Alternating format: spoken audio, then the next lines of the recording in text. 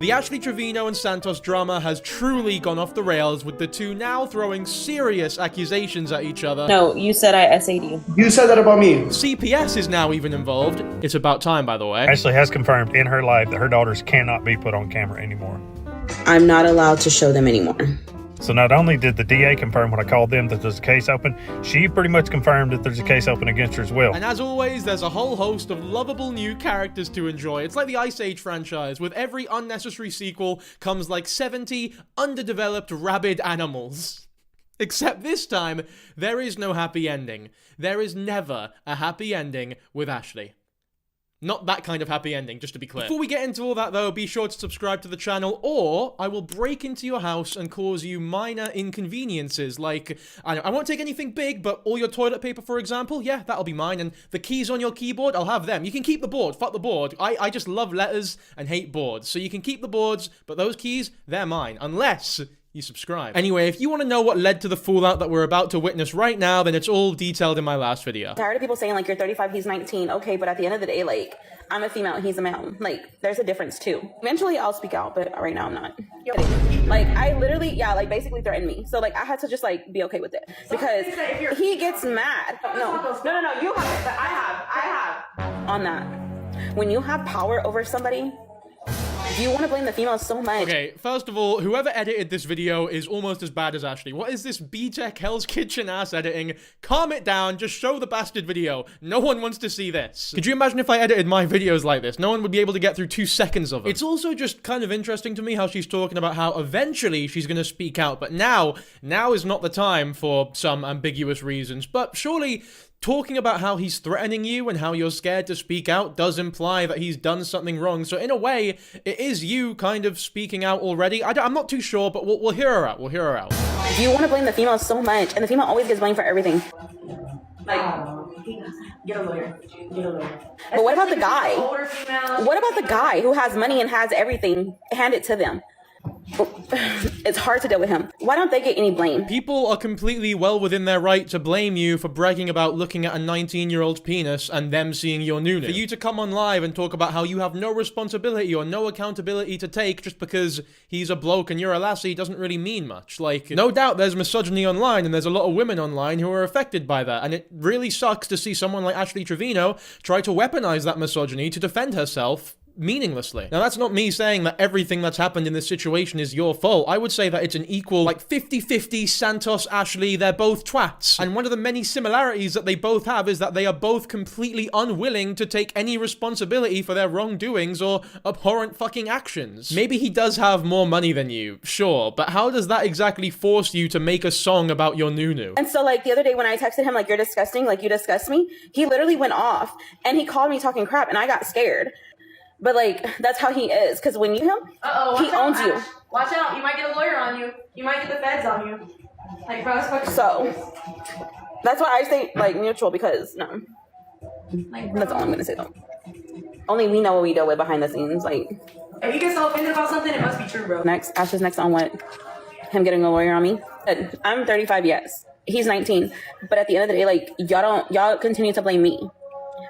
But also remember, money has everything. I mean, the two of you are literally traveling state to state, country to country sometimes, just to see each other and go on live together because you know that that's what's probably best for business. So money has everything insofar as that you will stop at nothing to get it. And to be fair, the same can be said for Santos, without a doubt. Also, just to be clear, there's no doubt in my mind that there's shit behind the scenes here that we just don't know about. I'm sure Ashley's done some unsavory things that we don't know about, and I'm sure that Santos has done some unsavory things that we don't know about. I mean, with the amount that we do know, with the amount that they show on camera, there's no way they're not doing horrible things off camera as well that we just haven't heard yet. But this video in particular is just sort of rumblings from Ashley and no hard evidence or no hard accusations on Santos. The two do end up arguing on live together later on in this story, so we'll move on to that. Now, the catalyst for this argument was, one, Ash doxing Santos's location, and also Ashley accusing Santos of SA, which we'll look at right now. I already know Miss Gold leaked their bag. So that's the moment that Santos found out Miss Gold and Ashley had leaked his location. I'm not sure what came of this, but obviously it's a scummy thing to do. However, if what Ashley says in this next clip is true, then it is definitely something that should be taken seriously. Yeah, that's true. That's true. He did And then I that. told y'all what he made me do at the condom the other day. Like, oh, but I'm telling you what the truth is. Like, No, I know the truth. I know the truth. Yeah, I know the truth. and he does that. And I felt so fucking shit. Bro, I promise you. Because he was like, no, you're gonna do it right now. Like, and he like came and put it in my mouth. Oh, you should have literally. Now, obviously, nothing said here said by either Ashley or Santos has been confirmed. I will say, though, it is odd that you're talking about how you're not going to speak out and that now is not the right time, but in the same stream, making huge accusations such as this one. However, if it is true, that's besides the point. That is not the issue here. Santos needs to be held fucking accountable, because that is genuinely one of the worst things that you can do to another human being. And luckily, the two have been on call together since, and that is where we probably learn the most interesting pieces of information here. Okay, but you said I essayed you? You said that about me. No, you said I essayed you. You said that about me. Did I essay you? Answer this. You said that about me, yes or no? You said that about me on your live. That's all you said. Hold on, my daughter's in here.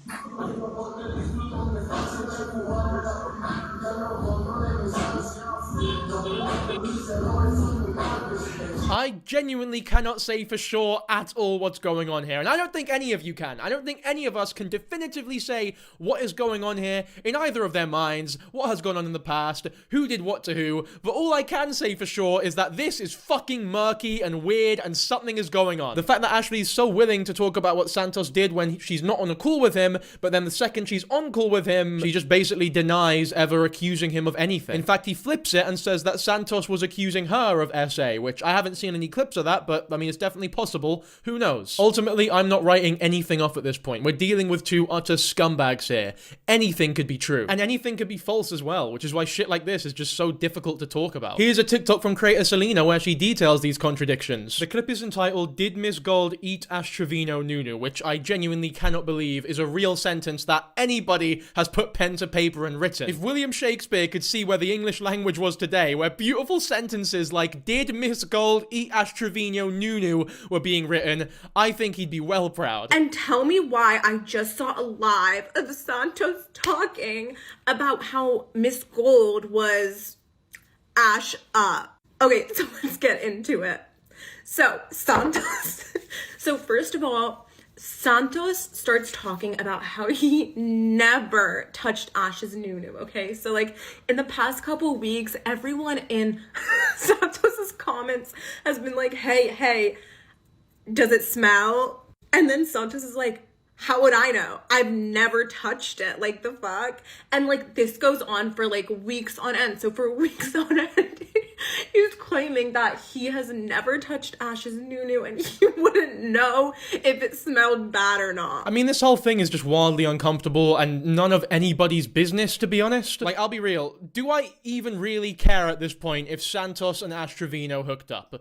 Fucking not really. Do I care at all if Ash Trevino and Miss Gold hooked up? No, not at all. And even if they did or didn't, how would Santos know any of this? Does he have fucking hidden cameras? Has he hired someone to constantly spy on Ashley Trevino and Miss Gold? I guess to be fair, he doesn't need a spy. He can just pop on TikTok Live and they're there doing everything. They seem to be on it fucking 24/7. But it just seems like conjecture to me. It seems like the two are just throwing accusations out at each other willy-nilly, wildly, seeing who can destroy the other one's reputation first. Newsflash, you're both fucked already. Nobody is watching either of you because they genuinely enjoy your content. No one hops on. No one wakes up and goes, oh yes, I'm so excited to watch my favorite TikToker, Ash Trevino and Santos. They're so entertaining. People hop on TikTok and they think, oh, I wonder what's fucking gone on in this train wreck of a situation. If Ash and Miss Gold didn't hook up, it's a fucking weird thing to lie about. And if they did, why would you even want to expose that? It's none of anybody's business, including yours. I didn't even know you until our mom. Yeah, we didn't know you, Haley. Oh wait, That's Cat. You told your mom something else. okay, shush.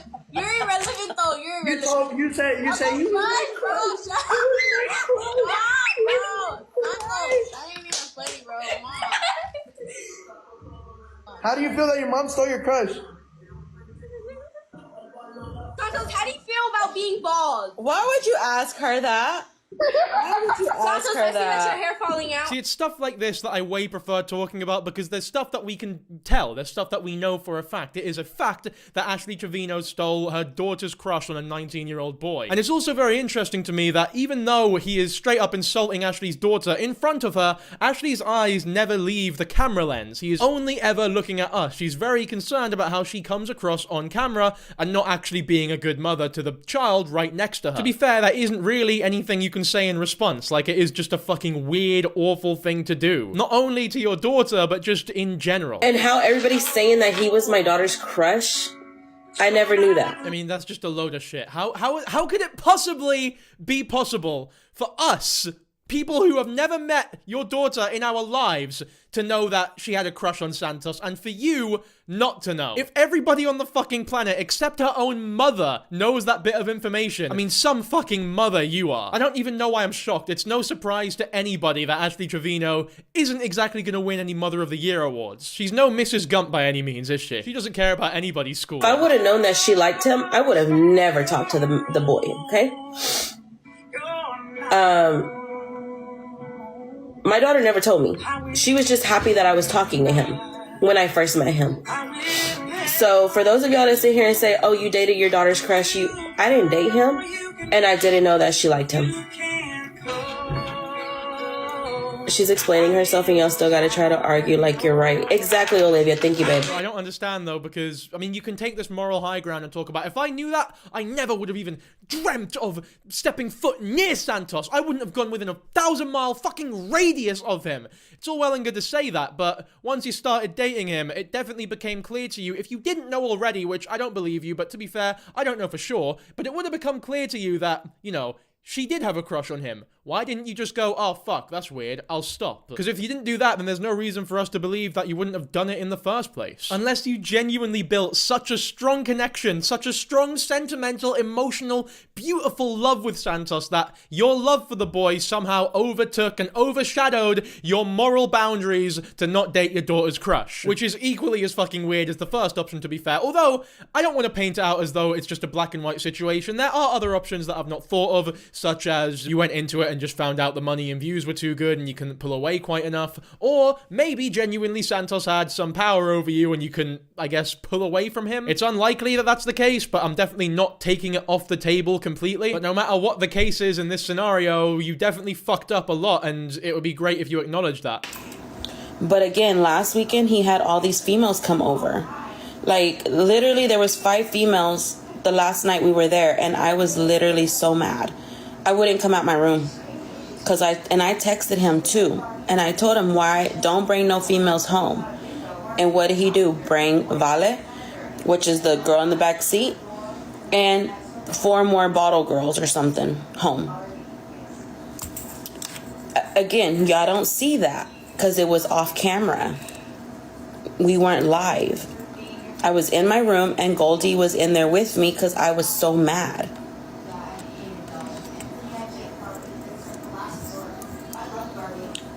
Like, them girls literally drank the drinks that I had bought, my chips that I had bought. Like, if you're gonna bring females over, make sure they bring their own stuff. They're thirsty? Bring your own drink. Honestly, of all the accusations that have been levied at our favourite boy, Santos, so far, this is without doubt the most believable. And whilst, yes, I obviously think you shouldn't be in a hotel or an Airbnb or even just a house with a 19-year-old boy that you have no relation to whatsoever, this is still a shitty thing for Santos to do. Like, if someone who owns the gaff is telling you don't bring any girls home, then you should fucking respect that and not bring any girls home. So for Santos to do that and take all your drinks and take all your things and take all your food, yeah, I understand why that would annoy you. Now, the reason I bring this up is because there's something important to remember about one of the other girls that Santos brings home, because one of them is a very important character in the story, so bear that in mind. First, we need to talk about one of the most entertaining and incredible topics in this whole saga. Drugs. Red Bull. This is so good at night. You need that. Yeah. Wait, why?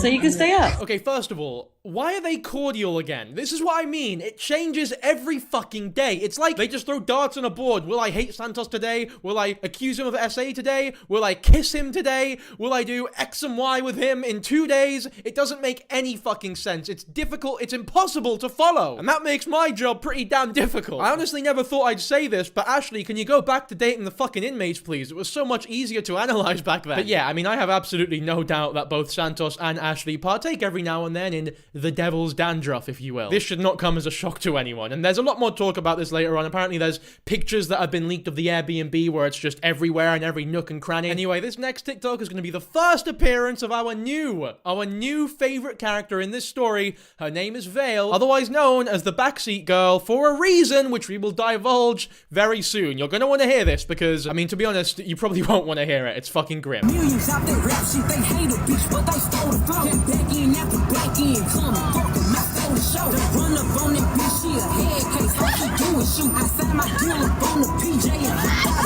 parachute. I'm geeked on next, got no more bitches, I'm like a parachute. I'm geeked on next, got no more bitches, I'm like a parachute. Yeah, go, stop a little pussy, ho. So just a quick rundown of what you have just seen there. That is a video of Ashley Trevino and Miss Gold giddily laughing like wee babies who have the toy in front of them. And the reason that they are erupting into these venomous roars of laughter is because they have caught the backseat girl, who was not called the backseat girl at this point, and Santos supposedly shagging in the back of their car. In the back seat, obviously, hence the name Backseat Girl, which she was coined after this incident. It's a creative title, I know. We back in fucking secondary school. Oh, you pissed your pants? From now on, we're gonna coin you Pissy Boy. To be fair, when I was younger, I was at a party and I didn't feel like drinking, so I grabbed a glass of milk and everyone at the party called me Milk Boy. So it's not as though this is a one-time occurrence. It just seems to be in our human nature to come up with these weird names for each other. Now, somewhat predictably, Vale, or the backseat girl, was not too happy with being recorded in the back of Ashley Trevino's car doing an act such as the one that she was doing. I know, I mean, she's pretty fucking uptight, like, get over it. It was just an epic prank. If someone recorded me shagging someone without my consent, I'd be laughing like a, I don't know, who laughs? Like a hyena. On a real, like, that is a crime. You can't fucking do that shit. I'd love it if someone made a list of all the crimes that both Ashley and Santos have committed on live alone. He was very nice to me. He was doing a lot of stuff for me. So I sure did. What about it? Y'all haven't? I looked at the camera after the fact, honestly. I didn't even know she was live. She basically blasted me. No, it's the way that she did it and everything. Yeah, she was doing it on purpose. Have respect for myself. Y'all act like I'm in a relationship. Was she doing it on purpose? Is that even something that needs to be argued? Does anyone think that she was accidentally recording people in the back of her car giddily laughing like a child on Christmas? I mean, this is literally the happiest I've ever seen her. She's smiling fucking ear to ear, ecstatic that she caught this incredible moment on camera for some reason. Do you not realize that you are committing a crime here? I don't know if this is your car or not. I mean, if it is, they probably shouldn't be doing that in the back of your car, but this is not an appropriate reaction. What do you have to say about the whole Vale situation and the car? Okay, Vale, not Vale, my bad. I've got it right now. Don't grill me for it. What do you have to say about the whole Vale situation and the car? I hear there's a lot gonna come out tonight about that, but she said that it's not involving you, so... Oh yeah, well, she knows I'm a good person at the end of the day too. All of them. Like I made sure. I was like, hey, I mean, don't worry about it. She got fired from her job too, and I said, don't worry about it. We fucked up, but they're, you know, like at the end of the day, just, you know, you're already on the platform. Take advantage of it. Now I feel bad. You know, her father's in prison. I mean, once again, this whole situation, every facet of it seems like such a shit show. I am glad that Santos cleared up that he's a good person, though. He said it right there that he's a good person, so I guess all the doubters, you've been silenced. He said it, so it must be true. Because if there's one word I could think of to describe Santos, it would be trustworthy. To cut the bullshit for a minute, I would probably trust the average fucking politician more than I trust Santos. Well, he texted me at 2:12, and he put hello. And I put, after I seen you on live again with the backseat girl and them talking about me, I'm not doing this anymore. I wish you the best. So go make money with them. He put, okay, I will make money with them now. Once you do this type of acts, I don't care to come bug or check up anymore. You don't want nothing to do with me anymore, so you got it. I put, you did this, letting them drag me. He put, If I could count all the things you said and did, it would be unmatchable. You are a horrible friend to me. I lost a lot because of you, and I wish you the best.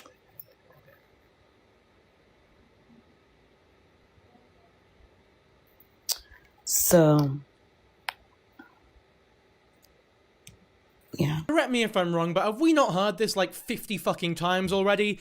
I doubt it. I think that they'll be right back on live immediately after this fucking thing goes down. This is like when an alcoholic goes on a complete 4-day bender and promises everyone in their life that they will never have a sip of a fucking Tennent's the day after. It just gets to a point where everyone around that person goes, alright mate, fucking sure. Because they know that after work the next week, you're all out to get fucking pissed again. And the cycle just continues and goes on and on and on and on and on. Experience with him, he wasn't a bad person. He wasn't half of the things that this girl is claiming he is. I chose to stop talking to him because he wasn't bringing nothing to me but more drama.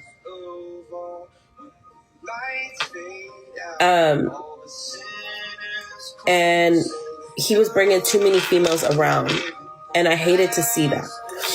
So for the sake of me and myself, I was like, you know what?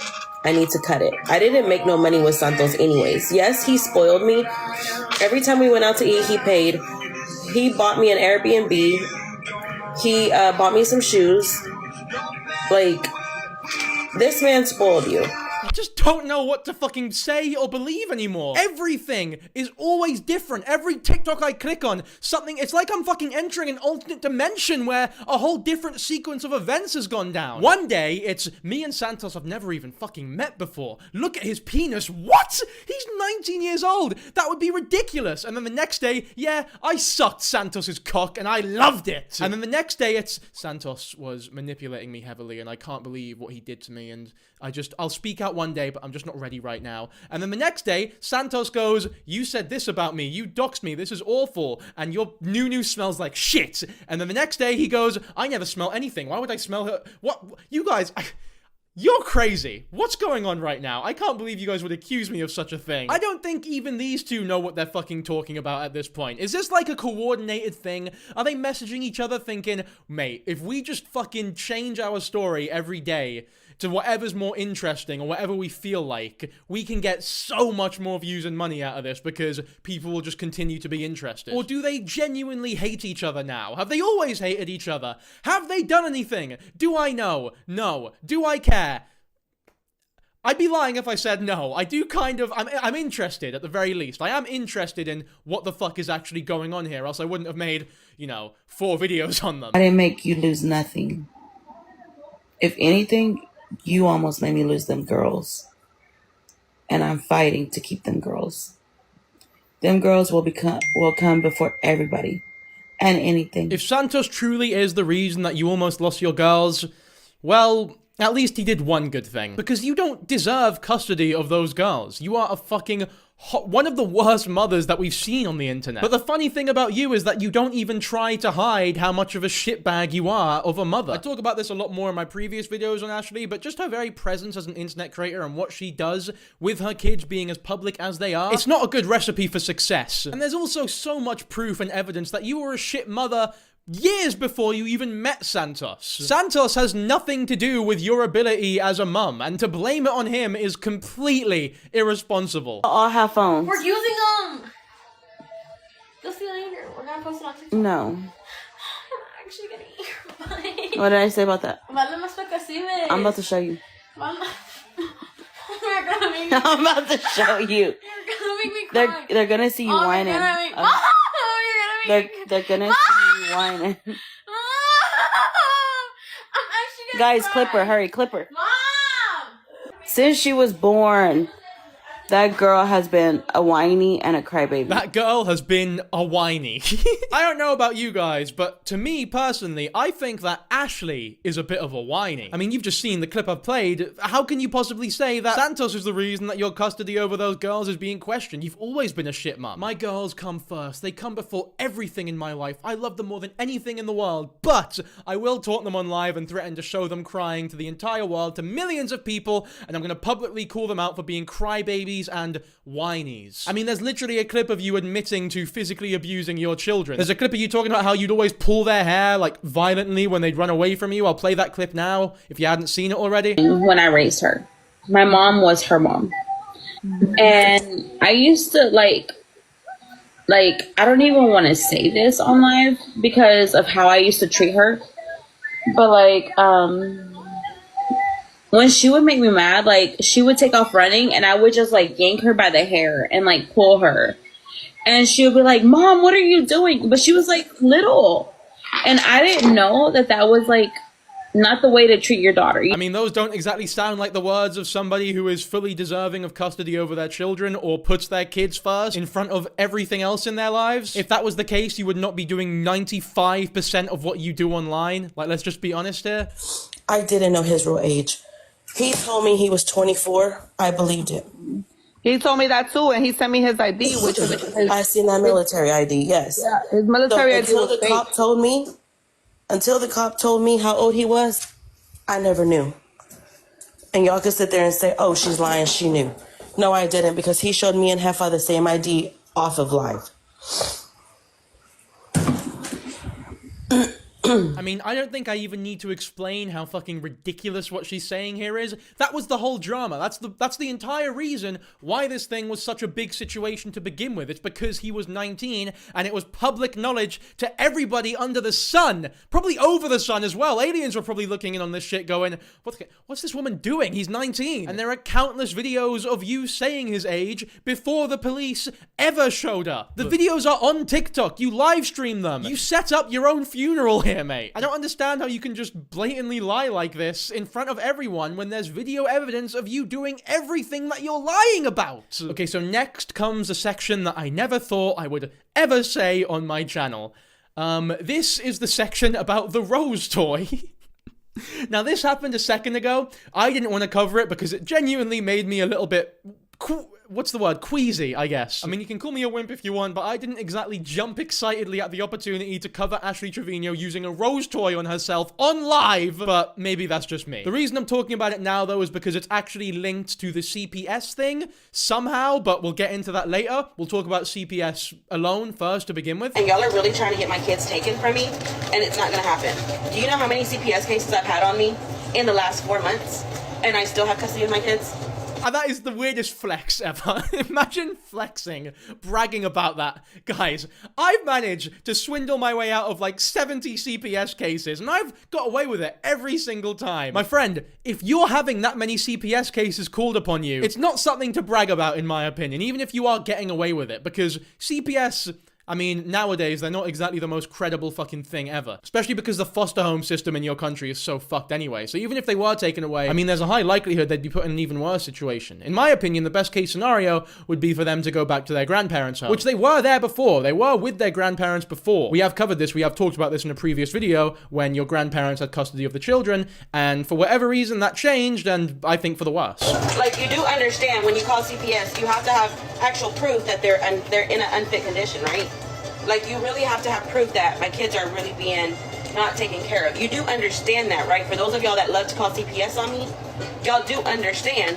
You have to have proof that my kids are in harm's way, my kids are this, my kids are that. I mean, she is correct. As much as we can hate on her, she is absolutely correct here. There is no point calling CPS on this woman because CPS aren't gonna do fucking anything. Because there's nothing they can do. Because nobody can provide them explicit, absolute proof that those kids are being put in harm's way. Just like with the nurse Hannah thing and people calling CPS on her and her child, they didn't do anything because there's nothing they can do. There's no definitive proof. Until a video comes out of Ashley Trevino curb stomping her child and spitting on their dead body, nothing's going to be done by CPS. I couldn't find any more clips of this stream in particular, but luckily there is a creator by the name of Julie who recapped the whole thing, so we'll give that a watch now. This woman is like a dumpster fire that people cannot stop watching. She went on to one of her multi-accounts. This one had over 300,000 followers, and she had about 15,000 people in the room at all times while she battled. So all people were doing was basically giving her money. As you can see from the crazy high total up there, she did extremely well.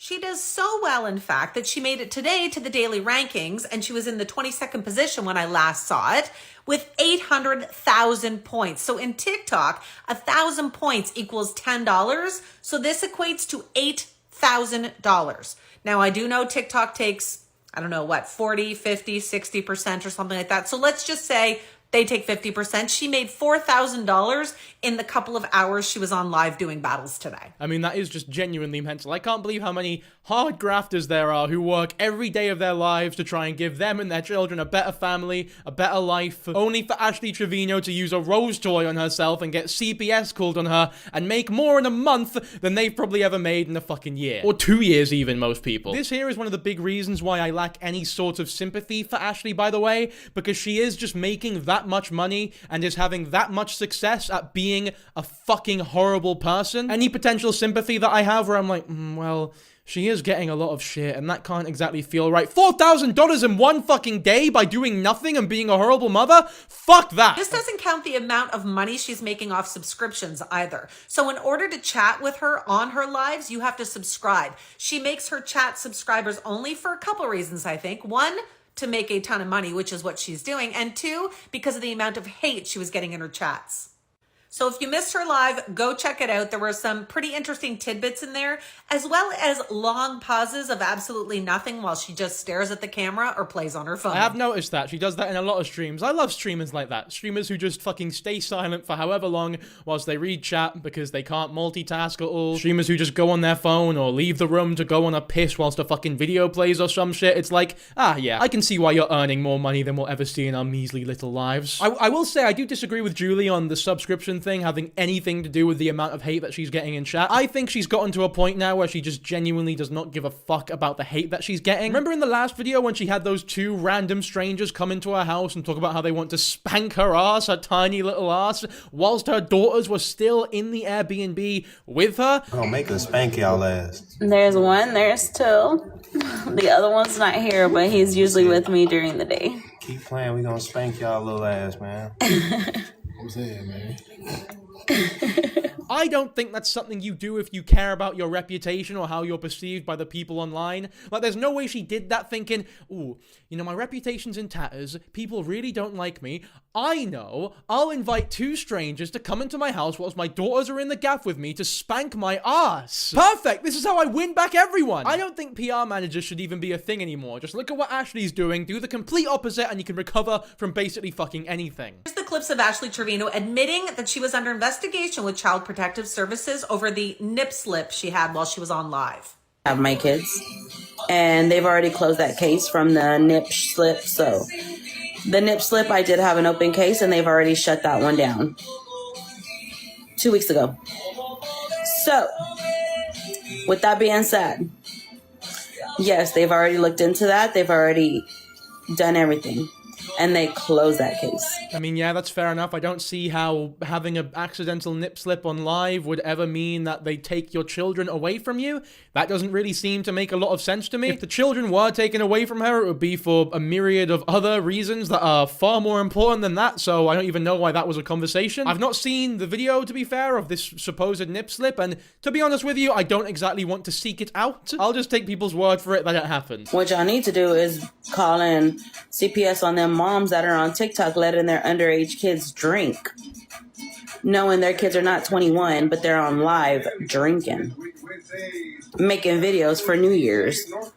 Oh, let's party with the fam. I'm not going to insult your intelligence and describe to you how fucking hypocritical that is from her, considering she had Santos, a 19-year-old, in the gaff with her, and one of the biggest controversies on TikTok that she's ever had are when the police came over because he was underage drinking, and she was in possession and distribution of that alcohol to this 19-year-old boy, causing him to lose all of his job opportunities, I think his college diploma as well, and then she has the fucking gall to come on camera and be like, I'm just so disgusted in all, American. I am just so disgusted in all of these parents for allowing their children to drink online, on camera, when they're under the age of 21. You guys really just need to do better. She actually admits that she didn't even know they had invited a friend over because she was so busy doing her live. What is she doing here? See, I'm right here, bro. When did she come?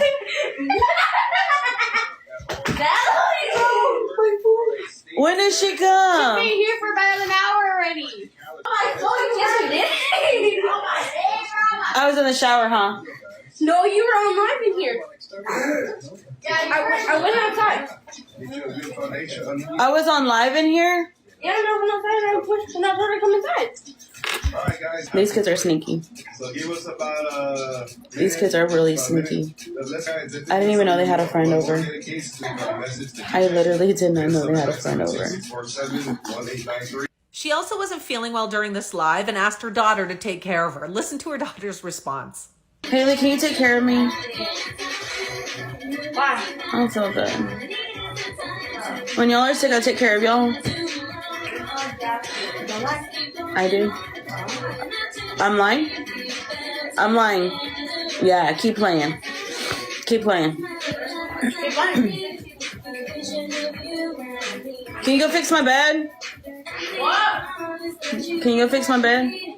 Oh my gosh, she don't want to do nothing. If you're too ill to fix your bed, I sound like a fucking parent now, but if you're too ill to fix your bed, you're too ill to go on TikTok live. I'm sorry, but just fucking can it for a second there. You're acting like a child. Anyway, this is where the rose toy becomes an important piece of plastic in this situation. Like, this is like the ring in Lord of the Rings. Look what I have charging. Yeah, charging. Oh, you don't need that when you have me. I need it for tonight, though. Oh yeah, you're gonna definitely need that for tonight. I don't have you tonight. All I have is the FaceTime. Yeah. Oh, you could use right now. We're on live. We can't. I know. I mean, you could like. I mean, what do I even fucking say to what I'm looking at right now? Admittedly, this is obviously an older clip. It's not as though they've broken their sanctity of silence since promising they wouldn't talk to each other anymore. This is an older clip. But by older, I mean like not even a month ago. So it's not as though it justifies how weird and disgusting it is. But yeah, those are the origins of the rose toy. Have you seen a rose? I did see it. Did I sniff it? No. Did you braid it? No, I saw that shit live action. I was like, I'm not doing it. I'll hold it for you. No, I'm playing. No. I'm playing that. You did sniff it. No, I didn't. Y'all are annoying. What? You didn't sniff it? Who the fuck's asking him this shit? Who's interested? Who's dying to know whether or not Santa sniffed Ashley's rose toy? Nobody I want to be friends with, I'll tell you that much. Can I even show that? It's gonna get the fucking video demonetized. No. She's not fucking doing it on camera, like spreading her. Oh my god, what the fuck? Yeah. I do like wet noises. Yeah, no, it's fucking disgusting. I'm done with this video. We're gonna move on. I'm not even saying anything about it. Anyway, what's going on right now is that there's a creator known as Anthony Blackwell who has basically opened up a case on Ashley Trevino, and it seems as though this case is the most successful case on, like, upon CPS that has happened so far, as in, it's the only open case that has actually happened. Or at the very least, it's the only open case that has gone on for as long as it's gone on for, because every other case either had no evidence for it, so it just got shut down immediately, or it was opened very briefly and then got closed very quickly. I'll play Anthony's video right now before we get to Ashley's response. After making calls this morning, I was able to successfully open up a case with the Center for Missing and Exploited Children. Did call the police department. They tried to brush me off just like they did everybody else, but then I started talking about the penal code she was violating, and they're like, okay, we'll hear you out. Still, because there was so many calls, they're like, we'll put it with the other calls. Knew I wasn't getting anywhere there. Called the DA, left a message, never got a call back. Just through experience, figured out that I needed something a little bigger than myself to actually get this going. Called the Center for Missing and Exploited Children. They were super open to hear what I had to say. I gave them all the details that I knew of, and now there is a successful case that they are investigating. They're a very powerful entity for things like this. They do not have the power to arrest anyone themselves. They do actually have the power to do what it takes to get charges filed. I will update this as I get updates, but where we stand now, there is an actual active investigation out of CPS. Now, I will say I'm obviously, as I've said before, suspicious as to how effective calls on CPS, no matter how much evidence you have, actually are in terms of Ashley Trevino, because as far as I'm aware, there just isn't enough evidence, any outwardly abusive or awful, exploitative, or just terrible behavior that can be seen enough for CPS to actually take action. I mean, if we look at Resilient Jenkins, Nurse Hannah, even fucking Alana Harris, the one who poisoned their child, nothing's really been done to any of them that we know of. So I just have my doubts as to whether or not Ashley Trevino's gonna receive justice here. But all that aside, what is going on now is certainly interesting, so let's watch what happens next. No, she's seen that video that guy posted saying that he has a successful open case on me. She's like, Mom, they opened another case. I said, don't worry about it, bro. Like, they're going to continue to keep opening cases and opening cases and opening cases. And you know what? God continues to close the cases. He continues to close the cases. I don't fear no man, nobody but God. He's the only person I fear. So you want to try and do what you're going to do? Go for it, baby boy. Oh, not baby boy. You're an old man. Go for it, old man.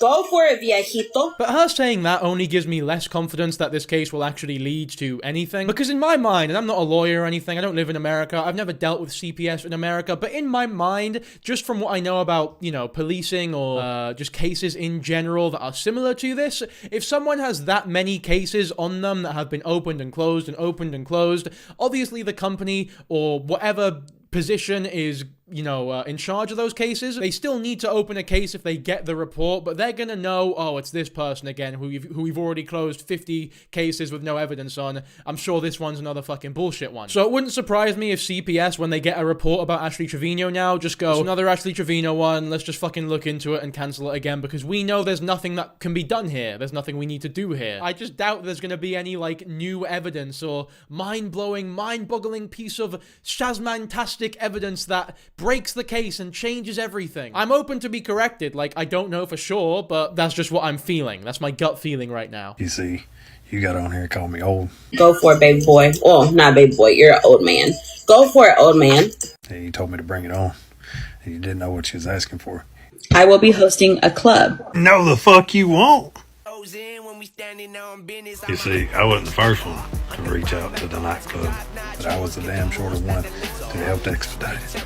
Now you make sure you have yourself a Merry Little Christmas. I'm sorry, I can barely hear the guy over the fucking music. I don't know who edited this, it was probably him, but I mean, you're doing a good thing here, I guess, but fuck me. Could you not have gone about it or executed it in a bit more easier to understand way? Once again, could you imagine if I edited my videos like this? No one would be able to understand a fucking word I was saying. I could literally say anything. I'll do it right now. Look at me, I'm saying anything in the world. Ashley Trevino update. Ashley has confirmed in her life that her daughters cannot be put on camera anymore. I'm not allowed to show them anymore. So not only did the DA confirm when I called them that there's a case open, she pretty much confirmed that there's a case open against her as well. Santos, this is good food from a food truck. What we are doing is working. It is working. Mass unfollowing actually has resulted in she's only got just above 800,000 followers on her main account and 275 on her backup account. So she went from over a million on one account to now she's got to add 2 accounts together to have 1 million followers. So it's working. The number of people that watch her lives, that's gone down dramatically. When you go from 25,000 people in your life down to 2,000 people in your life, it's definitely going to take an impact on your income. This is your power of social media. You can't treat kids the way you can't just have kids in bad situations and get away with it. You put it on camera.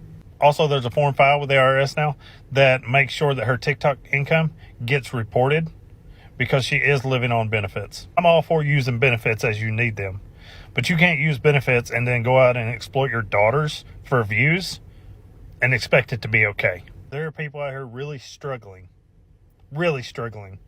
and they would never treat their kids that way.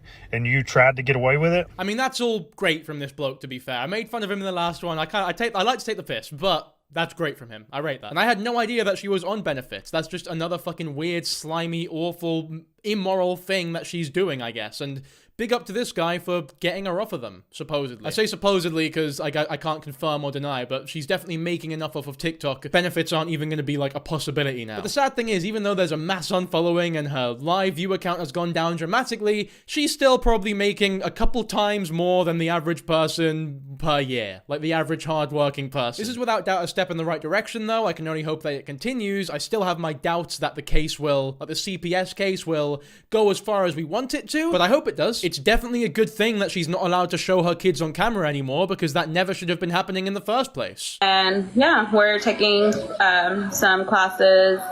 We're gonna do it together as a family, me and the girls. But yeah, it's good. It's good. They were both excited. Haley kind of cried when she came over a while ago. She was like, "I love you, Mom," and I was like, "I love you, baby." Like, but you guys are gonna do the therapy sessions. Yeah. Good. I'm happy for you. See? You can be a good girl and still get your bag. All right, guys, don't let her win, though. Me personally, I don't want anybody describing this grown-ass piece of shit woman as a good girl. I also don't want her to be getting the bag, and I also don't think that she is a good girl. The only reason that she's being better now is because CPS, the law, the fucking government are forcing her to do what she doesn't want to, frankly. And the story she describes there of like, oh, my daughter came over to my house and she said, "I love you," and I said, "I love you too." The way she says it, it's like it's like it never happens. It's like it never happens, and this is like a magnificent story for all the land, for all the kingdom to be told, because it's such a one-off, such a miracle. Okay, so now I want to go over some more stuff regarding purely Santos, because there's been rumblings. We've heard certain things about how he's also a father, like he also has children. I haven't personally mentioned those in my videos because I didn't know for sure, and it is a lesser known fact than everybody else involved in this situation, and I did not want to come out and accuse him of something that isn't true. However, based on the evidence that I've seen now, it absolutely is true, and he is just as much of a piece of shit absent parent as everybody else in these lives. In fact, he's even worse, because at least Ashley sees her children. He doesn't. It's also alleged that he's not even on the child's birth certificate, which is insane. Now, without doubt, one of the most incriminating parts of this situation, and one of the most factual, compelling pieces of evidence here, is when a lawyer joins a live with Santos, and Santos is laughing and joking. His defenses are down. He goes, "You're not even a real lawyer." He's laughing and joking. He doesn't expect it to be a real lawyer. And the lawyer basically says to him, "No, I am a real lawyer, and the state of Texas is fucking banging you up for not paying child support." Yes, sir. You're a real lawyer? Yes, sir. Can I see one of your licenses? When I saw this, I was like, no. And I looked it up, and there's a case number and everything. Like, you're okay. for child support. I can't believe you're a real lawyer. I really cannot believe you need to take care of your child, man. Come on, you need to. Yeah, for sure, buddy. No, I don't know why the state of Texas has to sue you for child support. I don't know. We should call them. You should call them. You're a lawyer. You should call them. Hey, now, there are videos of Santos with his daughter, none recently, obviously, but there are ones that can be found from like a year ago. And this one's even captioned "My Princess Forever," which definitely did not turn out to be true. It's more maybe his princess for about 2 months. Santos showing he's baby mama and he's mama, and then he ends the live. He looks like he wanted to cry. Oh, she's pretty, huh? Yeah.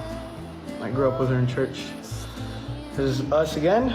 Going to church, I would drive us to church. This was recently. So interestingly, there was a time where Santos was just so much more open about his daughter and his baby mama and just everyone involved in that situation. I don't blame him for now wanting to run away from it and not acknowledge it at all, and basically, I guess, run away from his problems. Because it is not the best look when you're not paying child support for your 1-year-old daughter, especially when you definitely have the money to. Like, it's incredibly strange to flex how much money you're making constantly and all the girls that you're getting and just refuse to pay any fucking child support or take any responsibility for your actual child. There's even a video after he lost custody of his mum basically berating him in Spanish about how much of a shit fucking father he is. And apparently it was his grandmother that would refuse to let him put his name on the birth certificate because they thought he didn't deserve to be a father to this girl that much. Porque si la señora dice sí, la ves, y si no es no. Te guste o no te guste. Y si ya no te están dejando verlo por lo que fuiste a hacer, pues ahora te va a tocar esperar. Yo tampoco, no me merezco eso. Yo siempre entro ahí con comida, les trato bien.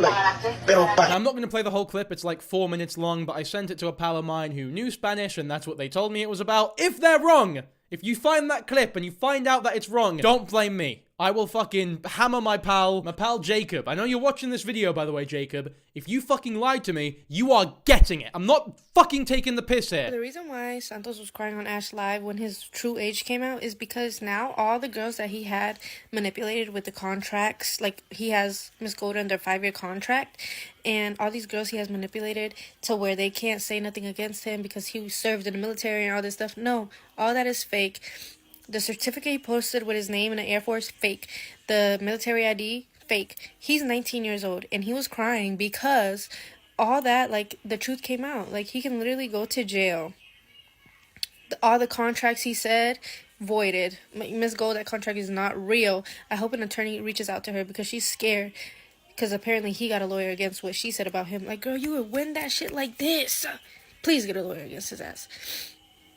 There's so many allegations against him. Everybody just needs to unite and put his ass in jail. Because that military license that he had, he can go to jail like 5 years just for that alone. Not to mention the roofies.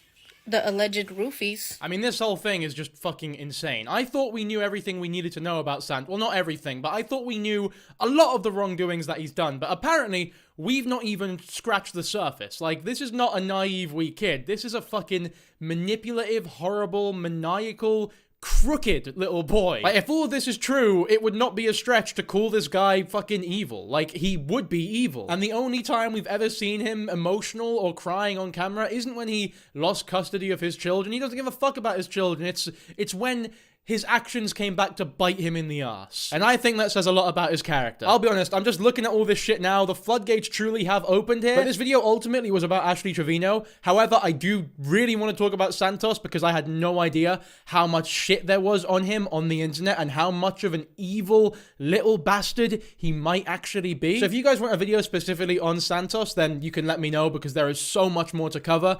For now, though, I think we've talked enough, so that'll be the end of the video. As always, hopefully you all enjoyed this one. If you did, be sure to subscribe if you don't want your fucking toilet paper stolen, and yeah, appreciate you all. I'll catch you in the next one. Bye. Ashley Trevino and her new gang of children have finally been arrested. I looked away from Ashley Trevino for like 2 videos. I practically blinked, in fact, and in that amount of time, in just that amount of time, everyone's gone to jail, and Santos thinks that he's some sort of mob boss. I'm gonna have to help them out. Again, me! Bro, y'all don't listen. Y'all don't listen. And now I have to call fucking people inside of San Antonio and I have to ask them for another favor. What has happened to convince this man that he is of this much importance? So obviously, we're going to be getting into all of that. But as always, there's so much to cover. So before we do that, be sure to subscribe to the channel because just to be clear, there's no choice in the matter. You have to subscribe because if you don't, I will steal every egg in your household. And then what you're going to have for breakfast tomorrow? You're going to have to remain breakfastless and then you'll be a old grumpy, old sappy, old twat for the whole day and no one's going to like you.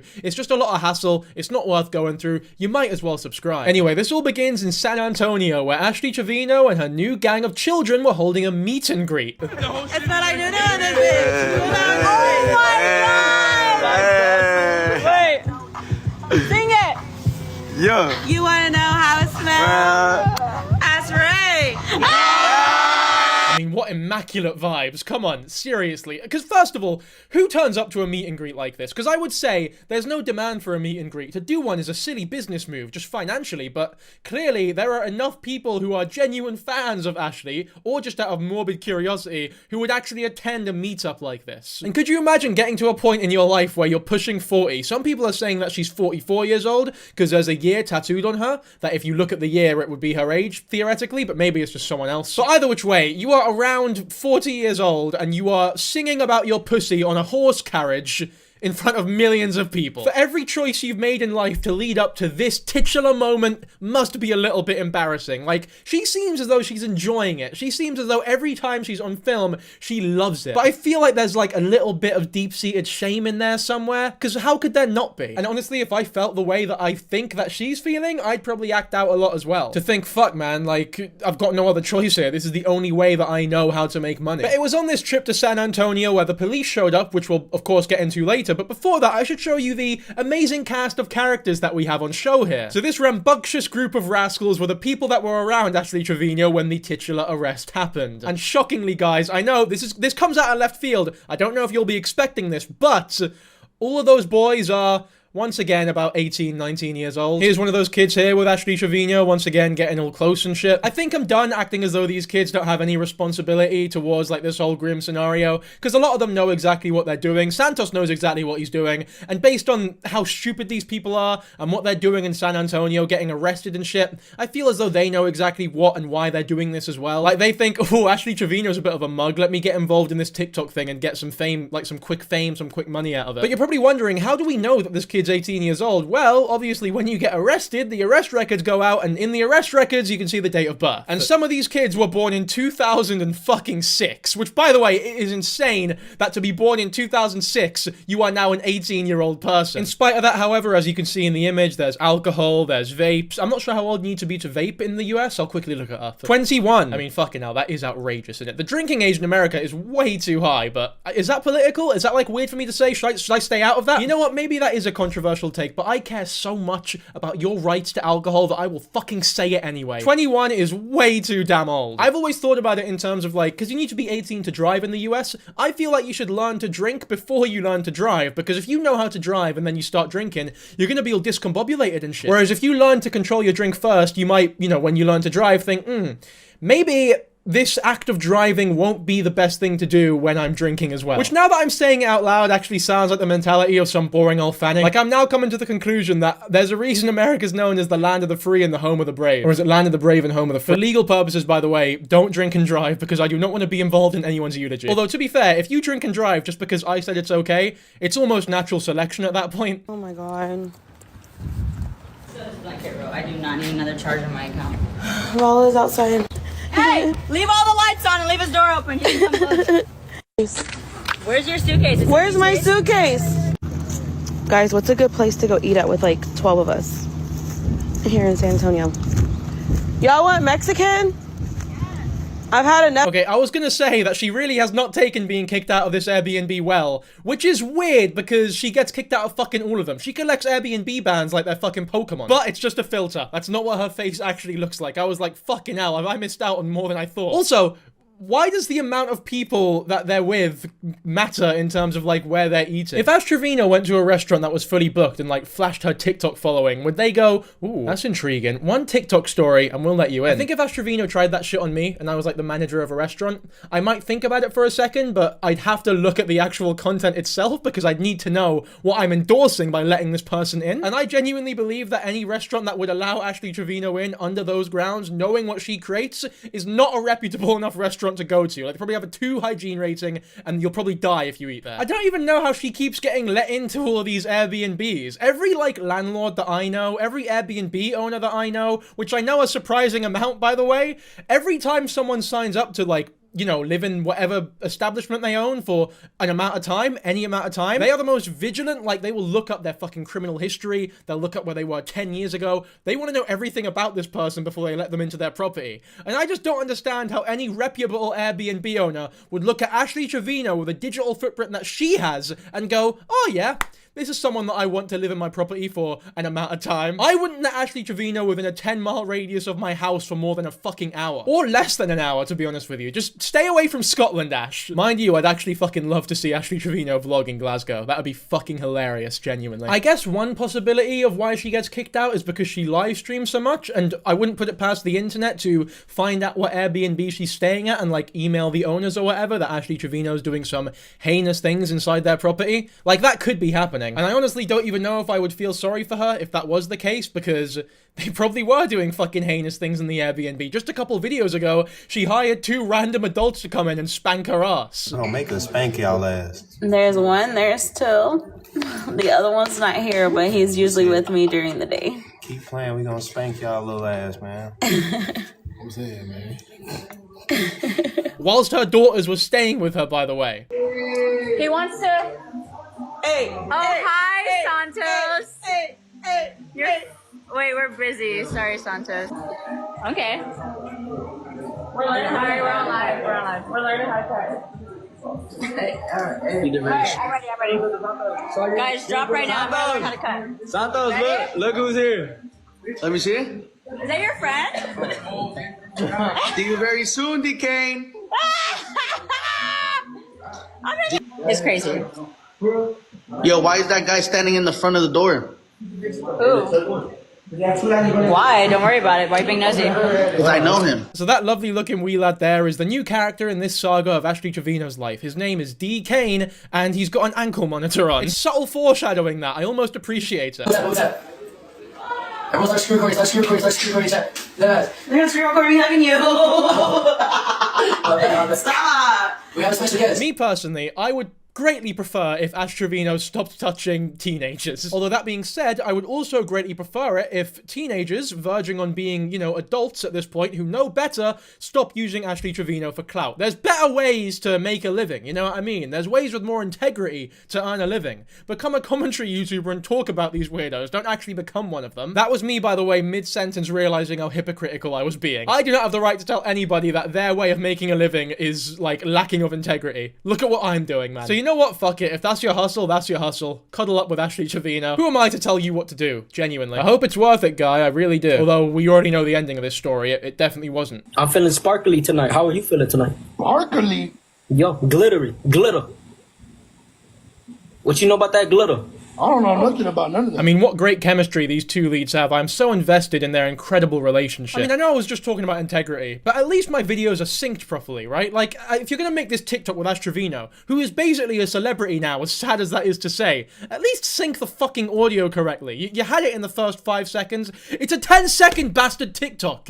You can re-record that shit. It's not a big of a fan of this argument, this way of thinking, because I feel like a lot of the people who use this argument tend to just be like, I don't know, just get a grip, pal. But in this case specifically, maybe it's appropriate, and it might be just, you know, food for thought at the very least. Could you imagine if a 36-year-old man was hanging out with a bunch of teenage girls, like 16 to 20 years old, singing about his cock and lip-syncing to that song with said teenage girl? I think that we'd be looking at this situation way differently than we currently are. Like, look at the way she's posturing. She goes, ooh, my noo-noo, and then she goes, like, really visualizing someone smelling her bastard noo-noo. This is not okay. It's not. I don't know why we're just accepting this and why TikTok allows it even. Maybe it's a good thing that TikTok's being banned in the US, although at the time of recording it's coming back tomorrow apparently. I don't know, the whole fucking thing's such a shit show that I am glad to not be involved in. Big up Scotland. It's not even Santos. It's not even Santos he's pointing to. Imagine how embarrassing that must be for that bloke. Ashley Trevino's like, okay, I'm gonna have you lip sync to this song about my pussy, but I can't get the actual guy who is rumored to have smelt it, so you're gonna replace him. Ashley Trevino and her nieces and nephews had a wonderful time shopping at the mall.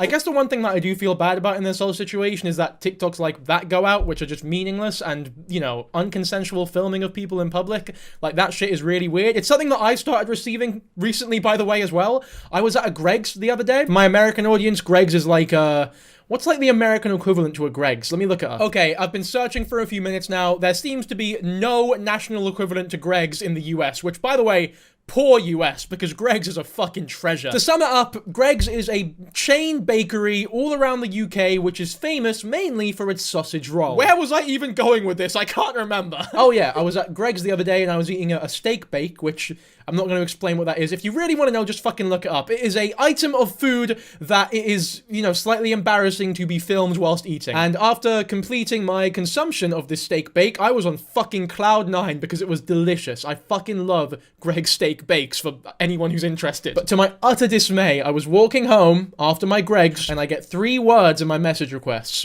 3 words that I never thought I'd hear in my entire life. I saw you at Greg's, the message read.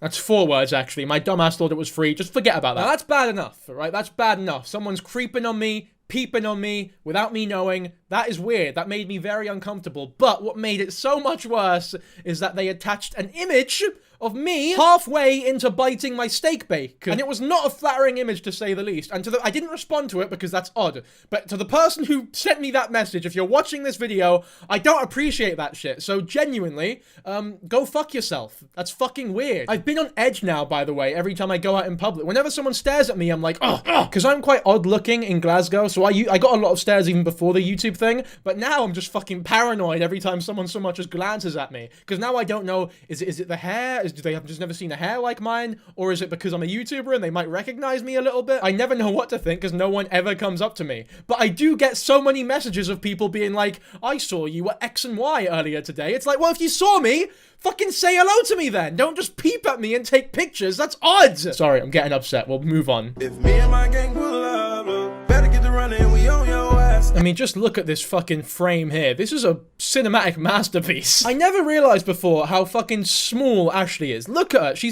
looks like a Goomba. She looks like a fucking Goomba from Mario. She makes D. Kane actually look like reasonably sized. I'd be willing to bet the tallest person in that fucking group is probably only like 5'8", but they just look like fucking Anthony Joshua next to Ashley Trevino. I think, just as a side note, by the way, that if this gang pulls up on you, the average fucking 7th grader could handle themselves pretty well. Like, I've never seen a less intimidating group of thugs in my life. Anyway, for those interested, we're creeping on to the titular arrest now, because from the mall trip, they went to a steakhouse, and they were denied entry from the steakhouse for what I theorized earlier. People were basically telling the restaurant, do not let those fuckers in. They do not belong in this steakhouse. They will terrorize you. They will ruin your bastard business, which is probably true, to be fair. So the steakhouse, reasonably good on them, by the way, went, you know what? Fuck off. Go find somewhere else to stay. No room in the inn. So this gang of goons took a horse-drawn carriage to a place called the Rainforest Cafe. Bro, we're on a fucking horse and carriage. Hey! Oh, Lord.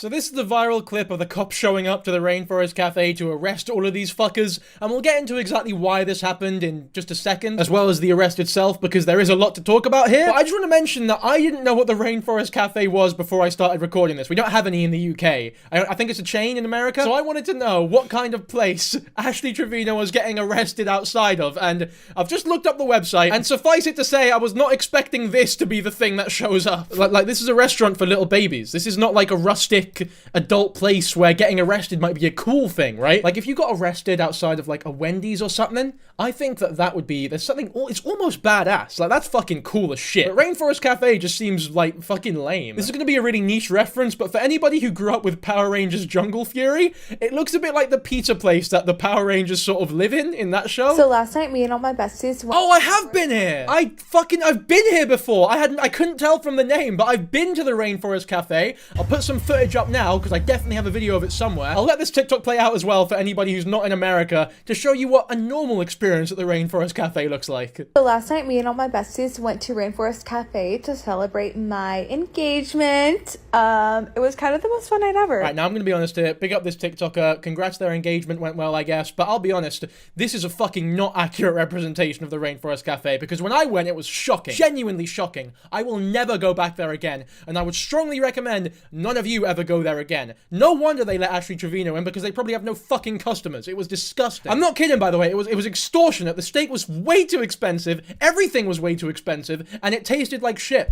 It all tasted like them, like, frozen packs that you get from Iceland or something, or Walmart, or whatever you call places where you can get low-quality frozen foods in America. I guess the experience was okay. It was, like, kind of cool seeing, like, a big gorilla and a big rain thing, but the food was shocking, and at the end of the day, that's all I really want out of a restaurant. I don't give a fuck about your dumb gimmicks. Ashley Trevino getting arrested outside the Rainforest Cafe is probably the best PR that the Rainforest Cafe have ever received in their entire fucking livelihoods. Because I'll be honest, the website that I just pulled up had such low-res images that I can barely believe it's a real thing. The one that I went to was in Florida outside Disney Springs, like at Disneyland and shit. I would have thought they had a bit of a higher fucking budget than they do.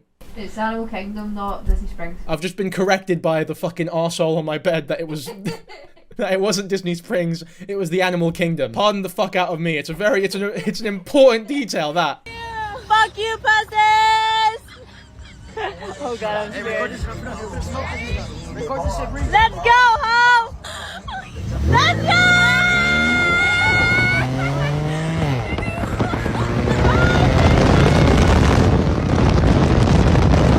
That video Trevino there is one of the many reasons why the arrest had to take place, because D. Kane, like the fucking idiot he is waving his gun around thinking that he's hard. I'll be honest with you, I've had a look at D. Kane, you look at his stature, you look at the way he's built, you look at his fucking personality, his attitude or whatever. If I was sat here and D. Kane roamed into my room with a fucking AK-47, I don't think I would be scared in the least. He could roll in with a fucking tank, an army of tanks even, and I'd probably just look at him like, ah, just a wee guy. Like, he is genuinely the least threatening individual I have ever seen in my life. Even Ashley Trevino is more scary than him. I would be more scared if Ashley Trevino pulled up on me than fucking D. Kane. I think I'm too old for Ashley Trevino anyway. You're 22, aren't you? 21. Fuck.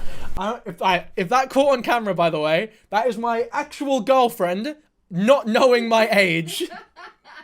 She thought I was a year older than I was. Fucking, that is embarrassing. Oh Lord.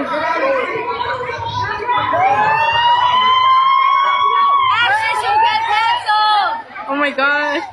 I'm staying here, guys. I'm not getting involved. Ashley's somewhere over there walking. I don't know, guys. Oh my gosh. They turned the lights on, guys. I can't get too close. Thank you for the gift. They're walking all the way over there. Dang. I'll be honest, the person filming this arrest is also a little bit odd. Like, you're literally filming someone being arrested by a huge gang of police officers, and you're going, oh, thank you for the gifts, by the way, guys. Thank you for the galaxy, the lion, whatever weird shit you have in fucking TikTok. Oh, I hope you guys are enjoying this angle of Grand Theft Auto. I hope you guys are enjoying the potential shooting that's about to happen. Oh, thank you for the cum gift, by the way. Something was happening. Something was happening, guys. I don't know. I'm so sorry. I'm trying to keep y'all updated and also don't want to get ran over. Look, they're over there somewhere.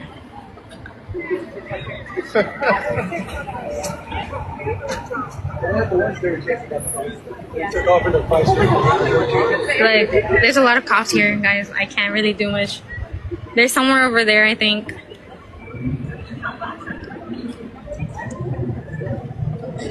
I don't know, they got in the car. Look, there's cops here, guys, so. Oh, there's cops here, are they? Do you think I'm fucking blind, mate? Who is this person? Ilev Rodriguez. And they pronounce it as Trevino, not as Trevino. So for everyone getting on me for saying Trevino and not Trevino, I'll be honest, I still don't know how it's fucking pronounced. But it's interchangeable at this point. Like, either which one I choose, I do not want anyone getting on my back. Wait, zoom in on Ash. Let me see Ash again.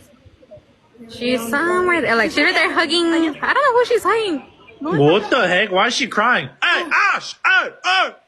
Like, she's right there. I don't know who she's hugging, guys, but she's cold.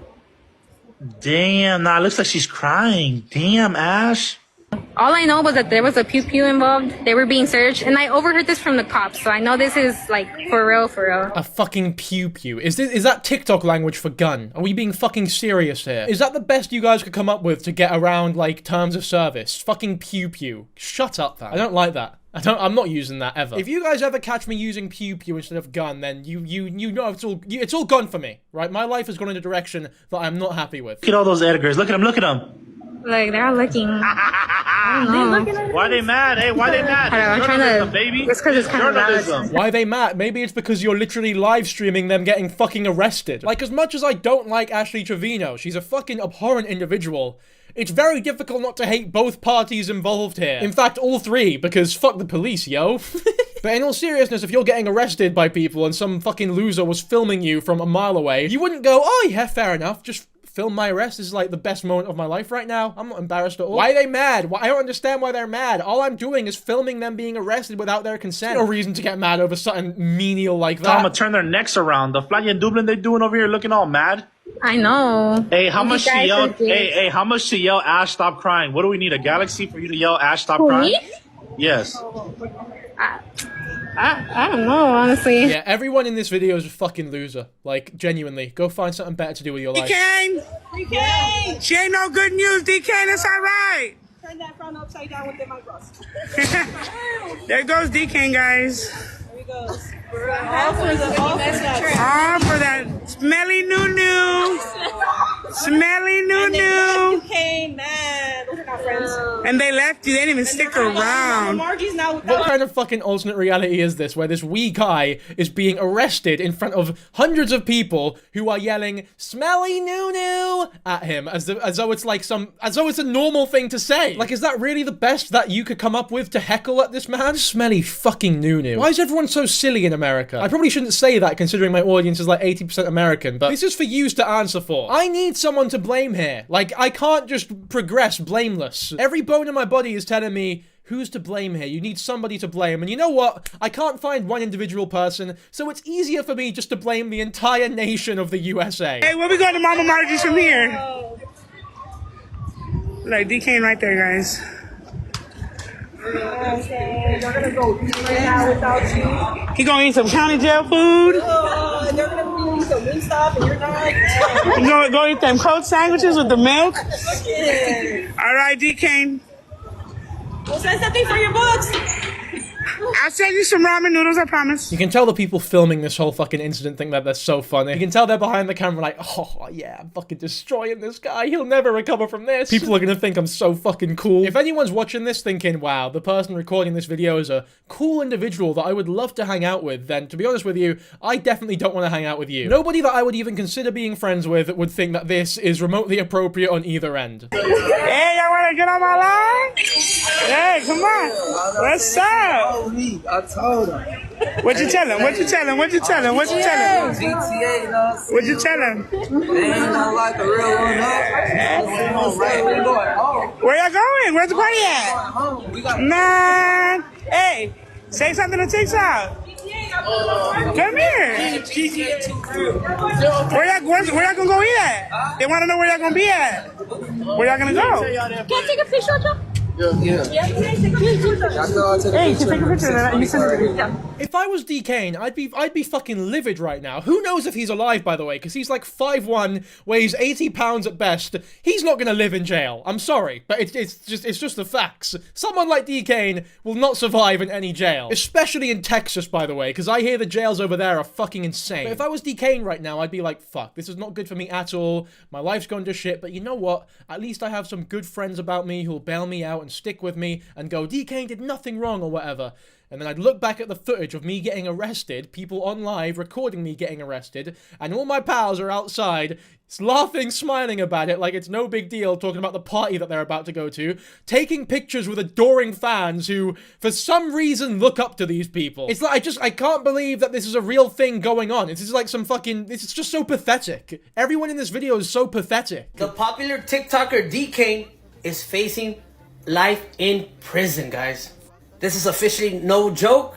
Right now, this man has got himself in some deep, That can't be right. I'll play the rest of this TikTok, but off the bat, there's no way he's spending life in prison. I say that, but American prison sentences are usually longer because the prisons aren't as full in America, because America's just a bigger place than the UK. But either which way, there's no, in my opinion, there's no way he's spending life in fucking prison because he held a gun. Although that being said, I have no idea what kind of sentence holding a gun in a place where you're not supposed to holds. And even then, I'm not sure it's appropriate to wave it around like it's a toy in any place. He has some tattoos that might not be a good idea while he's gonna be in prison.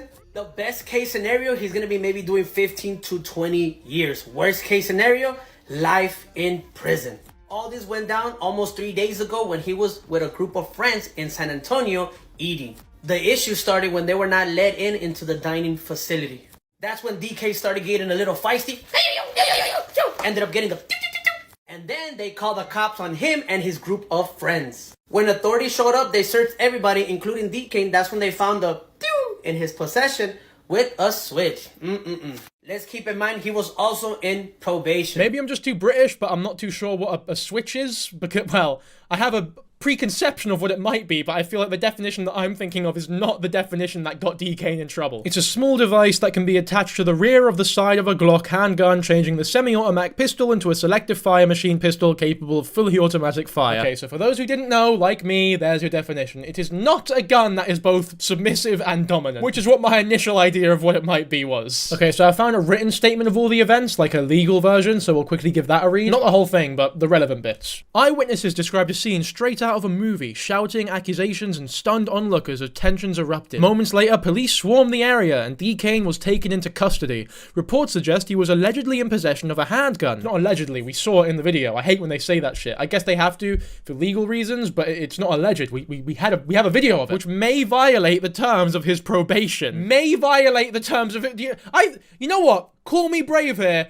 but I think carrying a handgun in a place like the Rainforest fucking Cafe would go further than may violating the probation or whatever. That's a violation no matter where you are. Sources confirmed D. Kane was wearing an ankle monitor at the time, raising questions about whether his actions could land him in even deeper legal trouble. Ash Trevino, known for her contentious TikTok persona and relationships with incarcerated individuals, was also detained briefly for questioning. Do you think when the police took Ash Trevino aside and was like, look, we need to ask you some questions here, you're not getting arrested, but we have some questions to ask you? Think she responded with like, look, I know what you're gonna ask me, I get the same question every day, but if you really want your answer, you should ask Santos because he knows it smell well. Now that's worthy of a life sentence, by the way. Anyway, now it's time for the return of the Kingpin, everyone's favorite character, Santos, who has somehow predictably found his way into Ashley Trevino's life again, despite her saying multiple times, I will never talk to Santos ever again. He's bad for my life and I just don't want to get involved with him. But he always manages to weasel his way back in for that sweet TikTok clout, I guess. And today, he's taken up the role of some weird Italian mobster. No, they just let him go. He's right there walking. What else happened? Wait. D. Kane can stay in there. I don't give a fuck. Ray and who? Marco. Oh, that Ray. can also stay in there. Ray has to get the fuck out. Ray, Hold on. I told them in the live. They didn't listen. They're stupid as fuck. They didn't listen. You don't have the right to call anybody stupid as fuck, Santos. You are literally wearing one glove on your right hand. Who do you think you are? Michael Jackson, king of pop? He's the only man that could get away with that shit. Him and Ash Ketchum. Okay, on a real though, I'm genuinely so confused. Why the fuck is he actually only wearing one glove? Is this like a cool thing in American fashion culture? Am I just too old for this shit now? Do I not understand what people do? Like, if I wore one glove to school when I was younger, I would have been bullied to fuck. I would have been beaten up, and you know what? I would have deserved it as well. I seriously can't get over this. Why is he wearing one fucking glove? Like, was he just starting to undress, maybe? And then just as he started to take his clothes off, he realized everybody in his life was being arrested? Had a pew-pew, like a... I know! Damn. I know, but they don't fucking listen for whatever. Ashley left, though. She left. With who? Ashley left with Bree and with that other dude. Hey, Ash. Bro, ¿qué te dije? I know, Santos. Close the door. Hey, who's with y'all right now? Yo, on a real, Santos actually genuinely needs to chill the fuck out. Like, I don't know why he's acting so hard and fucking in control. Like, I know! You never listen to anything I say! I'm gonna have to help them now! Me! You kinda lose the right to act like a hard man when you're wearing one fucking glove and you're using words like pew-pew to describe a serious situation where an actual friend of yours, supposedly, has been arrested. Could you imagine any sort of postcode war in the UK, or I don't know, the fucking Bloods and the Crips in the US talking about, hey man, one wrong move, if you step out of line, my pew-pew's gonna find its way comfortably in your chest. It's like, oh shit, you know what, I was fucking around, I wasn't taking you seriously, but now that you've mentioned the pew-pew, God, I have no choice. I value my life. Like, could you imagine watching, like, roadside footage of an altercation, of an arrest, or of a shooting, almost, like a really horrifying video, and the police officer, the saint he is, the hero that he is, looks at the shooter and goes, Sir, I'm gonna need you to put the pew-pew down. It completely detracts from any seriousness the situation previously had. Fucking pew-pew. I'm sorry, I just can't take you serious when you're using words like that. It's like you're in my city, bro. Like, you understand? You could have been in so much protection if you would have just told me where the fuck you're going. And then I would have had the whole fucking club shut down. You're in my city. You could have told me where you were. I could have shut the club. Do you think you're fucking Batman in Arkham? I'm sorry to tell you this, Santos, but you're genuinely just a fucking pathetic wee weasel. This is my city. San Antonio is not your city, pal. I'm sorry. Just because both words start with Santos, San Antonio, it does not mean you own the city. Well, I can't exactly just stroll into Danbury in fucking Connecticut and go, look, guys, I know you have your own way of life. You've been doing things your own way for a couple centuries now, even, but My name is Dan Kijabo, so the first 3 letters line up, which means I actually own everything that you've ever created. So every sheep in this city is now mine. Give them all to me. This is my city, and those are my sheep, and these are my people. The Danburians are a lovely people, and you've worked really hard for your hat-making culture, but I'm sorry to tell you, all those hats now belong to me. I don't even ever wear hats because my hair doesn't allow for it, but fuck it. I'll just take them anyway. Just y'all. But then now we have kids. I'm not saying that they're grown men. They're 18 plus, all of them. All of them are 18 plus. I know, they told me what's up. They already did the fucking report on them. Santos, you seriously need to wind your fucking neck in, because this is laughable. You know what the issue is? The issue is you have hung around too many people who allow you to speak like this without bullying the shit out of you for way too long now. If I went to San Antonio right now and asked 100 random people who Santos was, maybe one of them would know who he was. And it's not because he owns the city or whatever bullshit he's talking about. It's probably because they just like TikTok drama and have heard about the whole Ashley Trevino shit. I'll tell you what though, if I asked anybody over the age of 27, nobody would know who Santos was. Because it's like the way he's talking, it makes it seem as though whenever someone so much as utters his name, everybody within a 10-mile radius quivers in fear, and the very ground shakes. Me personally, I could never be scared of someone who only wears one glove. I genuinely can't get over that shit, by the way. I know I keep mentioning it, but honestly, if you're somebody who thinks it's cool to wear one glove, genuinely you're probably better off dead. At least in my opinion. I am not joking you when I say that Mike Tyson could come up to me and threaten to murder my entire family, and I could be shitting myself. But if I turned around and he was wearing one glove, I reckon I could take him. Hey, what happened? What? They arrested the guys. They have fucking guns at the Riverwalk. Somebody snitched. Well, obviously, I knew that shit was gonna happen. That's how I get out the. Oh my god, bro. Y'all don't listen for shit, and that's the shit that pisses me off. Cause y'all are stupid.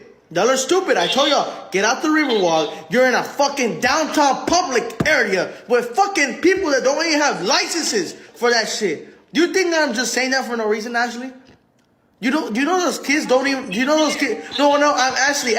I'm talking to you serious. You know those kids don't even have parents that are gonna help them out? It's just so clear to me, at least, that he's just playing everything up for the camera. Like, he can sit there and talk about, I told you this would happen, and you never fucking listened to me! But it's very obvious, to me at least, that he didn't tell them fucking anything. And now that it's happened, now that someone's been arrested, he's trying to act like this clairvoyant god who's seen everything coming from a mile away. Realistically, he probably didn't tell them shit. Like, if they got arrested for something else, like, I don't know, fucking public nudity or something, I reckon Santos's entire story changes from, I told you not to go downtown, to I told you not to leave the Rainforest Cafe at exactly 4:32 p.m. because the temperature rises at exactly 10 degrees at that point in time, causing one of you to irrationally develop heat stroke and take your clothes off at such a rapid rate before you realize what was going on, and then someone catches you through the window getting naked to call the police on you, and even though you were only naked for 2.5 seconds, it's enough to be put on the sex offenders registry. I told you not to do that, and you never fucking listen! And now I have to help you out! Santos, you need to get a grip. This is embarrassing. Because genuinely, if D. Kane wasn't holding a gun like a dumbass, none of this would have happened. Like, I'm sorry, you're going to a shopping mall where you're dancing like little fucking pathetic losers, and then you're going to the Rainforest Cafe.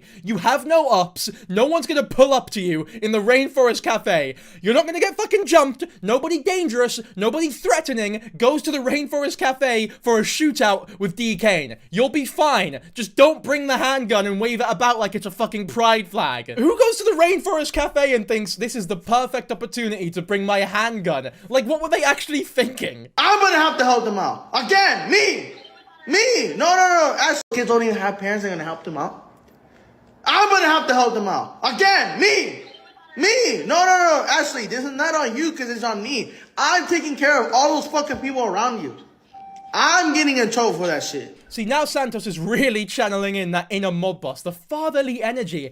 I'm gonna have to take care of them. Me, Santos, the person who can't even take care of his actual biological fucking daughter, doesn't bother paying child support. I'm gonna take care of the 16 fucking adults that you've brought with you to the Rainforest Cafe. I cannot believe that these are words that are actually leaving my bastard mouth right now. I know I keep screaming, like I always crash out at some point during these Ashley Trevino videos, and you know what? It always happens when I'm watching somebody else in the videos crash out as well. The mirror neurons start firing off, and I start to get angry, my palms start sweating, and I start to believe, like, fucking Santos. Why are you getting so mad, bro? Because if we think about it logically, there is no reason for you to be involved in Ashley's life. It's like you're a fucking manager now. Are you managing all these weird kids? If you really didn't want any part to play in this, and you wanted to just stay out of all the drama, all the danger, all the arrests that were going on, you have no obligation to stay in any of these people's lives. You cannot choose to stay in Ashley Trevino's life, someone who is famous for being controversial, for getting into drama, for getting into disputes in public, being a fucking idiot, and then complain when shit like that happens. You can't go swimming and not get wet, my friend. Like, if you get involved with Ashley Trevino, you cannot complain or be surprised when shit like this happens. And if you really don't want shit like this to happen,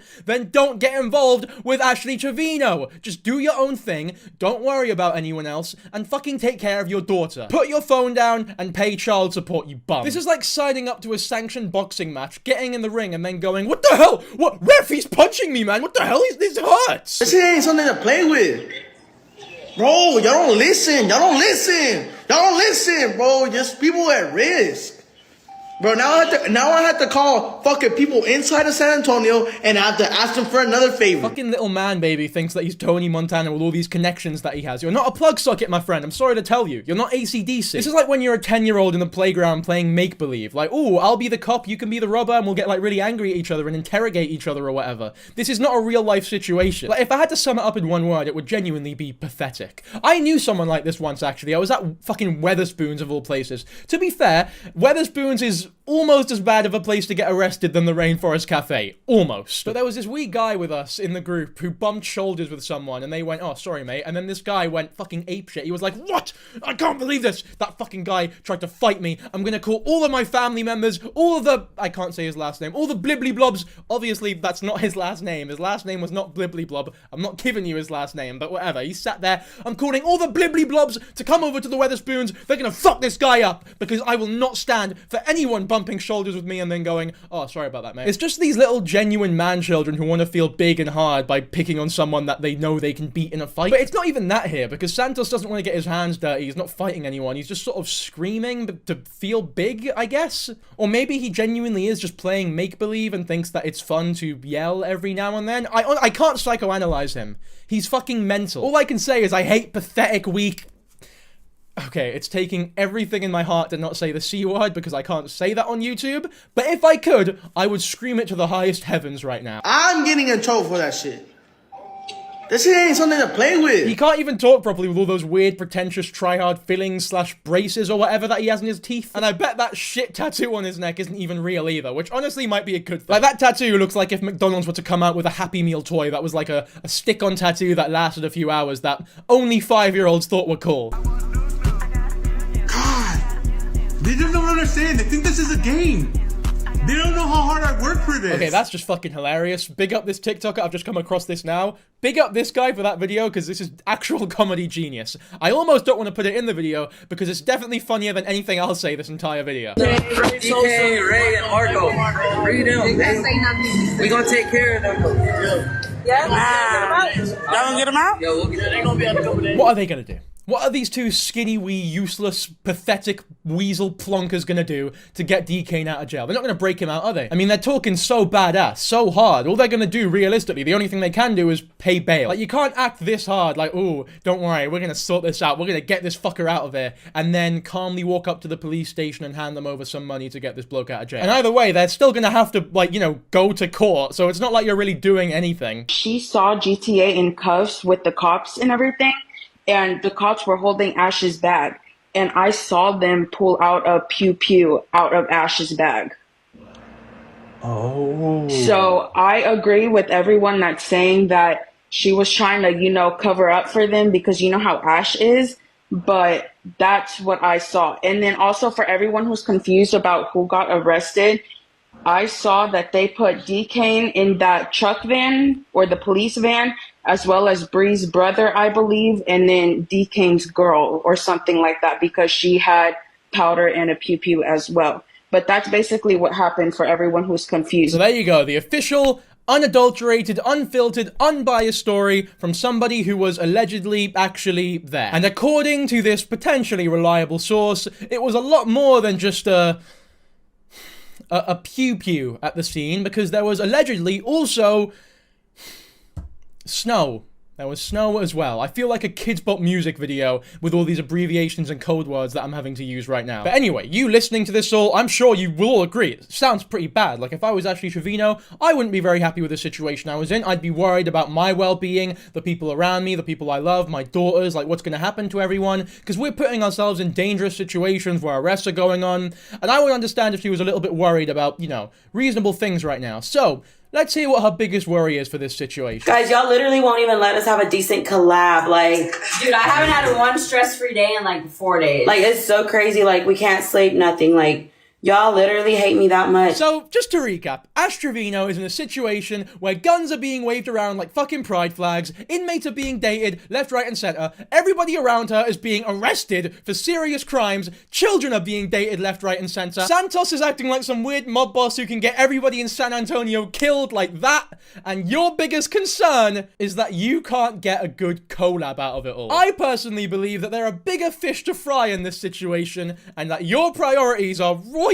messed up here, Ashley. Take your shitty TikTok filter hat off, put your phone down, go outside, and touch some grass, you weird, horrible woman. Guys, y'all literally won't even let us have a decent collab. Like, dude, I haven't had one stress-free day in like 4 days. I don't know about you, but complaining about not having a stress-free day in like 4 days, to me, it feels pretty damn out of touch. I say that, but I'm not really surprised that this random group of 16 underage weirdos, a lot of them, are slightly out of touch, because you have to have some sort of disconnect from reality to act in the way that these people are acting. For legal purposes, I don't know if any of them are actually underage, by the way. I just gotta say that. Like I said earlier in the video, I think the youngest one was born in 2006, which, shockingly, isn't actually underage anymore. Well, it is under the drinking age, but you're legally an adult, from what I know. I'm not sure exactly how it works in America, but I know you can't drink, you can't vape, but you are an adult. But anyway, with the whole stress thing, it's like, I feel like once you enter adulthood, every day you go through, there's at least a semblance of stress every day. Like, if 4 whole days where stress is involved is such an anomaly for you that you need to exclaim it to the world this disappointedly,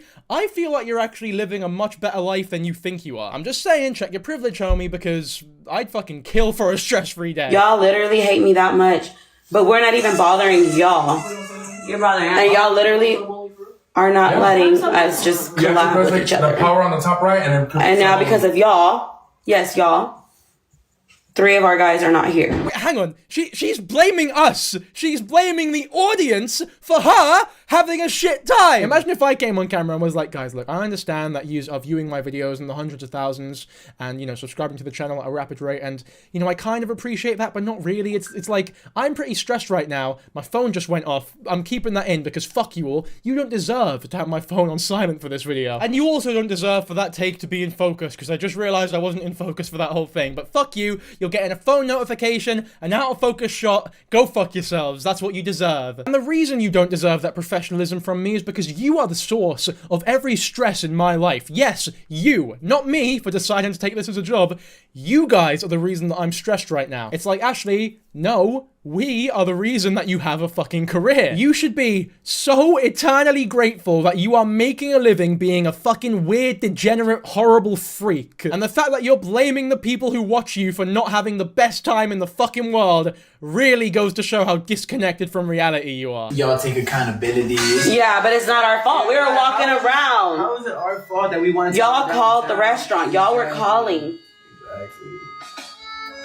They finna say take accountability for our actions. Like, what? Shit, mad dry. It's not our fault that that wee dumbass was carrying around a handgun and waving it around like it's a fucking pride flag. That's on you, you fucking sanny. Imagine getting arrested for Grand Theft Auto and blaming your bastard audience. Like, look, someone took a picture of me eating a steak bake at Greg's. That sucks. I've talked about that already. But if I was carrying a handgun just so that I could shoot people wanting to take pictures of me eating bastard steak bakes, and I got arrested for that shit, I would not go, oh no, guys, you don't understand. The only reason I was carrying a handgun is actually because it's my audience's fault because they keep taking pictures of me eating steak bakes at Greg's, and the only reasonable thing that I could think to do is to shoot them because that's what normal people do. I thought when they were getting in handcuffs, I started saying, oh my God, this drill need to stop coming out. Your arsehole must be pretty jealous of your mouth from the amount of shit that comes out of it. The amount of pure excrement that is extruded out of your mouth every time you talk, and then to blame your audience for you being a weird freak is insane. Also, it's just a weird statement. I was drooling when the handcuffs came out. That's mental illness, my friend. Like, when you're at the point in life where you're drooling in excitement when police officers threaten to arrest someone who is supposed to be close to you, you know you've gone downhill. You know you've hit rock bottom. That is genuine, unadulterated, unfiltered, actual mental illness. Your supposed friend has just been arrested for GTA for years, potentially. Your reaction should not be one of excitement, you freak. First cafe, no, just call it privately. I was like, no, heck no, let's go.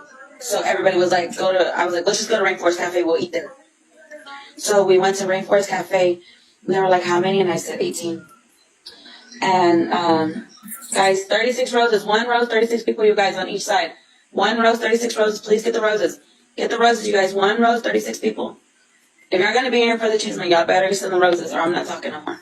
And I'll just call it privately. And that's when a shooting almost broke loose because hundreds of police officers had to come by because everyone was in danger. People could have died. Oh my god, the roses, yes! Thank you so much! Give me more money, more, please! This is why she keeps doing it though, because fucking idiots online are supporting her, enabling her by giving her money, financially rewarding her for being a fucking menace to society. If you're in public, if you're in the Rainforest Cafe or whatever, and you see somebody on the other table waving a handgun around like a pride flag once again, your immediate reaction should be, I'm running away. I am not staying here. Although, to be fair, the Rainforest Cafe's food is so shit, I think I would rather die than eat it, so maybe I would stick around. If I had a gun next to me when I found out the prices of the fucking food that I just paid for, I probably would have shot myself. But anyway, if you see someone with a gun in the Rainforest Cafe, you don't think, ooh, I'm gonna send them money, I'm gonna rain them in dollar signs like they're a fucking stripper. You think, oh my god, this maniac has a gun and he's waving it about, I'm leaving because I value my life. But these weird, degenerate TikTok live viewers who I will never understand are actually choosing willingly to financially validate her for being this type of person. I really do mean this when I say it because I've said it before, but I don't think you guys understand how serious I am.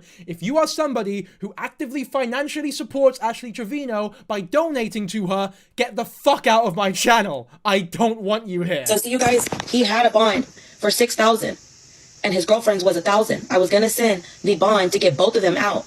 But then when they went to pay the bond for him, they raised it to $400,000. And I was like, what? So they still needed the other $35,000 to get him out. And I don't know, but he should be out soon. But that was him on the phone. He called me yesterday before I left, and he kept telling me like, hey, I haven't talked to my tia, And so with all these little rumors saying that he's never gonna come home, y'all don't believe in God or what? Because he had a bond of $60,000. And we were going to get him out with $6,000. And then, I don't know why they threw these other charges on him. I don't know. Santa told me it was weird. Maybe buy your kids some beds before you start spending obscene amounts of money getting this actual menace to society out of jail. Also, his bond might change, but yours stays the exact same. If you really wanted to get him out, you would. I don't think anything of what she's saying here is true. The story keeps changing. Nothing she's saying actually makes any sense. And even if it was true, bond does not mean that he's not going right back into jail. He better make that judge really like him. Although, from everything we know about D. Kane, he doesn't exactly come across as the most lovely, likable fella. And I don't mean to judge a book by its cover, but I feel like any judge who has D. Kane walk into their courtroom, they'll probably immediately start thinking, oh, one of these weirdos. He's probably one of those people who turns up to court in like a fucking tracksuit or something because he thinks he's just that sick. Y'all know where we at? We just got out. I just got out safe. You know what I'm saying? Ain't no we, I just got out those safe. So much for life in prison then. The TikToker from earlier was chatting pure shit. Those safe. Appreciate that Galaxy safe. Bystanders, my dude. Appreciate that Galaxy safe. Bystanders.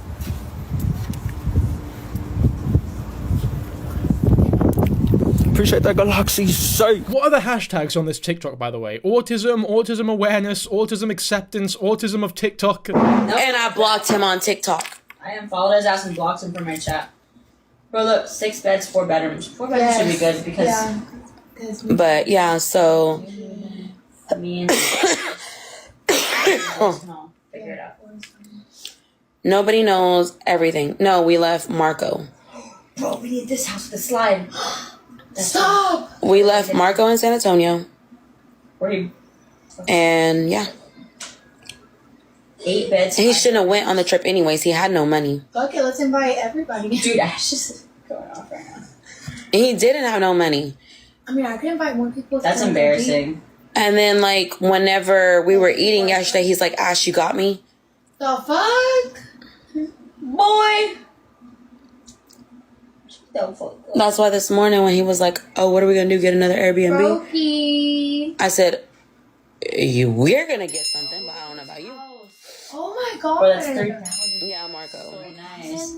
Maybe I can. So Marco is one of the many children that they were with on this whole escapade, this great adventure that they had. Maybe the reason that he has no money is because he's an actual child. And I'll be honest here, this might be judgmental, but none of them scream employed to me. Like, everything about them, everything that they do, to me, screams unemployed. And not only unemployed, but also, like, unemployed with no intentions of trying to get a job. So no wonder he has no fucking money. Apparently, Marco even posted about Ashley Trevino, claiming that the only reason he was there is because she paid for him, because she wanted him there, and now she's complaining that he had no money or whatever. So he just left him in San Antonio. Also, Vale, the girl behind the camera, who's like, oh my god, I can't believe you're saying all this. This is crazy. She has 2 newborns, and she's out partying in San Antonio with a bunch of children. Fucking grow up, lass. Arabic dial. Who's that? Oh, what's good, chat? Bro, look at these fake motherfuckers. I fucking hate this shit, bro. 9.3K? Yes, I don't think anyone's fucking texting me.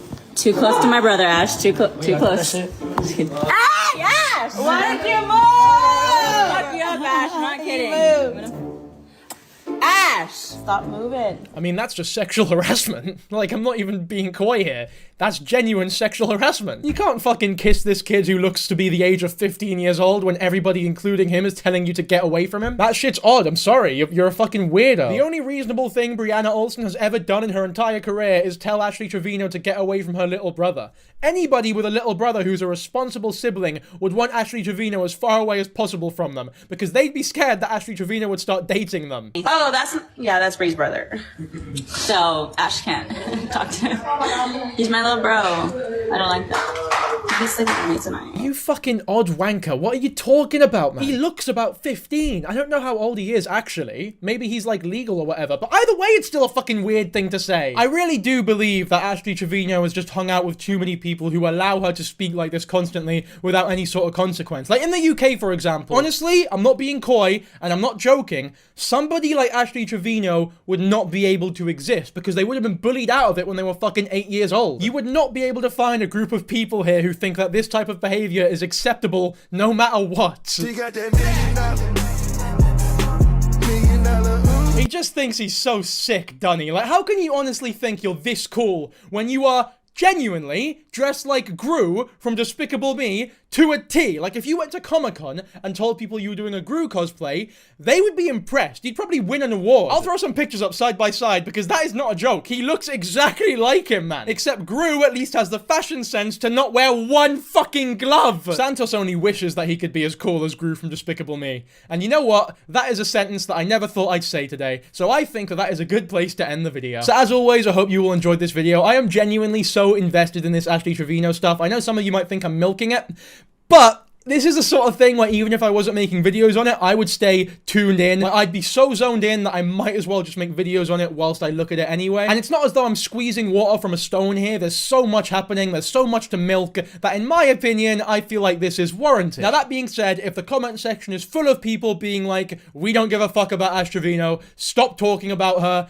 you annoying little prick, obviously, I won't talk about her anymore. But judging on how well these videos perform, I feel like that's not the, you know, popular opinion here. But either which way, hopefully you've enjoyed this video. I definitely enjoyed looking at all these videos because it is just insane. But anyways, that aside, hopefully you've all genuinely enjoyed watching this video. I appreciate all of you very much. Be sure to subscribe to the channel so that you don't have an eggless day tomorrow. And yeah, fuck yeah. I think that's about it. So I'll catch you all in the next one. Bye. So I'm sure we've all seen those unfortunate images that have come out of Ashley Trevino recently. I'm also sure that we've all heard about her recent pregnancy scandal. God, but that is a terrifying thought, by the way. The last thing this world needs is another Trevino knocking about. If everything keeps going the way that it is, we could see like a worldwide extermination of the surname Trevino. It might be the one genuinely impressive thing that she's done in her life. But anyways, we're going to be covering all those updates, plus everything else that's happened as well, as usual. So, be sure to subscribe to the channel, because if you do, a flying sausage roll will float its way into your loving arms the next time you leave your house. But if you're a Jewish or Muslim or vegetarian viewer of my channel, it'll be a vegan sausage roll. And for all my viewers with gastroparesis, it'll be blended up into a lovely sausage roll smoothie just for you. Because on this channel, we welcome everybody from all walks of life. Except the French. Désolé, je plaisante. Je vous aime, les gars. Anyway, so the story goes that a couple of explicit images that I'm sure we will be blurring heavily in this video were released on Ashley Trevino's story the other day. And surprise, surprise, they were all a bunch of fake shit. Welcome to TikTok, baby! I'm sorry, I didn't want to edge you guys for too long, right? We're gonna reveal it immediately. They were fake. The account was fake, the pictures were fake, everything was a load of shit. Now that doesn't mean there's nothing to talk about, however, because trust me, there are a lot of questions that need answered here. Mainly, why the fuck would anybody do this? Well, I guess first of all, I'll show you guys proof that the actual pictures themselves were fake. So as you can see, these are the pictures that were originally released to the internet on Ashley Trevino's story. I mean, the captions speak for themselves. It's pretty obvious what the person who posted these was trying to insinuate. However, the real photos that I think were turned into these ones using AI or some shit are also on TikTok, so I'll show you guys them to prove that these are in fact fake. So here's the first one, and here is the second one. Now, I'm gonna be totally honest with you guys. I feel really bad for Ashley Trevino in this specific instance. That's not to say that I feel sorry for her as an individual in all cases, but in this instance, it is definitely reasonable to feel bad for her because this is really shitty for someone to do, especially because there's no reason to do it. Like, it would be one thing, I mean, it would still be shitty if they were doing it for, like, monetary reasons or to make money, but from what I'm aware of, there's no way to make money off of TikTok stories. That means that this individual was only doing this for the sole intention of fucking her life up and making it difficult for her, and I guess just embarrassing her. When you take into account that she has children and people who know those children and real life friends and family that are on the app who will see those images, it's just an all-round fucking horrible situation. Like, I know they're AI, but it doesn't look like AI. Like, it's just as bad as if something real came out, at least in my opinion. I mean, maybe not just as bad, but the fact remains that it is still bad. Like, if a pal of yours got stabbed, you wouldn't sit there like, fucking get over yourselves, man. You weren't shot or nothing. You'd still feel bad for them, wouldn't you? At least I hope you would, unless you're a fucking psychopath, which, you know what? Maybe I don't know my audience as well as I do. You could all be psychopaths. But if you happen to be a psychopath that loves sausage rolls, then your subscription is safe with me. But the release of these images was like the assassination of Archduke Franz Ferdinand, and it triggered a chain reaction of a bunch of TikTokers talking about, guys, don't look at Ashley Trevino's story, it's insane, please don't do it, you'll regret it for the rest of your lives. The most obvious engagement tactic ever, by the way. Holy shit! Go watch Ash Trevino's fucking story right now. Right now. And if you really want to know why I feel so bad for her, it's because videos like this one have 15.5 million views. I don't think you guys quite understand how fucking insane that is, that at least that many people have seen those pictures of Ashley Trevino. Imagine if that was your mother or sister or friend or pal or just someone that you knew in any way or any sort of capacity. It's really shitty. And what sucks is that most people don't even know that the pictures were fake because the account that posted them was an account that went by the name of Ash Trevino 007 and it had like over 50,000 followers. I don't know if they were botted or not, but either which way, they had a bunch of followers. It looked like a believable account. I mean, just the name Ash Trevino 007 means, it could mean three things, right? It could mean three things. One, Ash Trevino is somehow 17 years old and we just didn't know. Option two is that she's the lead role in the next James Bond movie. Or option three, which is what actually happened, it was a bunch of fake shit, and some loser online decided to post those pictures to cause a stir and gain some, I guess, infamy, but at the end of the day, you're not really getting any quote-unquote clout for this because it's your fan account. I struggle to believe that people get the same amount of validation from posting clips on other people as they do, you know, like a commentary channel or something where your face is the brand of the whole channel. And this isn't like an account that clips up Joe Rogan clips for easy cash, right? They're not making a lot of money from this. It's purely just an attention thing. Just for the thrill of fucking people's lives up, I guess. Wanna know how it smells? Ask Santos. He know it smells well. Why would she post that? She just posted even more pictures that are more worse. I could never be a TikToker. I'm not here to, like, compare content or be like, ooh, my content's amazing and yours is shite. We're all fucking commentary channels, you know what I mean? No one's better than anyone else. But that doesn't mean that I'm not allowed to say that I could never do this. Like, could you imagine if I started my videos like, oh my god, there's this new drama that's going on. Let me put my hand to my chin and slowly turn my head in confusion and then smash my camera like it's fucking whack-a-mole or some pish. Sorry. I just apologized to my fucking... I'm going insane here. I've just apologized to a camera. This is what making videos on Ash Trevino does to a man, baby! But anyway, just to be clear here, I'm not criticizing that last girl with the 16 million view video because that's just, you know, a girl with a TikTok page. This bloke here is like a news channel, so to speak. So you should probably get your fucking facts straight before you slander someone like this in front of millions of people. Or at the very least, maybe get it wrong the first time, and then when it comes out that it's a bunch of fake shit, clarify your stance. But what does he do instead? He does this. Ash Trevino has finally responded to the spicy pictures that she posted of herself last night. She's angry that her fans do not like what they see. Context, last night on Ash Trevino's TikTok page, she posted some pictures that should only have been sent to her boyfriend, and not only was her Nunu and Chachas out on her story, they weren't even out, by the way. They were covered up by weird fucking emojis and shit. I don't know about you, but it's a little bit odd to me that he's like lying about her tits being out so that people can go over and look at the stories, look at the pictures to like entice them or whatever. And then there's the obvious that they're not even real and they weren't posted by her. This is just not true. I mean, a lot of people have said this, to be fair. A lot of people have made the claim that Ash Trevino has responded to this in one of her lives,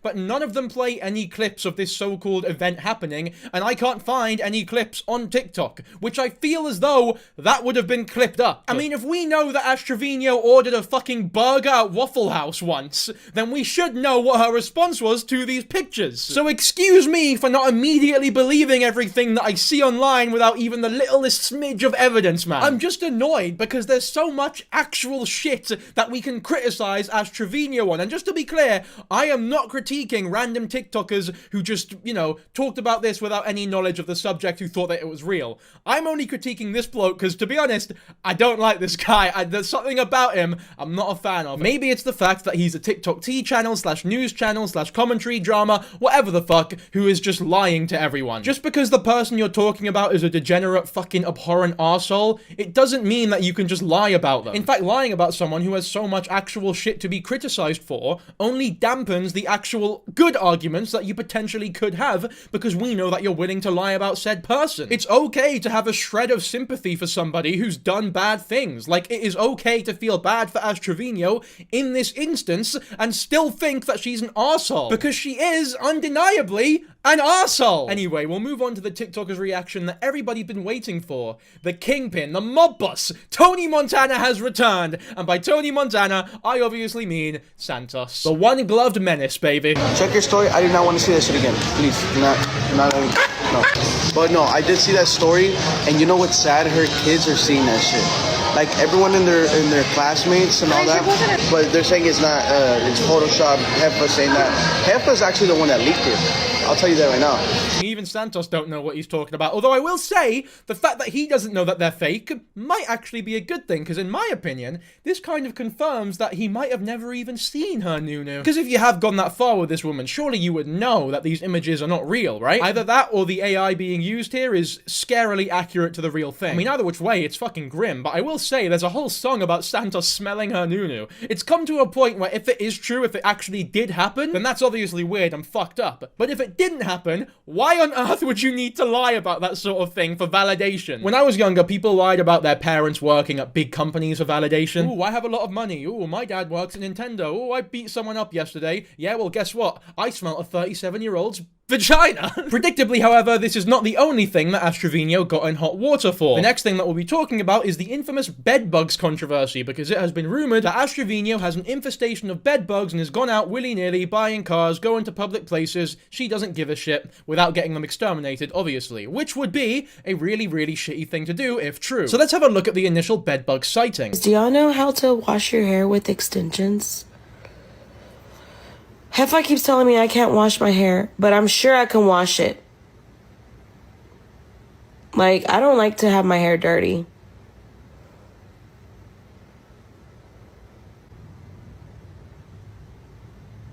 Oh my God, what is that? No, but I'm saying, like, I'm saying, like... Okay, real quick, I will say that there is genuine stuff to criticize Ash for in this very video. The stuff that comes after this bedbug section is as bad as everything else that we've talked about Ash Trevino for. But once again, with this bedbug shit, this video has 3 million views. A video of Ash Trevino laying in bed with an ambiguous insect next to her that very well could not be a bedbug has 3 million views and caused this much of a shit show. Now look, for the sake of the argument, I will proceed under the assumption that it was indeed a real bedbug. And to be fair, it very well could have been a real bedbug because, coincidentally, at the exact same time that this video was put out, it was also revealed that Ash Trevino was fined $11,000 at an Airbnb. Which sounds like a lot, but then again, I don't know exactly how much money it takes to exterminate a horde of bedbugs from a gaff. From everything I hear, though, it sounds pretty fucking inconvenient and horrible and like a lot of effort. So it wouldn't put it past the Americans to price it that high. I mean, from my knowledge of the USA, you could get a paper cut and it'll set you back like 20 grand. Anyways, let's have a look at the immediate stream she did after this whole bedbug fiasco started so we can see how she responded to it all.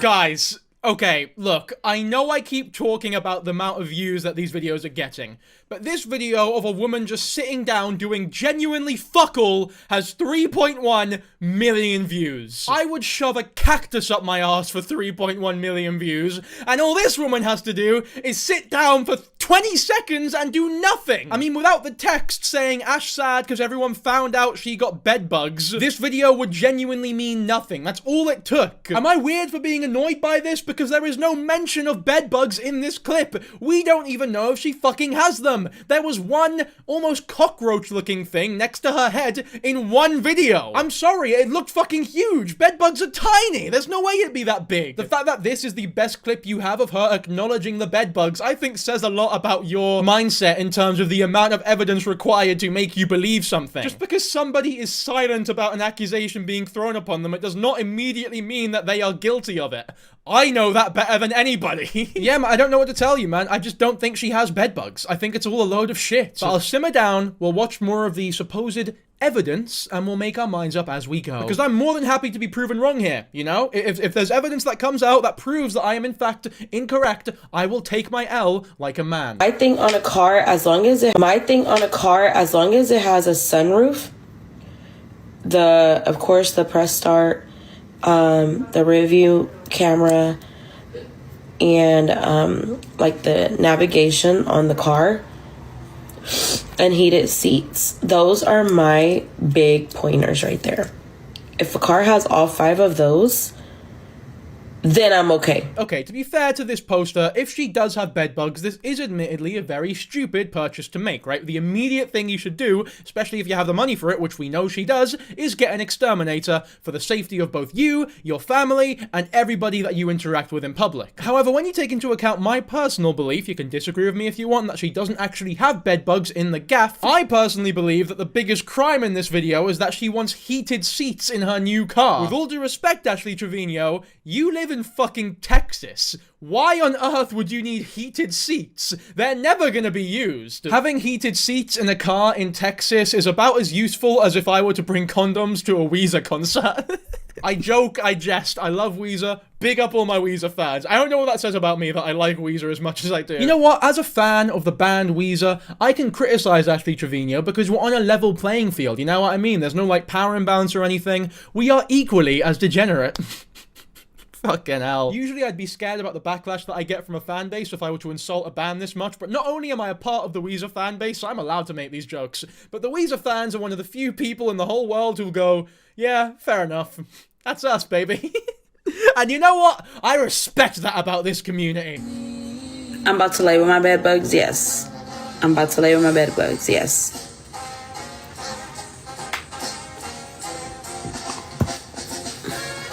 Ash Trevino admits she's going to lay with her bedbugs. I mean, this is just, again, so clearly her making a joke. You know what it is? You know what I think it is? It's because Ashley Trevino has whatever the opposite is of the Midas touch. Rather than everything she touches turning into gold, everything that Ash touches turns into actual shit. And because of that, everyone just assumes the worst no matter what happens, even if it's something that is genuinely not her fault at all. Like bedbugs, from what I understand, they do come to a lot of dirtier homes and just infest the whole gaff, but they can also just appear in clean homes where there's nothing wrong going on. Someone can just get really unlucky. So once again, if there is an actual bedbug infestation, I would critique her response to it, buying a new car, going out in public, meeting her pals or whatever, but the very fact that there are bedbugs in the house is not something to criticize her for necessarily. If anything, it's another point to be empathetic for her. Because it's really shitty, bedbugs fucking suck, and it could very well not even be her fault at all. I mean, realistically, guys, if you think about it, if it was any other creator who had a bug next to their head when they were laying down on a live stream, this would not have happened. But only because it's Ashley Trevino, people have turned it into this massive thing where she's a disgusting freak who just eats bedbugs for breakfast, loves to sleep with them, shoves them down her daughter's throats, and chucks them on random passers-by like monkeys throw dung at each other. And unironically, I think that this is a little bit unfair. Now, with all that being said, I do think I have just found what could very well be irrefutable evidence that there is, in fact, a bedbug infestation at Ashley's gaff. So you know what? We'll give that a watch, and I will possibly be very much a humbled man.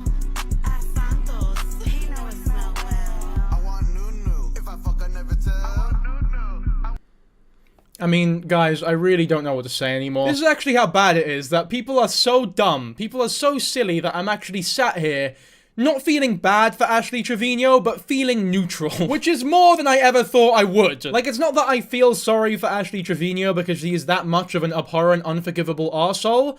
I just feel as though the criticisms being levied against her in these two specific instances are a load of shite. First of all, I have no idea if this is her actual house. It could be one that looks similar. There is no confirmation, as far as I'm aware, that this is her actual house. It could literally just be a video of a random pest control car at a random house taken at a random time from like 5 years ago that's just being used now as supposed evidence. Because no one in the TikTok comment section thinks critically enough to ever challenge this type of shit. But let's suspend disbelief for a second, right? I will assume that this is in fact a real video of an actual pest control car at Ashley's real house in the last week or so. Why the fuck does this video exist? That's almost worse than if it was a fake video. Because that implies, that means that somebody is intentionally driving past Ashley's house every couple of days, maybe every day, but whatever amount of times it is, it's fucking weird, who has a fucking habit, they make it a part of their daily routine to drive past Ashley Trevino's house to see if there's anything going on with their fucking dumb camera or phone or whatever out to see what's going on in her gaff. You fucking weirdo, get a life, touch some grass, reevaluate yourself, because this is not normal behavior. You are weird, you have content brain, and you need to get a fucking grip. I'm sorry, do you guys think I'm weird for saying this? This is objectively odd behavior, right? Am I going insane? Luckily, I think that is all for my quote-unquote defense of Ashley Trevino. I know I'm gonna get so much shit from people being like, oh, you're defending a shit person. I'm not defending her, I'm just pointing out that some of these criticisms are possibly a load of shit. I mean, as always, if you have genuine criticism or think that I'm chatting shit, you can tell me in the comments, because I'm open to it, genuinely. But anyone who's unhappy with the video thus far will be happy to know that now we're gonna go back to doing what we usually do, chatting shit and taking the piss, because once again, she has done something really odd and really worth making fun of. And what's happened recently has just warmed my heart, tickled my arsehole, and made me dead happy, because she's gone back to the genesis, the antithesis of what made her so popular, such a legend to begin with. Dating inmates. Oh, but not just any inmate, but the inmate that rose her to TikTok stardom. Jessie Martinez. Now, for those who don't remember, allow me to refresh your recollection. Jessie was the inmate who was jailed up for gang affiliation, possession of a firearm, and fleeing from a crime scene. Just an all-around, stand-up dude that I'm sure you'd love to have a pint with. This is also the bloke who, if you remember, Ashley Trevino was incessantly calling her husband, despite them knowing each other for about 10 days, and her leaving her like 2 weeks after getting getting out of prison, which was a live-streamed event. She live-streamed his release from prison. And it's probably for the best that they broke up because they were actually toxic as fuck. What a shock. But she claims that the reason he broke up with her is because he was getting a lot of DMs from girls on TikTok because she had made him famous.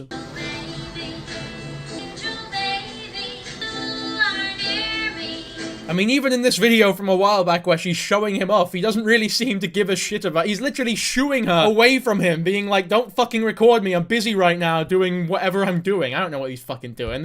What are you doing at Ashley Trevino's house? There's nothing you could possibly be entertained by. The woman doesn't even give her daughter beds. And the fact that this video of him shooing her away is the one that she chooses to show to her audience whilst smiling like a giddy child on Christmas Day in a candy store, all the good things, says a lot about their relationship, in my opinion. Ash was supposed to link with the guy who said when they did it, he had to put a bag over her head and he rated her Nunu a 5 because she wouldn't close her. Yeah, because she wouldn't close her. She also said that she held him down in jail for 10 months and that's what she wants to close her for, Manja. Big up Emanian Joe for smashing some shots down and going on TikTok to explain some bits about the relationship that I didn't even know about. I had no idea that Jessie rated her Nunu a 5 out of 10, because why would I know that? I'm a normal person. This is where we're at right now. Ashley Trevino is trying to get back with a man who rated her Nunu a 5 out of 10 and wanted to shag her with a bag over her head. That's just fucking mean. I don't care who you are. That's just a mean comment to make about anybody. Like, it's the sort of thing that you think privately and definitely do not publicize because it makes you kind of look like a gigantic arsehole. But then again, everybody already knows that Jessie is a former criminal who was affiliated with a gang, carried a firearm, and fled from a crime scene. So by the way, I have no idea why Ashley thought he wouldn't hesitate to flee from her as well. Anyway, let's hear Ashley's plan to meet up with Jessie for quote-unquote closure. Am I making a mistake? I have a good heart, you guys. I have a real good heart. And sometimes it gets me hurt. Like, all I throw in his face when I talk to him is, who was there for you when you were in prison?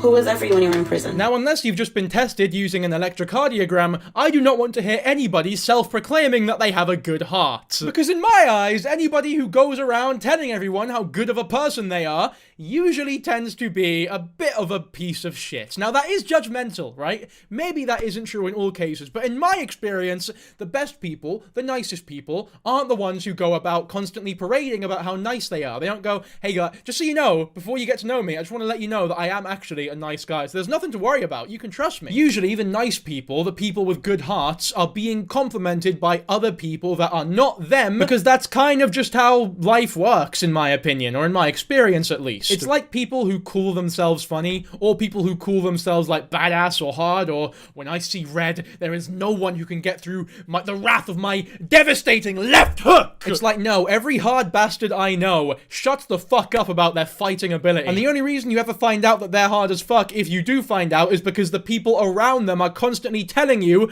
bro, fucking beware of that bloke. Either that, or you could just get to know them and come to that conclusion yourself without them just straight up telling it to you. I mean, obviously, there are exceptions, right? This does not cover all bases here, but I think it makes sense for this scenario in particular. You can't just come on TikTok Live and tell everyone that you've got a good heart when we've seen everything that you've done throughout the past couple months. You very clearly do not have a good heart. Actions speak louder than words, yo, and your actions do not connote somebody with a good heart. Who was freaking there for you when you were in prison? I don't want to cry. We're not gonna cry.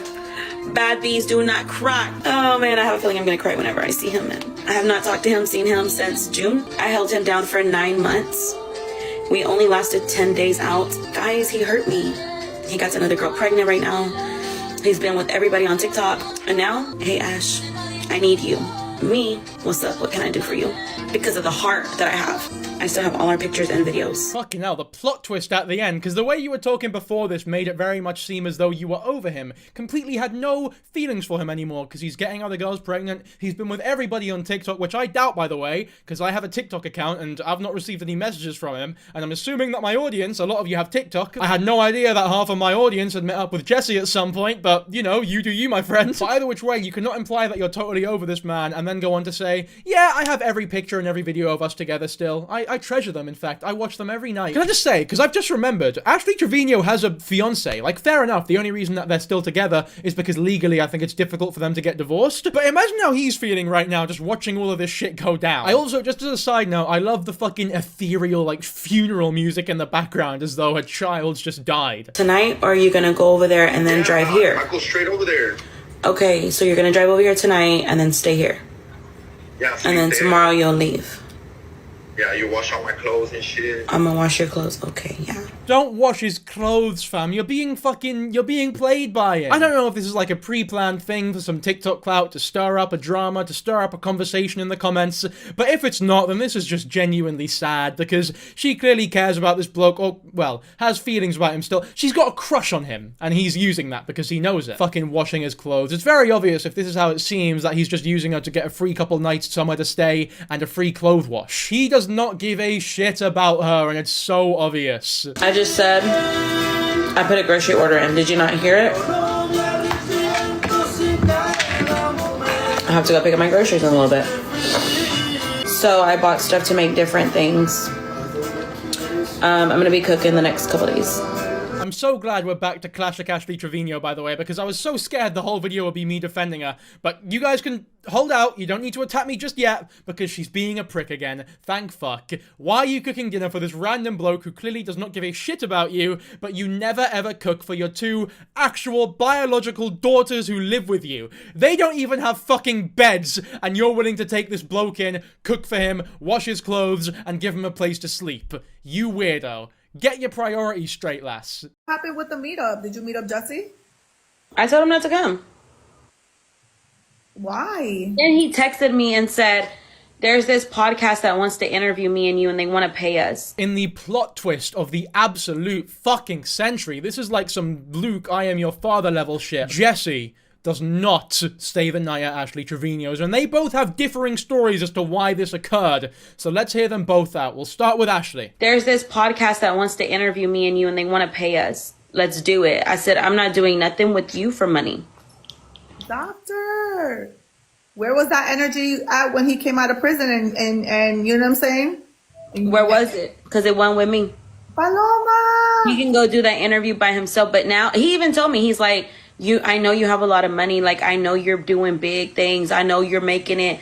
He's like, and I'm happy for you and this and that. I don't know about this story, man. There's something about it, without even hearing Jesse's point of view, there's something about this story that seems very fishy to me. Like, to come on live and be like, yeah, my ex-boyfriend is desperate to get back with me and stay with me, and he thinks that I'm doing great things, and he's talking about how much money I'm making, how well I'm doing. Could you imagine if I came on camera and I was like, guys, look, I know you don't really give a shit and no one asked, but my ex-girlfriend messaged me the other day talking about how big my dick was and how big my muscles are and how strong I am and how I can beat everyone up and how I'm the best man ever with loads of money, 6'7", incredible man, never find someone better. I don't think my audience would take too kindly for that, which is a good thing, by the way, because if I ever get to a point where I'm saying dumb shit like this, I want you guys to hold me accountable. I'm putting my faith in yous. Do not let me turn into an arsehole. I'm only saying this because now, if I ever do actually turn into an arsehole, I can blame you guys. It's not my fault. It's you guys for not holding me in check. I know you have a lot of money. Like, I know you're doing big things. I know you're making it.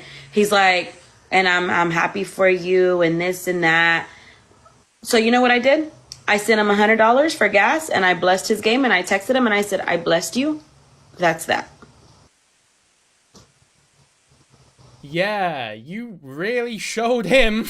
This is quite possibly the worst revenge story ever. Yeah, he tried to fuck me over and stay a night in my house, freeload off of me, take space away from my daughter, so you know what I did to that piece of shit to show him who the boss was?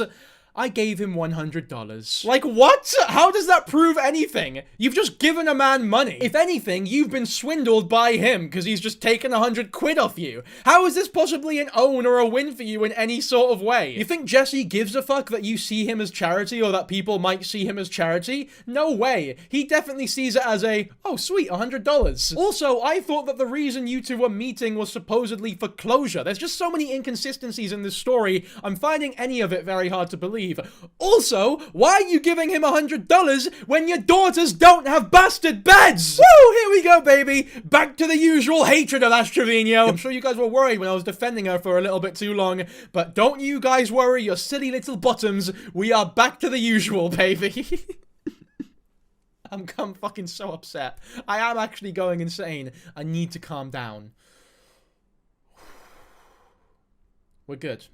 We're good. I am simply confuzzled, confused, bewildered, gobsmacked that you would decide to send him $100. I genuinely do not understand the moral dilemma, the processes going on within your mind to come to the conclusion that sending Jesse $100 for no reason is a good idea. To me, if you actually did send him $100, it seems as though it would be a lot more likely that you just sort of like him a bit too much and embarrassingly sent them £100 and are now retroactively trying to change the story to make it seem as though you were somehow owning him by sending him that amount of money. Oh, now he want to come back to you. Yeah, because he knows that I have money.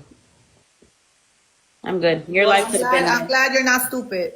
I'm glad you're not stupid. Thank you, Jesus. Thank you, Lord. What do you mean I'm glad you're not stupid? She sent him $100, woman! I've not talked much about Jeffa or Hafer, however you pronounce her name in these videos. Jeffa, Hafer, I'll say Jeffa. I'm saying Jeffa. I'm sorry if that's wrong. I'm saying Jeffa. Jeffa, that lady on the right, is in a lot of these videos about Ashley Trevino. She's always on TikTok Live with her and is like this weird, omnipotent god that just oversees everything going on and gives commentary every now and then. She's like a boxing commentator if the boxing match is the weird, wacky life of Ashley Trevino. I honestly wouldn't be surprised if she was like some puppet master pulling all the strings in this situation behind the scenes that none of us know of, right? She's so masterful about it. Like, if there's a documentary about Ash Trevino out in 20 years describing every crime that's gone down, I could very well imagine Jeffa being like the mastermind behind it all. She'd be the plot twist that comes in like 2 acts in. Even my mom was like, no.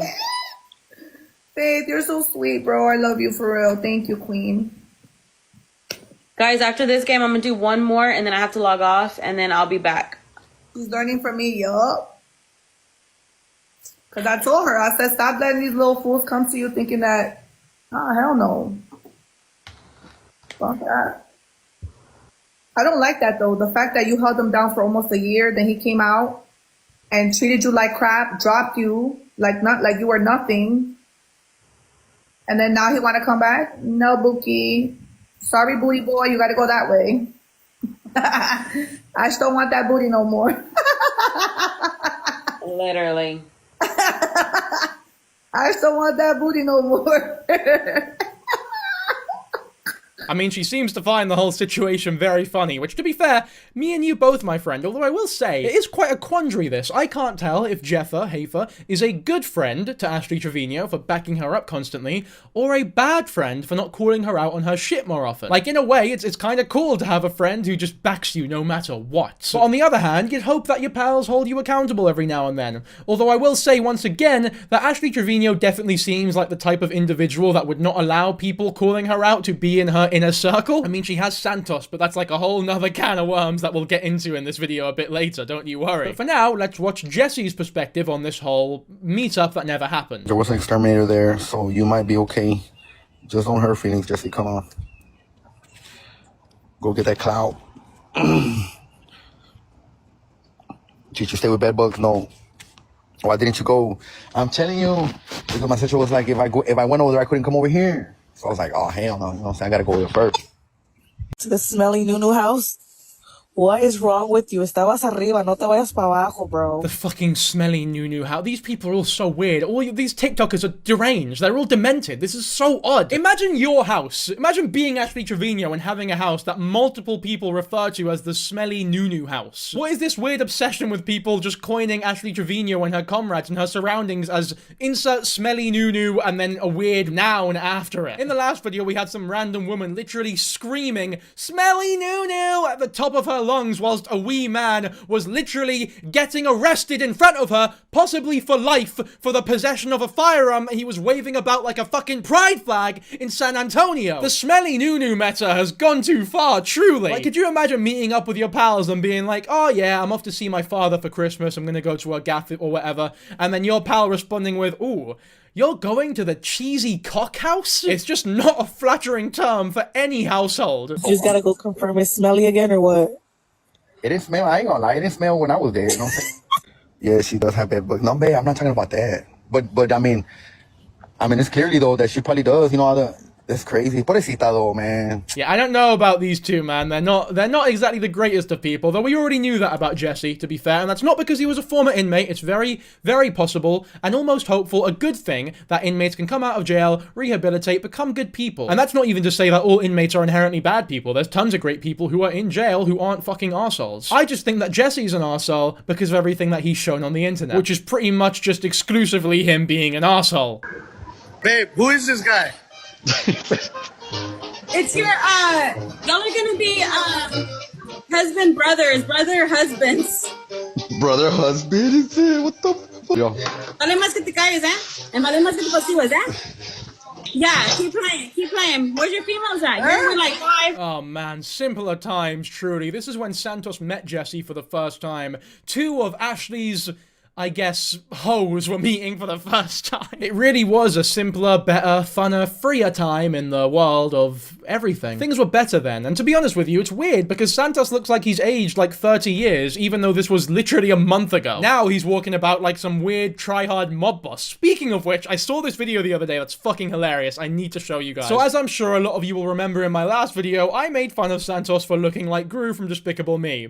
Now, as it turns out, I am not original at all, and this was a criticism, a comparison that has been made by many people. Because how could it not be, to be fair? He was dressed exactly like him. Obviously, he wasn't too happy with this characterization, so he responded to all the haters, and his response, I'm not joking here, might be my favorite video on the internet. Brace yourselves for this. I do not play those games. I am not someone to play with at all, at all, at all, at all. ¿Me entendiste? Conmigo no juegues. Así. ¿Eh? ¿Eh? Do you hear me? Do you hear me?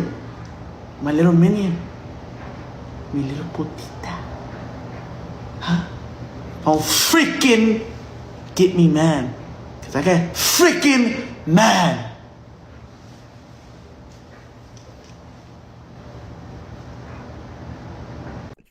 I love it.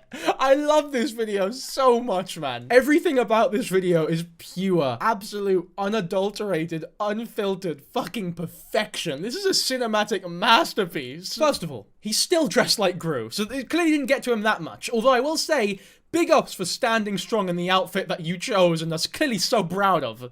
Because even though you're clearly rattled by all the Gru comparisons, you're still standing strong in that very same outfit. So you know what? In a way, it's almost admirable. But remember earlier when I was talking about how people who always talk about how hard and epic and cool they are and how much they beat you up in a fight usually tend to be the most insecure, weakest little bastards you ever meet in your life? This is kind of what I meant by that. I am not someone to play with at all, at all, at all.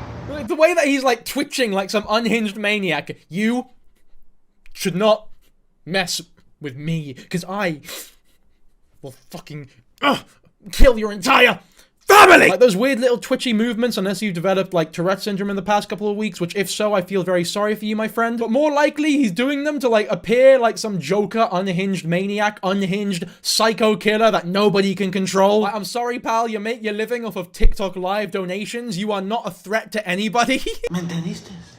Conmigo no juegues. Así. ¿Eh? ¿Eh? Do you hear me? Do you hear me? My little minion. It's so good. I'm sorry. It's so good. I love this video. My little minion. My little minion. My little minion. You're really not helping with the Gru accusations, by the way. I don't know if that was intentional or not, but it's fucking so funny. Just hearing him say those words in response to people calling him Gru is actually the funniest thing ever. My little minion. It is, to be fair, we are his wee minions. It's Santos' world. We're all just living in it. The real minions are the ones who live in San Antonio because, as we all know, that's his city. He owns you. By the way, the people in Danbury, Connecticut really showed out in the last Ashley Trevino video. I appreciate you all. I hope you're keeping my city safe, because just like Santos here, you guys are my little minions. Big up Danbury, baby!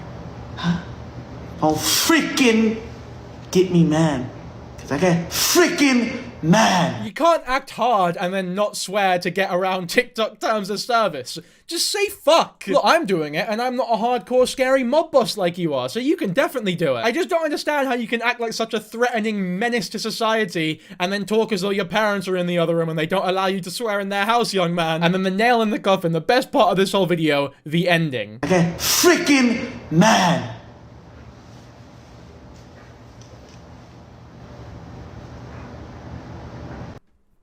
After his Shakespearean monologue, the most incredible dialogue ever seen on the silver screen, he slowly turns around and comes to terms with the anger that he has just displayed for millions of people to see. I hit my water bottle, my bad. And he turns around solemnly and just looks into the distance like the true badass that he is. But he glances over to the camera for a split second to see how he looks in the fucking viewfinder or something. Like, even in this moment of badassery, this moment of threatening, menacing energy, he still just needs to glance over to the camera and check if he looks cool. And he thinks that people aren't gonna notice how fucking pathetic and childish he looks. And then he just closes his eyes like he's entering Sage mode or some shit. Big up all the Naruto fans who get that reference, by the way. I could talk about this video for hours. I love it. I'm so glad that it exists, and I just had to put it in this video. Anyway, now it's time for the terrifying pregnancy scandal that Ashley went through a couple days back. People are claiming that she is pregnant because she has, to be fair, been implying that she is in fact pregnant in her lives. This is not a bedbug situation where she's not actually said anything and people are just speculating. She has made it very obvious that she wants people to believe that she could in fact be pregnant. So let's have a watch. It says late for 3 days. Oh? No, my friend will come tomorrow. I feel it. It's because I was traveling. Okay, so two very obvious things off the bat. Your period being 3 days late does not mean that you're pregnant at all, like in the slightest. Sometimes it just be like that. Sometimes it just happens. Sometimes it is just a bit late by a couple days. It's no biggie, seriously. I guess to be fair, if it is always consistent, like every single time, and then this one time it's late by a couple days, I do see how that could be cause for concern. Secondly, and even more obviously though, what the fuck does traveling have to do with when you get your period? Like, that is one of the most moronic things that Ashley has ever said in her entire career, and that is really saying something. Now she's gonna have a little baby Santos. Bro, I think I was ovulating.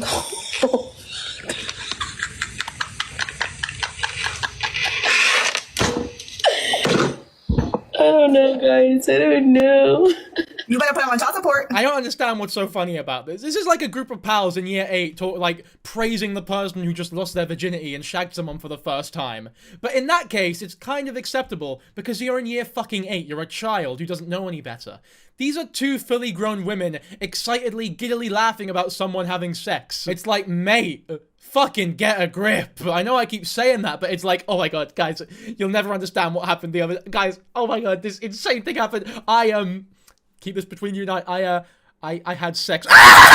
Calm down, man. You could possibly be pregnant. That is the worry here, right? This is not a laughing matter. If you are pregnant, you should be worried to shit right now. Because you are not ready for a third child. I know this is like presumptuous, a bit like intrusive, but you are very clearly not ready for one child, let alone 3. But that's not funny. I keep up with my periods every month, you guys. I really do, look. I really keep up with my periods every month. Every month I keep up with my periods. Like, you see my periods right there. These are my periods, you guys, okay? These are my periods. My first day of my last period was on December 20th, but in December I had intercourse twice before that. That's nice. I couldn't have gone any further in my life without that information, so thank you very, very much for divulging that beautiful piece of info. Who the fuck finds leisure or entertainment in this shit? Is this what you guys want from me? Do you want me to talk like this every time I start a bastard video? Because if so, you're not getting it, unfortunately, so if that's what you're looking for, maybe fuck off now before you're disappointed, sorely. If she is pregnant, we can only hope that she doesn't have a kid with D. Kane. 1, because they're gonna have an absent father who's in jail for the rest of their lives, and 2, because they're gonna be like 4 foot tall at 20 years old. Anyway, the next big notable thing that happened is that Ashley got into some beef with 2K, which for those who don't know, is the father of Brianna Olsen's child, who has primary custody of said child. Now, from everything that I've seen of 2K, we are about to be introduced to, by far, the most responsible parent out of everybody in this entire saga. So thank fuck for that. 2K seems like somebody who genuinely cares about their kid and does not do any of the stupid things that anyone else involved involved in this whole situation is doing. Like, Ashley and Brianna Olsen are terrible mothers, and Santos is a fucking horrid father. I don't know if D. Kane has a kid, but it's pretty safe to say that if he does, he is also, in fact, a piece of shit dad. I'm not like your baby mama or anybody else that you know. My kids are almost 13 and 16. Remember that. My kids are grown. Your kid is 8 months or so. I don't know how old he is. So don't compare me. I've been a parent longer than you've been a parent. I was a parent when you were in middle school. Remember that. My kids are almost your age, baby. Bit of a weird flex in my opinion. Like, ooh, my dad's bigger than your dad. My kids are older than your kids. My kids are bigger than your kids. I've been a parent for longer than you. To be frank, the fact that you've been a parent for so much longer than him and you're this shit and he's that much more responsible than you, despite being that much younger, it looks bad on you. That looks bad on you. That is embarrassing for you, not him. You're not owning him here. You seem to have a very warped perspective of what owns and wins are in your world. I just think the audacity for you to lecture anybody about parenting is fucking insane. If you're in a room and people are talking about parenting in any capacity, I think it would be best for everyone if you just kept your mouth shut. I just don't understand what her argument or point is here at all. Maybe this is an invitation to date 2K, because the fact that he's the same age as Ashley's daughter makes him the perfect candidate to be her next boyfriend. Yay! Is this how power is decided in parental hierarchies, like the pecking order? If you go to a school or whatever, and two parents meet up, and they go, how old's your kid? Well, my kid is 8 years and 2 months old. Fuck! Mine's only 8 years and 1 month old, so all praise be to you. You are the king in this situation. To be fair, I wouldn't know. Maybe that is how it works. I'm not a parent. At least not publicly. No, seriously, I'm not. Although, to be fair, if I was, I still would say that I'm not, so you'll never know. No, but I'm definitely not, though. Teenagers now, almost your age, probably. Okay, they're almost my age, and you're dating men their age. Actually, younger than me. I'm not a bad mom. My kids were never taken from me. I still have custody They weren't taken from you, so what did you do? Hand them off? of my kids. They're spending the night at their grandparents' house.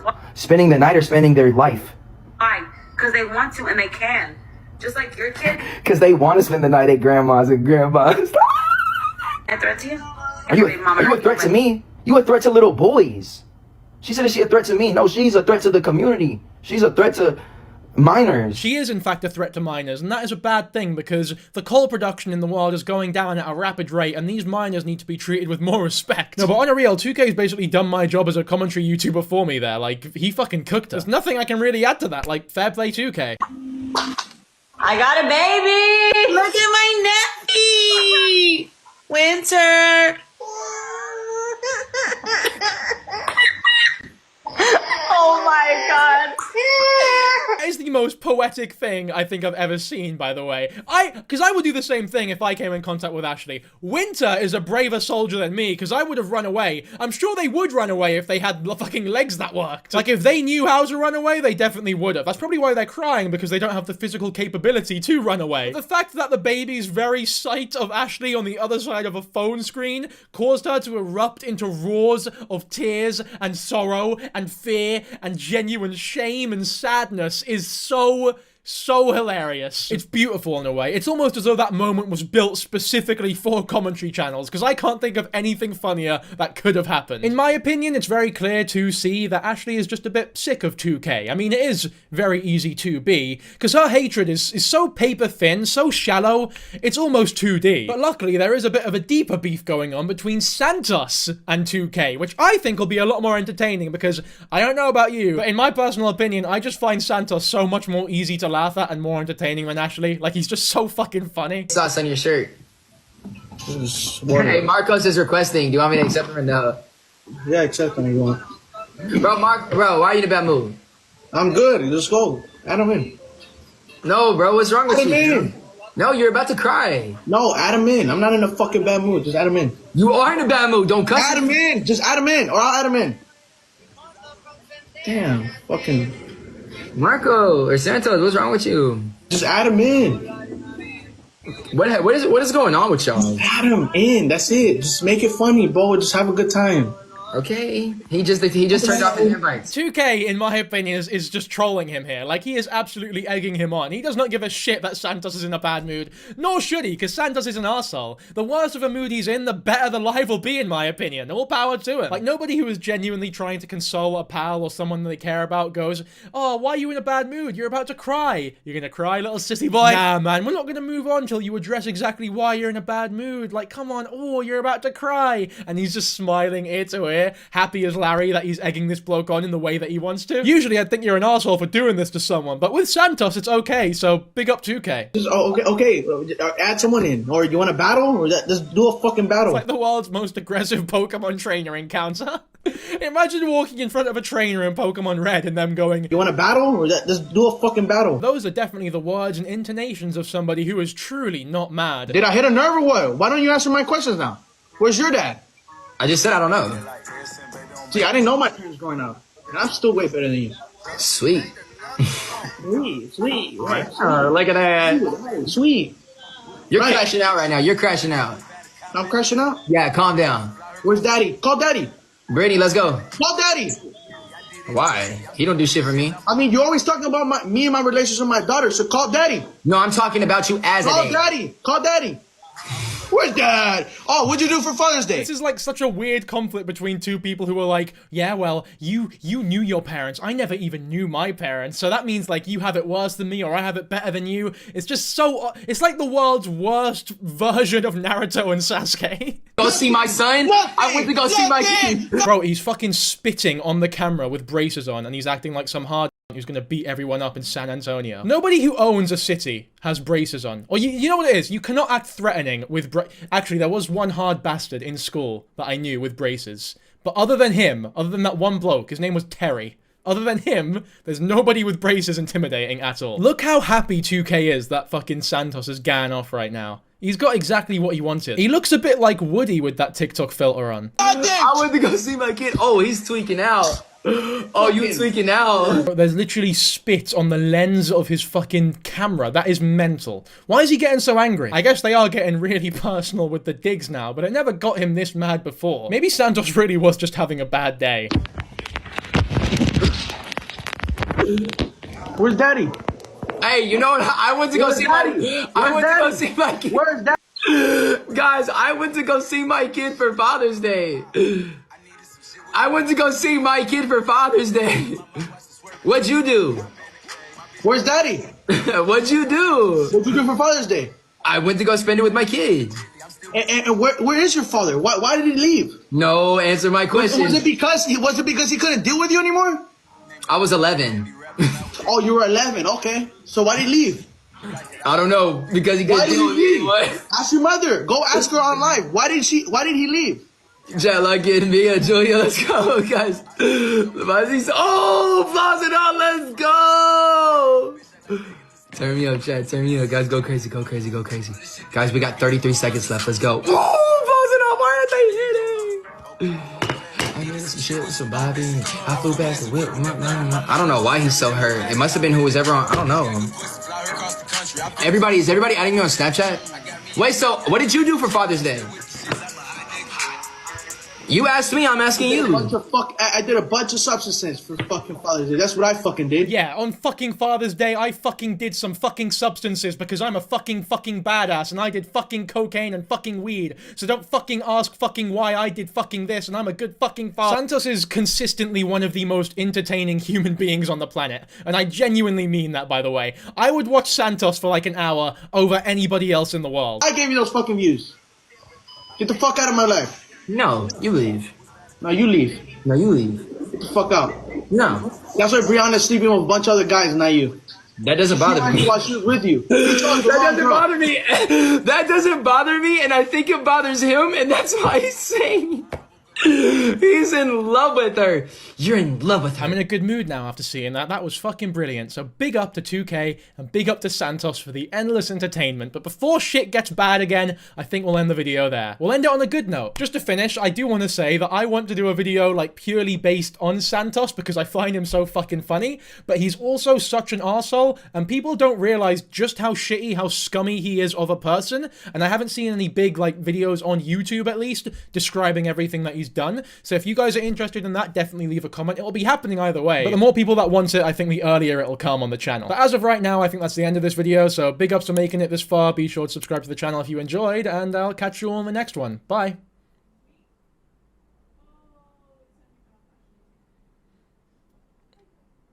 Oh, some of you are still here, right? Well, just a wee secret for everybody who stuck around for that amount of time. This is actually my second take of this video, and I'm going to show you a clip that should be studied in every acting class throughout the country. This is a clip of me ending, well, what I thought was the ending of my first recording, but was actually the start of me realizing that I had just done a whole 2-hour recording without recording any of it. So, enjoy this.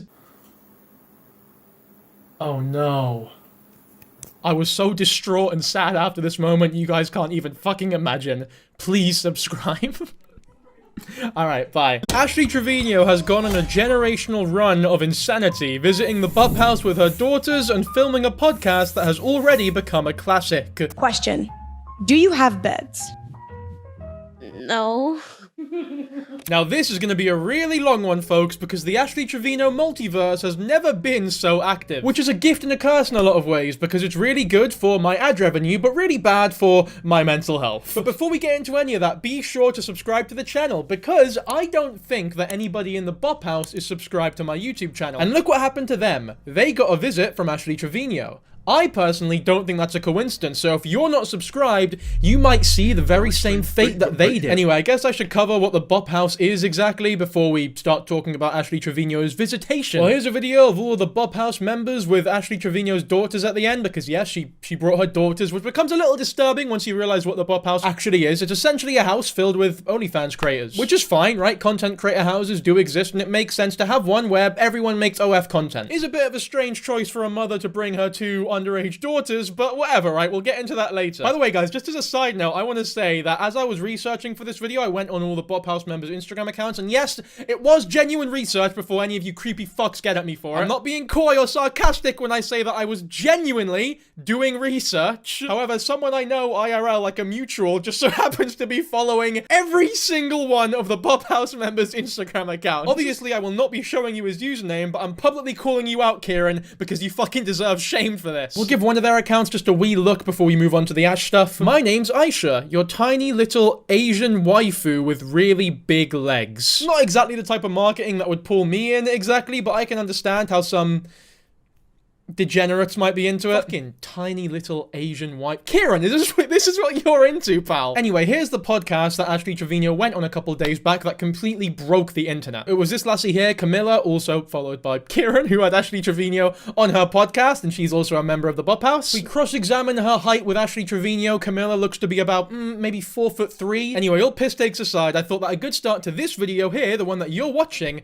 would be to watch the podcast itself. Obviously not the whole thing, because that would be fucking mental. The most eventful bits of this podcast that need talked about we'll quickly go through now. I say quickly, it'll probably take a while. We'll go through them now, and then we'll talk about the other Ashley updates that have taken place in the last couple of days as well. But anyway, guys, here it is, the moment you've all been waiting for, the video that I've got the most requests for in my entire career.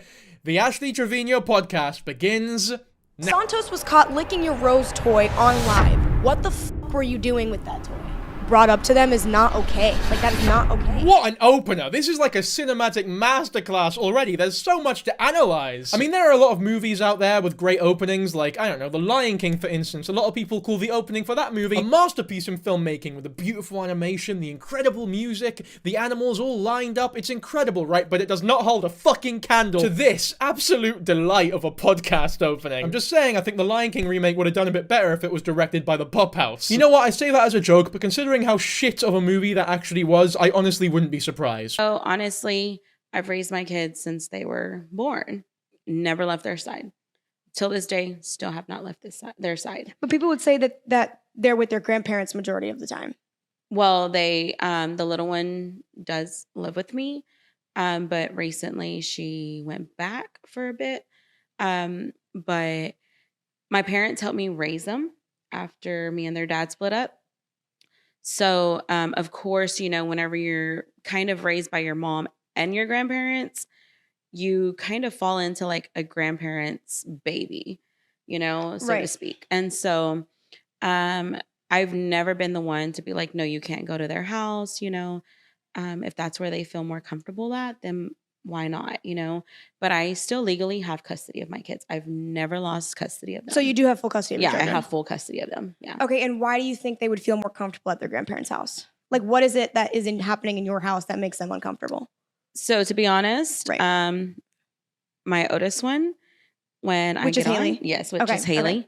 When I get onto her, right, she runs to them, and they're like the ones that save her. You know, like Okay, so just starting off, a few observations that I've made. First of all, Camilla is not the suck-up that I thought she'd be, right? It's very clear from this bit alone that she is actually going to press Ashley Trevino on certain topics, certain issues, which I'm not too sure about her as an individual. I don't know much about her. I didn't research each and every member of the Bop House extensively. To be honest, I don't really want to, but either which way, I'm glad that this isn't like a completely dick-sucking interview, if that makes sense. Secondly, I mean, are we really surprised that her daughters feel a bit more comfortable at the grandparents' house as opposed to, you know, Ashley's house? Because the grandparents probably have fucking beds for them to sleep in. Hopefully that gets covered in this podcast, by the way, because I'd love to hear what her excuse is for that. Thirdly, however, if we're talking about where the kids feel more comfortable, the kids are right there. Like, you can ask them. They can speak for themselves, surely. Like, if you want to know why they feel more comfortable at their abuelita's house, then surely the best way to get that information is from them. So tell me a little bit more about their dad. You mentioned that the family is speaking out and trying to get clout. And it's not only to him, but it's literally to my other exes as well. Literally, like as soon as my name started going across the internet, they started coming out with certain stories. Oh, I'm the kid's dad's friend. I'm the cousin. I'm the aunt, whatever. Mm-hmm. I guess like now they're trying to get the followers. They're trying to get this. They're trying to get that. But in reality, they weren't there for my kids like they should have been. So you genuinely believe that these people are coming out and telling the story to try and get fame and publicity, and it's not for closure? Basically, because if they really wanted to be a part of my kid's life, why not pick up the phone and say, hey, can I see the kids? My kids have not seen their dad's family since their dad's funeral. And they haven't reached out at all? They have not reached out. They haven't texted your phone? Have they texted y'all? Is that something you guys desire? Like, do you desire to have a relationship with your dad's side of the family? No, because I'm not close with them. And even if I was, it'd be kind of awkward because I've never been that close with them, like, since I was little, obviously. But ever since I grown up, they've never texted or nothing. And then once I found out about my dad, that's when they started coming and talking to us. And then after the funeral, nothing. Unfollowed us, everything, never talked to us. That, unironically, that's heavy shit right there. And I'll be honest, I'm not sure if you guys hold the same sentiment that I do, but I believe Ashley wholeheartedly here. It does definitely seem as though, based purely on my knowledge of both the internet, but also just humanity, and also the sort of experiences I've had from my relatively low-scale internet fame, if you want to call it that yeah, there are definitely some pathetic wee twats who have some sort of mild relation, 10 degrees of separation type shit, to Ashley Trevino and her daughters, and are trying to like morally grandstand their way back into their life. Well, not even back into their lives, but just into their lives, just because they share some sort of relation with them. And if there truly was no effort for them to get involved in these kids' lives before this whole internet fame thing started, and before Ashley started making the money that she clearly is making, then it definitely comes across as classic clout-chasing dickheads. And it is really insulting for them to have the barefaced cheek to talk on TikTok publicly about needing to be involved in these kids' lives, but not sending one message privately or not wanting to see the kids privately on a phone call or some shit. And I unironically do believe also that it is a good sign of parenting from Ashley Trevino in this one instance to not let those people into her daughter's lives. Because it's very obvious that those people don't actually give a shit about supporting her or her daughters. Usually when Ashley talks about how people want to get involved in her life for fame, for clout, for money, it's a load of shit, and I think, oh man, fucking leave your ego at the side, please. But in a case like this, yeah, I think it's true, and I think it's a good move from her to not let them back in. It sounds as though from this podcast that the kids want nothing to do with them as well, so by all accounts, they can go fuck themselves. And for them to use these girls as dead dad as a means to get back in, to almost guilt them back into their lives, I say back in, again, they were never even involved, potentially. It's just a whole nother level of scumbaggery that makes them potentially even worse than Ashley Trevino, which, by the way, has just occurred to me now, has taken her daughters to the Bop House before taking them to Disneyland. I mean, that's unrelated, but I thought thought, you know what, since I brought up something good that Ashley Trevino's doing as a mum, we'd circle it right back to where we're comfortable. Something fucking horrendous. Imagine taking your kid to the Bob House before you take them to Disneyland, when you had the opportunity to as well, by the way. To all the parents who watch my videos, I would implore you to go to your child right now and ask them one simple question. Would you rather meet Mickey Mouse or Sophie Rain?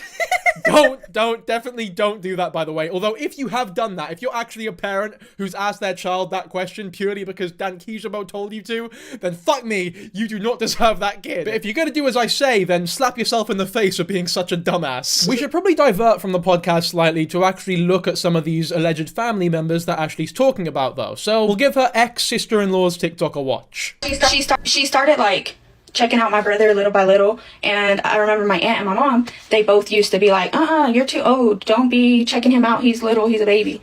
And she used to, like, go over there, hang out with my brother.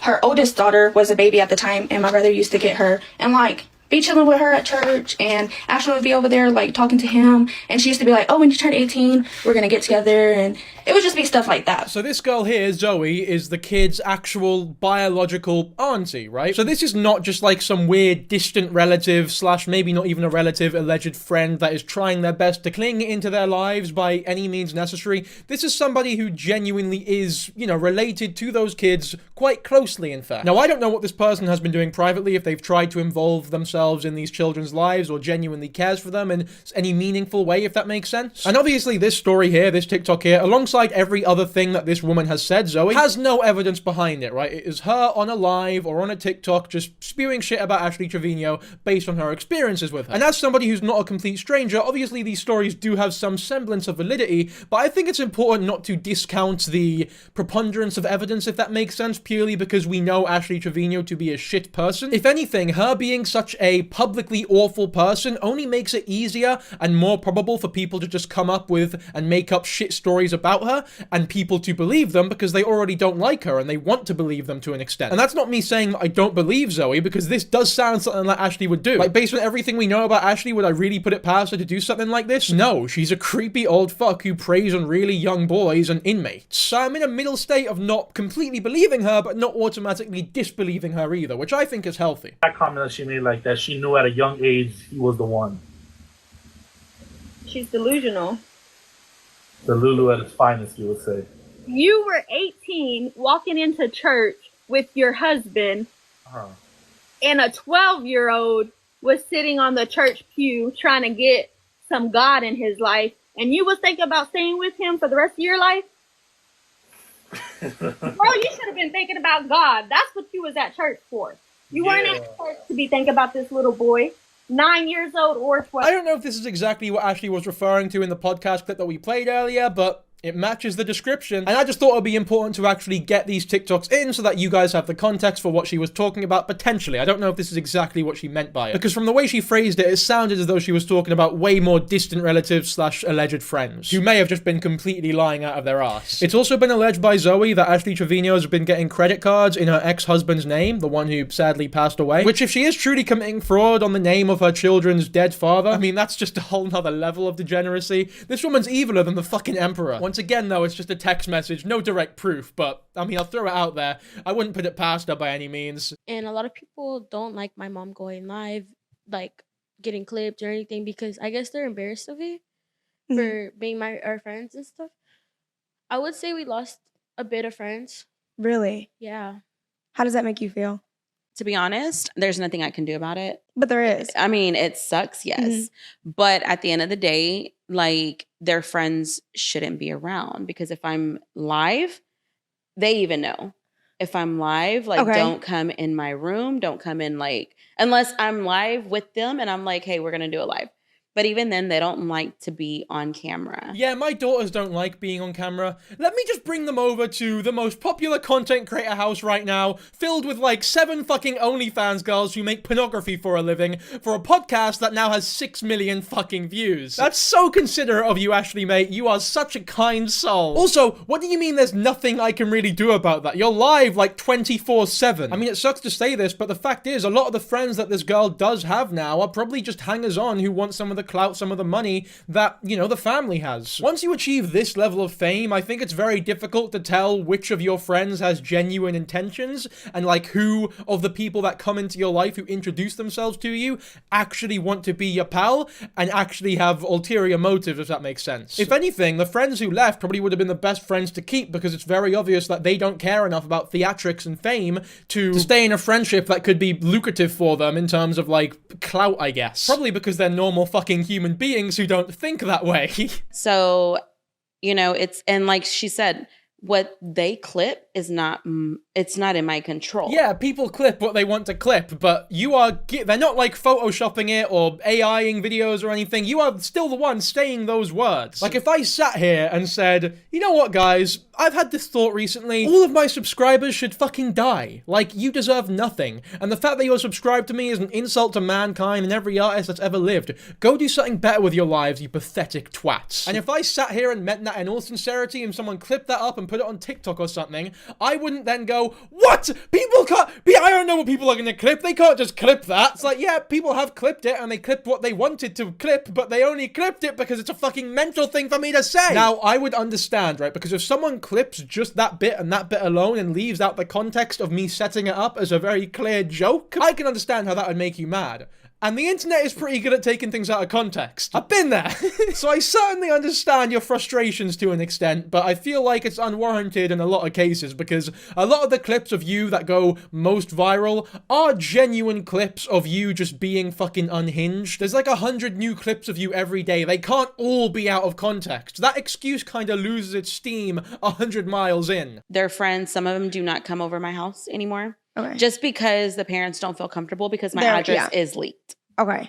And so I totally agree with that. I understand that. There is some that still come over. And when I'm live, they know. So they stay out of the area where I am live. So you don't feel like any sort of guilt or sadness that they've lost friends because of it and they've expressed that? No, because it's not even for that reason, to be honest. I feel like some of their friends are jealous because of the life that they have. They don't go to school anymore. They're homeschooled.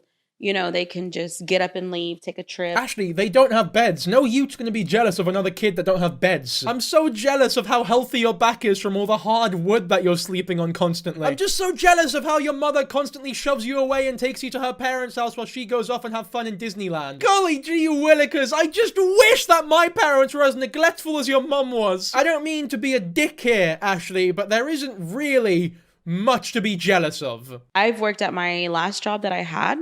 I worked there for 6.5 years. Up until December 23rd of this past December 2024, I got fired. Fired? Yes. For what? The trolls from TikTok literally sent my owner a video of me showing my nip. Yes. Yes. So they fired me.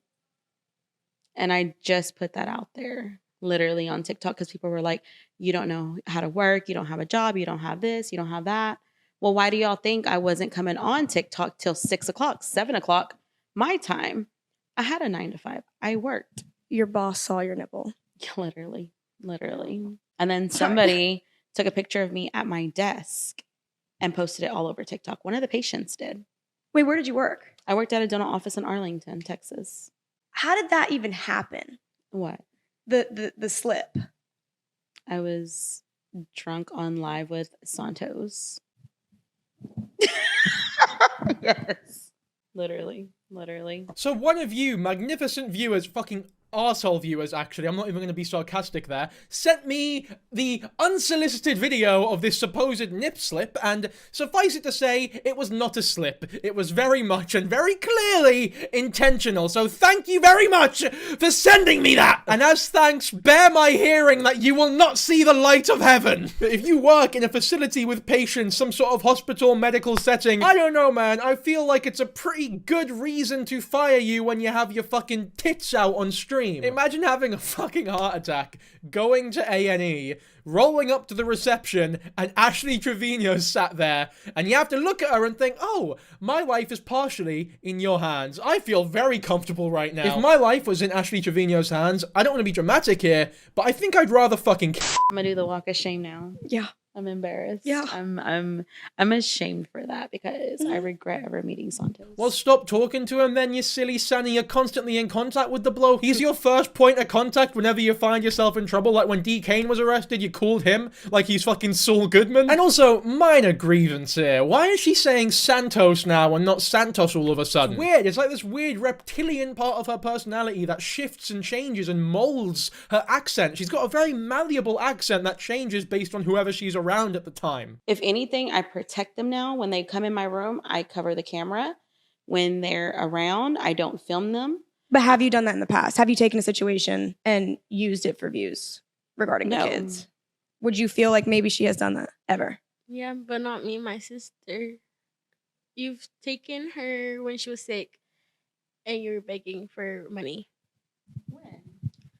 You said send the Galaxy to know about my baby girl's health when I was in the hospital. Oh, that's because, yeah, that was like a while back though.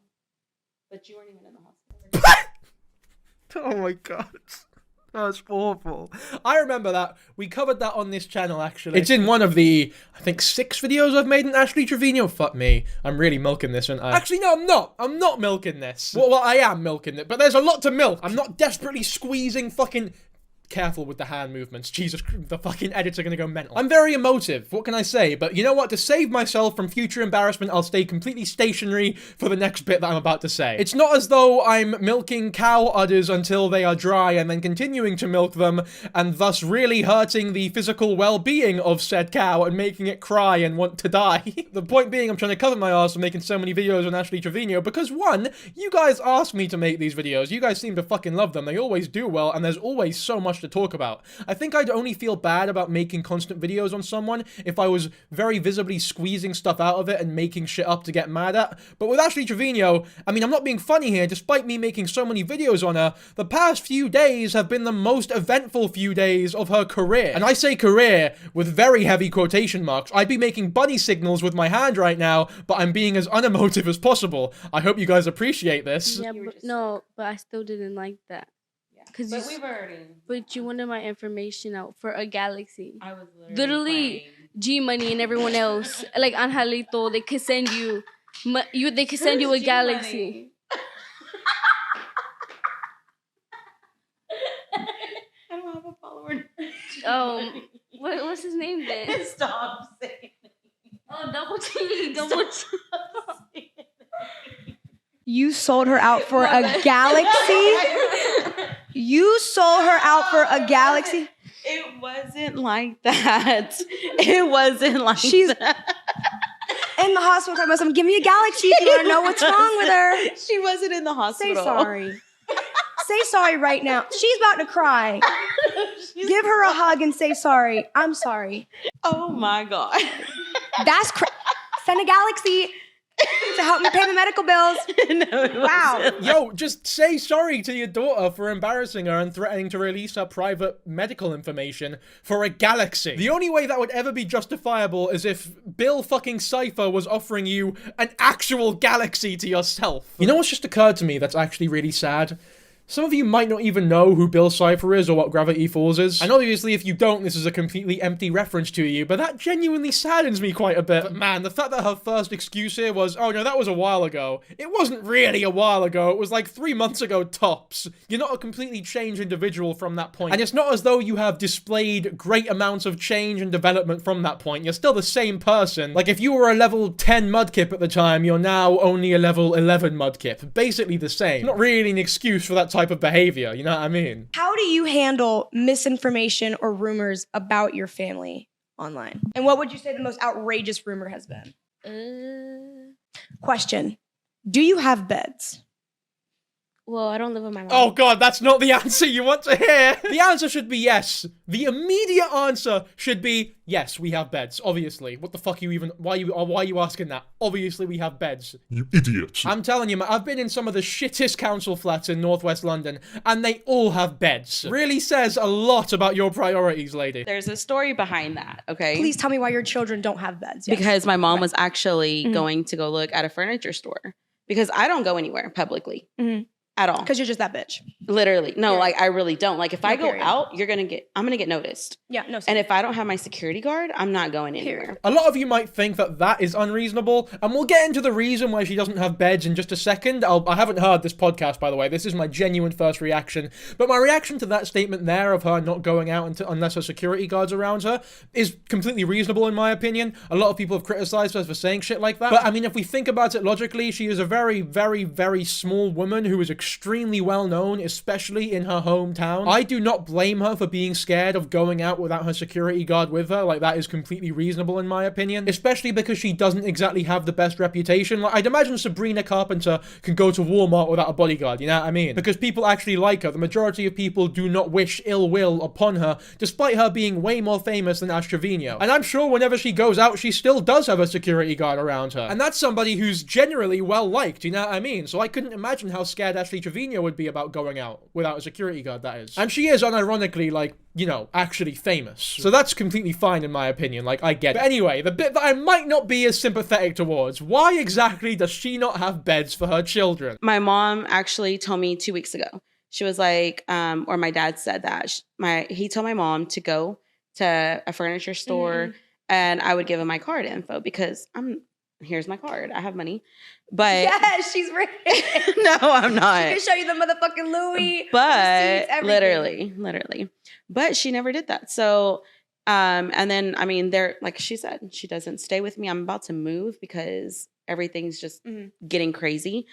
And so, and I don't have a guy to come build it. It just don't make, these are flimsy excuses. This has been going on for months now. And you can say that you're not rich as much as you want. Although it is extremely ironic coming from somebody who says this just 5 minutes later. When was it like, wow, there's a lot of money in this? And what's the most you've ever made on TikTok Live? So the most I've ever made on TikTok Live was $12,000. In one sitting? Yes. In one live? Yes. How many hours? Like 2.5. You made 12 grand in 2.5 hours. Yeah. What's the minimum wage in America? I'm not too sure exactly, but I know for a fact that 5 grand an hour isn't exactly anywhere near it. But that is what Ashley has made in that 2.5 hour live stream. Like 5 grand an hour. Or just under 5 grand. Whatever, right? You know what I mean. If you make even fucking 5% that per live stream, you should have enough money to buy your kids beds. And yeah, some people could consider you rich. I guess it depends on what your definition of rich is. Maybe you're not rich, but you have enough money to buy your kids fucking beds. And if you don't have someone to build it, hire someone. It's fuck me. It's fine. You can just do it. You can do it. These are very shit excuses. And by the way, apparently the money Camilla sent to her to actually buy beds and someone to hire it, so on and so forth, she just spent on some other shit. In fact, we'll get into this later after this podcast, but she actually took advantage of the Bob House girls' generosity, like, massively. That Louis bag ain't fake, y'all. And her kids still don't have a bed. So what's that funny? Yeah, what's funny? Nothing's that funny when your kids don't have a damn bed. I'll tell you that right now. Oh, well, that's why they're enjoying the hotel bed. I'm just kidding. That I paid for? I'm just kidding. How is the hotel bed, you guys? Is it good? Wonderful? You like having a nightstand? Yeah, it's comfy. No bed bugs? No bed bugs. Ew, period. So the first thing they said when we walked in... No, the first thing they said when we walked in was, oh, and we each have our own bed. I said, no, y'all are sharing one bed. I take the other. Oh, like you sleep. They Honestly, get their own bed and I sleep on the couch. Yeah. No. Really? Yeah. You should sleep on the couch. I think they deserve their own bed after nights and nights and months and years potentially of not fucking having one at your gaff. If the excuse that they stay at their grandparents actually holds any water for you not having beds in the house, then they must stay at their grandparents way more often than you're letting on. Because if they stay at your gaff enough for the criticism that they stay with their grandparents to not hold as much water as you say that it doesn't hold, if that makes any sense, if they are at yours as much as they would need to be for that to be valid, then you not having beds is fucking as bad as everyone's saying it is. I can't believe that this is such like a big thing in the Ashley Trevino multiverse that she doesn't have beds. And that little hotel scuffle just now where, oh, they're enjoying the hotel beds that Camilla paid for? It's like, God, you are one of the least self-aware, most embarrassing human beings on the planet. Also, stop laughing so maniacally and obnoxiously. You're pissing me off. I'd rather go back to my old life. Yeah, we have money, and I mean, I don't like being online publicly. Like, And yeah, I understand that. yeah, Especially you're so young. yeah. And growing up, that's why I'm homeschooled too. In the beginning of school, people noticed my mom, and I got like in the cafeteria a lot of stares. Mhm. And so, if I could, I honestly would go back to my old life to being a nobody to people, because that's when I was more confident, didn't care how I looked. And now, since I'm publicly, I've cared more about how I look, how I go out, and stuff. Well, I think you are beautiful, and I'm sorry that the internet has literally tore you down because that's not how it should be.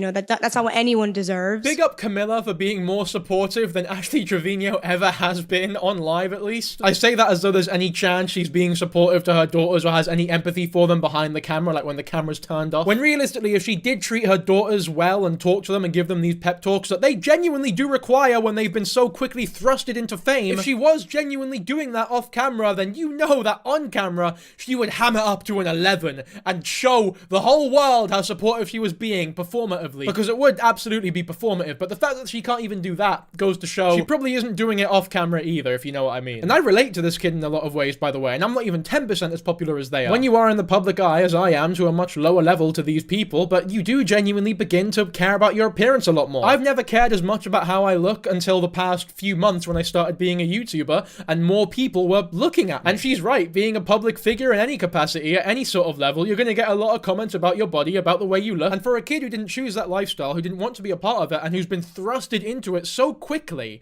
like a helicopter, right? From here to up immediately. My internet journey has been a lot more like a Boeing 747, you know? There's been a drive and then a, you know, slight departure, and then it goes up slowly and healthily, you know what I mean? This kid's not had that. She could not ease herself into that sort of lifestyle. So she's gone from normal person to everyone in the world is calling her mum a fucking arsehole and is body shaming her as well. And that has to be rough on the kid. And when you combine that with the fact that she is a child as well, it has to be rough on her. Like, you have to feel bad for this kid. Especially because the pros, usually, of being in a job like this are that you make a living and you get to do what you love, which is true for me. I'm making a living and I get to do something that I love doing to make that living. You can't really get any better than that. Thank you guys, by the way. Really appreciate you giving me this opportunity. She's not even getting those good bits. She's just getting all the bad. Maybe if she had a decent fucking bed to sleep on, she wouldn't be as eager to go back to the previous lifestyle. Because as much as, yeah, I deal with the daily racist comment or two, again, someone called me a sand monkey the other day, I can handle that shit because I'm getting a lot of good things out of this as well. And the good definitely outweighs the bad. And also, Sand Monkey is kind of funny in its own weird, fucked up, beautiful way. Walking through the mall and you hear somebody just singing the song out loud.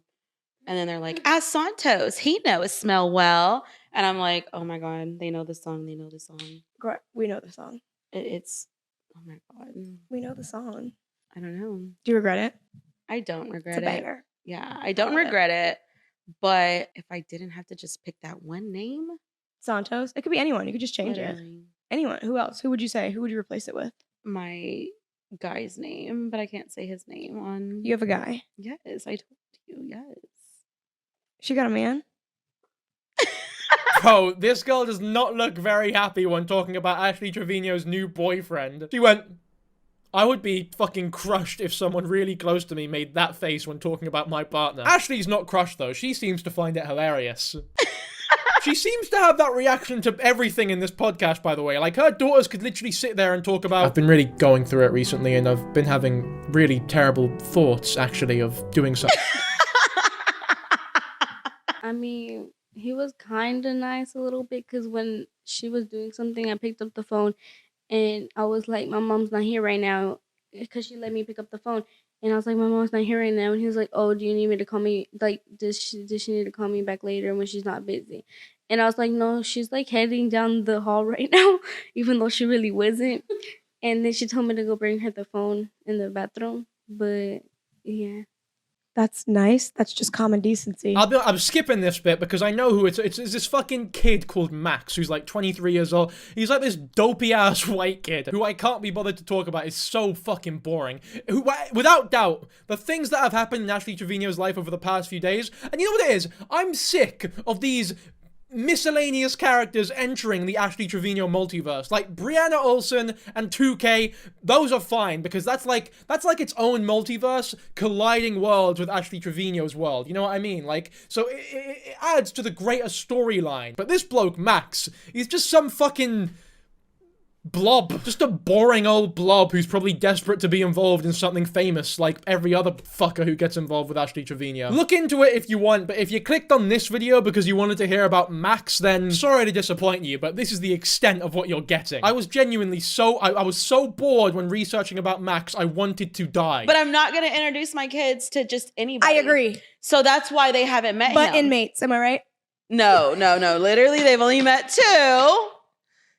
They've met 2 inmates and not a Christian man that doesn't want to have sex with you before you're married. Because, I mean, he doesn't live in the same state. No, he actually lives in a different state. Where? Arizona. Are you sure he's real? He is. We FaceTime.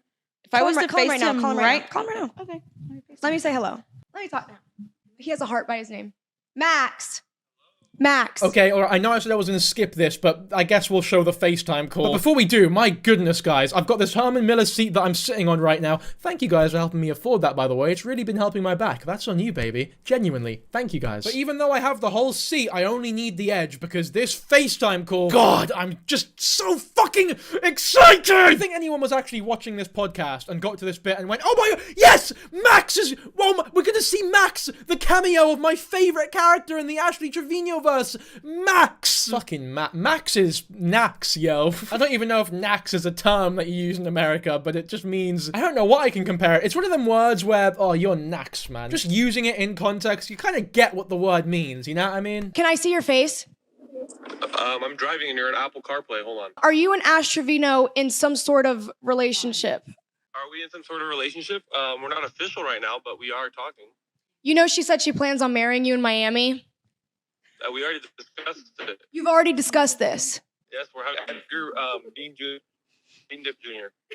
You haven't even met her children yet, who, by the way, don't have bedside tables and or beds. And you're her top gifter, so I think you should probably buy her kids, take her kids on a shopping spree or something. Oh yeah, that is one thing I forgot to... I know I said we wouldn't talk about Max. We're not going to talk about Max to the extent of, like, after this podcast, we're not talking about Max. But Max was Ashley Trevino's top gifter. So not only is she dating a 23-year-old, but she's dating a 23-year-old disillusioned fan of hers. And that begs the question, because I genuinely thought that Max was just another person who wanted to be with Ashley Trevino for the fame and then fuck off when he got it, right? Which is what happened.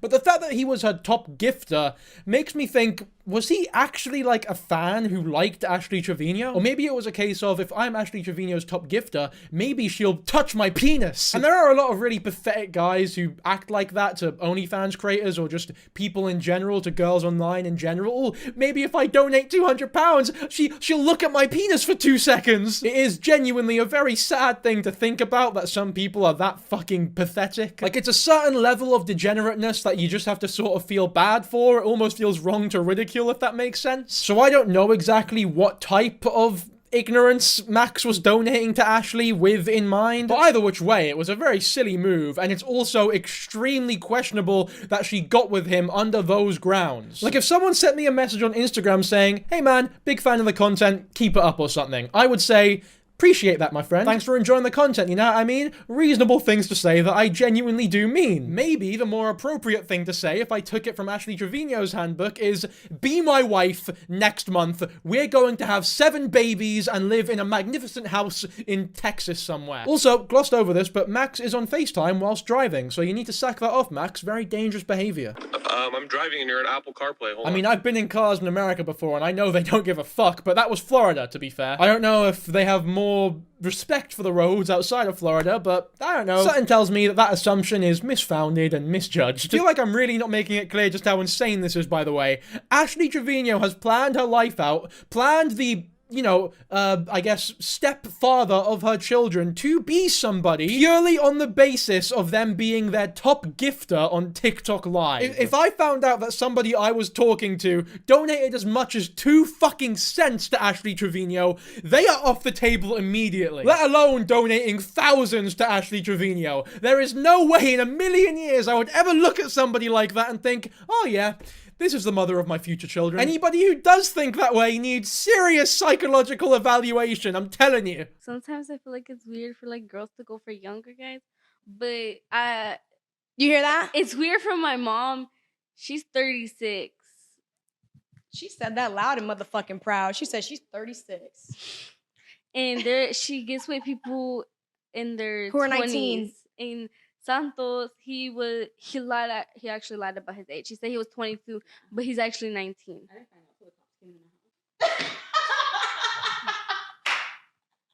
You see nothing wrong with that. Like, no, you don't see anything wrong with that. Your kid's over here. She's like, my mother is out here slinging that iron for a 19-year-old. With anybody though. But Santo knows how it smells. Camila? Yeah. They never did anything. That was just for a song. And clock that T. That's not like a flex or something to be proud of. Yeah, take that. I bet you feel embarrassed now. You've been done there. I didn't shag a 19-year-old. I only pretended to shag a 19-year-old. Oh, you've really done her there, Ashley. Well done. I hope you're proud of yourself. Well, I don't even need to hope you're proud of yourself. You clearly are proud of yourself. Look how fucking happy you are. Also, the Santos lied about his age thing is a load of bollocks, right? His age was very publicly available. Everyone knew he was 19. Also, if they had done anything, I would not expect her daughters to know about it, because I would assume she does not talk to her daughters about her sex life with inmates and teenagers. Although when I say it out loud, it does not seem like the most outlandish thing that Ashley Trevino would do. I truly would not put it past her. You weren't disgusted when you found out he was 19. I did, and I was embarrassed because I was actually on live when it happened. So this is Ashley Trevino live right now saying she admits and takes accountability, right? You are embarrassed for that. That made you feel embarrassed. It made me feel embarrassed, ashamed, like literally I was. Did you see how tough it was? How much he really had to try to get the word ashamed out there. It made me feel embarrassed, ashamed, like that is the intonation of somebody who has never taken accountability for anything in their entire lives. I cannot fucking believe how difficult it was for her to say the word ashamed. Because embarrassed could mean a few things, right? It doesn't necessarily mean that she was embarrassed to have been dating a 19-year-old because that's an immoral thing to do. It means embarrassed in terms of like, ooh, I got done, he tricked me. Which is, I'm sure you'll agree, a completely separate thing. But also, allegedly, he lied about being 22, and you were embarrassed about him being 19. So that means we're finding where the cutoff point is for Ashley. It is somewhere in between the ages of 19 and 22. So what is it? Is it 20? Is 20 okay? Would you be embarrassed if he was 20 years old or 21? Is that okay? Let's hear some clarification, Ashley. Yeah, she married. She's married. They're getting a divorce. Mhm. The guy is awful. You hate him? Not a good guy. Have you seen him? Yeah, we've met him. We went to visits. He's in prison. Why are you laughing? I'm gonna cry. Yes. They've only met him one time. I only took him to go visit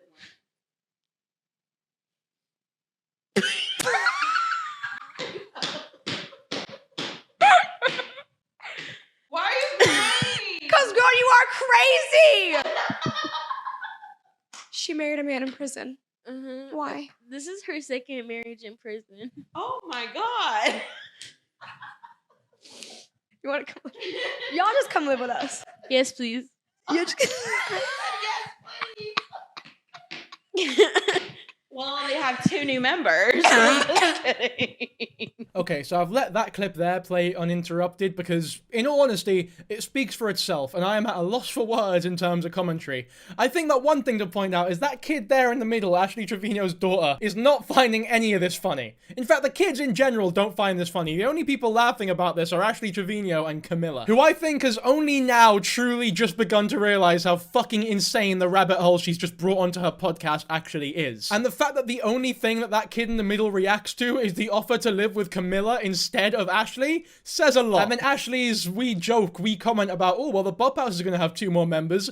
Let's remember that the Bop House is a house full of porn stars. Like, yeah, it might have been like an offhanded, quirky joke or whatever, but these are your 2 daughters here. young underage daughters is not an appropriate joke to make, in my opinion. Cancel me. I don't fucking...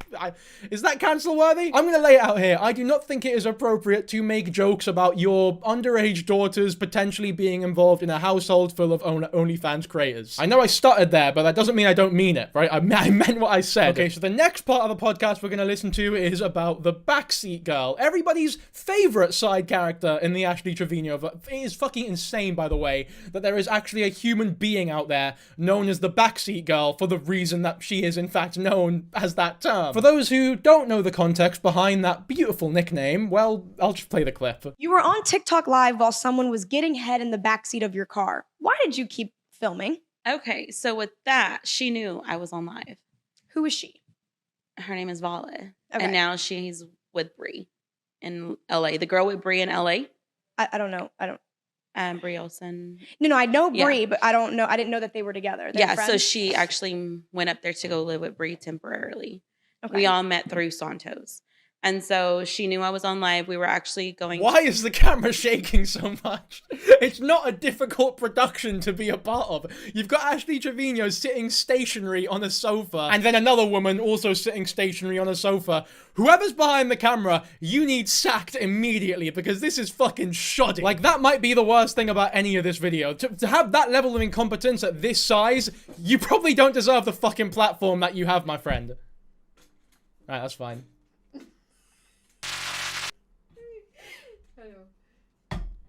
Let me do it. There you go. No, what do you mean, there we go? Look at, stop. There we go. I'll do the rest of the video like this, will I? Making sure it's in focus. I know, I have eyes. But I thought you needed glasses. I'm specky, but I'm not fucking blind. Fucking always critique fucking women, eh? Am I right? You're a cunt, man. My audience will hate that joke. We were in the back seat. My security was driving. Mm-hmm. And I decided to go live. You know, we're feeling good, having fun, just girls. And she was in the back with Santos. And so she knew we were on live as she was getting up. And you could see her look directly to my So as you can camera. see here, I do have a screenshot. Yeah. You thought that was the funniest thing in the world. Because I was like... She did think that her friend giving head was the funniest shit ever. So here she is dying, laughing her ass off right here. Now, I don't know about you guys, right? I do not know what standard etiquette is in that beautiful country of the land of the free and the home of the brave. But me personally, I don't care. If I'm in a car, if I'm in this situation where somebody's giving head in the back of a car that I am in the passenger seat of, I personally do not give a shit if they know that I am recording. I am no longer recording the second that I see something nefarious is going on in the back seat. But that might just be me. I'm even more confident that I would not find it as funny as Ashley clearly does. If something like that was going on in the car that I was in whilst I was recording, my reaction would not be one of laughter. It would be one of, what the fuck are you two actually doing? Get out right now. I don't even have a joke to tell here. Like, that would just be fucking disgusting. Did she feel embarrassed at all? She did. She felt ashamed, like, literally. I wonder why she was ashamed. To be fair, I don't really feel that bad for her, because your dumbass did decide to suck off Santos on camera whilst you knew Ashley was live, and you know who Ashley Trevino is. You know that she does not fucking end the live under any circumstances. Her daughters have been sick as fuck, dying, vomiting, burning their hands, which we'll get into later. Her daughter runs into the room crying her fucking eyes out, and she doesn't end the live. She asks her chat for advice. So for you to make that decision, I mean, you're an idiot. You're a fucking idiot, I'll be honest with you. So everyone involved here is just dumb as fuck, which can be said about pretty much every story involving Ashley Trevino, to be fair. So I didn't know exactly what had happened until I actually looked back, and I'm like... And you start dying laughing. Because you see me in the video. I mean, that is just the most obvious lie that anybody has possibly ever told. Why would you have that reaction, that hysterical laughter, if you didn't know exactly what was happening? Because if you didn't know what was happening, all you would think about the situation is, oh, Vale has for some reason got on her knees on the back of my car. You best never visit a church, because the second everyone kneels to pray, you won't be able to contain just how funny you find it. You'll be in stitches, man. It's just, like, you obviously knew it was happening, because why would it be funny that someone has knelt down in the back of a car? Does she have an OnlyFans? No. Well, I mean, she might now. This better fuck, girl, you better start one. She might now. You better start one. Because after that, you got caught giving the Gok 9000 in the backseat of a car. For free. You shouldn't have filmed it. she shouldn't have done it. Both of those things are true, to be fair. She shouldn't have filmed it, and she shouldn't have done it. Finally, a bit of normality, something I can agree with, even if it's only 50% each person. But you know what? I'll fucking take it. I do have something for you. Okay. I bought you some treats. I bought you some stuff. Okay, so if you want to bring it out. Camilla, I'll be deadly honest with you, lass. You need to fire your fucking producer. You've got so much money. You make so much in the Bob House. You need a better producer who knows how to keep a camera charged and not shake it about like a fucking, I don't know, like a Parkinson's victim. Unless your camera operator does genuinely have Parkinson's, in which case I'm very sorry, and good on you for giving them an opportunity like this. Okay, our camera died in the middle of an Ash Trevino apology. So we're gonna run that back one more time. Go ahead. Apologize to the community that you offended in using that word. I'm sorry to the Mexicans, okay? I will never use that. Hispanic community. Oh, the Hispanic community. I will never use that word again or any racial slurs towards y'all. Or any, just don't use any racial slurs. Okay, I just said. Okay. I won't do any, yeah. All right, moving on. Black cards, diabolical, chaos, and final round. Here we go. Santos was caught licking your Rose toy on live. This is the most insane transition. So first of all, the camera didn't work. The camera turned off as Ashley was apologizing. Have you guys seen The Amazing World of Gumball? That one episode where Richard gets a job and the whole world implodes because that isn't part of the script. It's not meant to happen. And if it does happen, everything comes to an end. The world does not work how we know it. This is what's happening when Ashley apologizes. The camera turns off because it's not supposed to happen. That's not part of the rulebook. H2O makes water, the sky is blue, water is wet, and Ashley Trevino never apologizes. And the fact that we got somewhat of an apology on camera, the world's about to end, I'm telling you. Things are going to start going very, very wrong very, very quickly. But alongside that, the whole fucking idea, how nonchalant they were about it, so yeah, I'm really sorry for using racial slurs that potentially might have offended millions of people. I truly feel sorry for that. Anyway, Santos licked your Rose toy with your fucking pussy juice on it. How do you feel about that? This is the most unhinged podcast possibly ever. So he just wanted... I just had it sitting right there the night that he came over. Right. Is this the same night you were drunk? Or is it different No, night? that was Okay. actually the last time that he ever came over my house. And he licked your Rose toy. Why did he do that? Because Santos is a freak. Santos sleeps with everybody. Did he sleep with you? Am I supposed to answer that Yes. truthfully? Yes. Truthfully? Yes. Did Santos sleep with you? Did you sleep with Santos, actually? I need alcohol. No, I'm just kidding. Does it need to have penetration, but did you do stuff? What is going on, man? I don't like this. I don't like watching this. I'm not a fan of this podcast. I don't think I'm going to tune in if she does more podcast episodes. Does it need to have penetration, but did you do stuff with Santos? To where he would feel it's appropriate to lick your Rose toy because perhaps he's been there down there before. So, yes, we have done stuff. Okay. Twice. Twice. 2 separate occasions. With a 19-year-old boy. I didn't know he was 19 at the time. So this is before you knew? Yes. Claimed before you knew? Literally. Like, we did it twice, and it was literally before Christmas, so... That's disgusting. It is. It is. I regret it. I'm disgusted in myself. I'm disappointed in you. That is freaking gross. I agree. We can agree on that. Literally. But her daughter said that they didn't do anything, so somebody is lying. Or, to be fair, her daughter shouldn't know. But I guess now she does know, because Ashley's just admitted it to millions of people. 6 million people. Imagine your mum admitting something like that to 6 million fucking people. No wonder the kids don't have friends anymore. Like, if I was pals with someone, and I saw their mum on a podcast in the Bob House talking about how they shagged a 19-year-old, I'd probably want to distance myself from them as well. And also, why are they trying to, like, one-up each other? I find that disgusting. Well, I find it a lot more disgusting than you do, actually. No, but like, genuinely, I'm disappointed in you. I'm not disappointed in her, because to be disappointed in someone, you need to not expect that behavior from them. This is all tooth and nail with Ashley. Like, this is to be expected from her. I have other socials that I'm working on right now. Okay. And I have other So you collabs coming up. Okay, care to leak a collab that you have coming up? Good one. A good one. I mean, it's a YouTube video, so... Okay, just know this. There's going to be 20 guys. It's going to be on OnlyFans. That's her first video on OnlyFans. You went in deep. That's it. That's all I'm going to say. They gotta wait for the rest. It's gonna be like one of them cut videos where it's like one person meets, like, speed dates 20 people. It's not gonna be what she's very clearly alluding to it being, because that would be insane. I'm sure we'll give that a watch, by the way, when it's out. If you just want me to. You have a very messy personality and a very messy personal life, and I really hate that your kids have been brought into it, because they shouldn't know about any of this.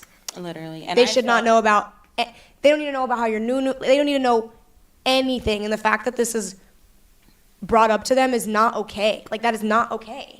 You're giving a lesson in morality to a 37-year-old Goomba-looking woman with cheesy bean dip, Cheetos, and a rose toy on her lap that you gifted her. And on top of that, you are doing it in a house filled with people who do sex work for a living, with those two daughters in the house with you. This whole situation is so utterly insane that I don't think I can even really comprehend it. But I don't think I'm actually genuinely taking in just how fucking mad this all is, because I'm looking at it through the lens of a screen, right? Like everybody else is. It's like when people say you can't truly comprehend what 1 in 10 million is because your brain can't compute 10 million people. Okay, show the camera. The picture I'm currently holding in my hand is a nude photo from that I guess was edited from this picture. Y'all are, that's just sick. Literally. And weird. And it's the same exact picture. Look at that. Same exact. Yeah, because that was absolutely wild to me. Somebody's fake account took that picture like this and edited it to make it seem like just take the picture from edited and post on. That's crazy.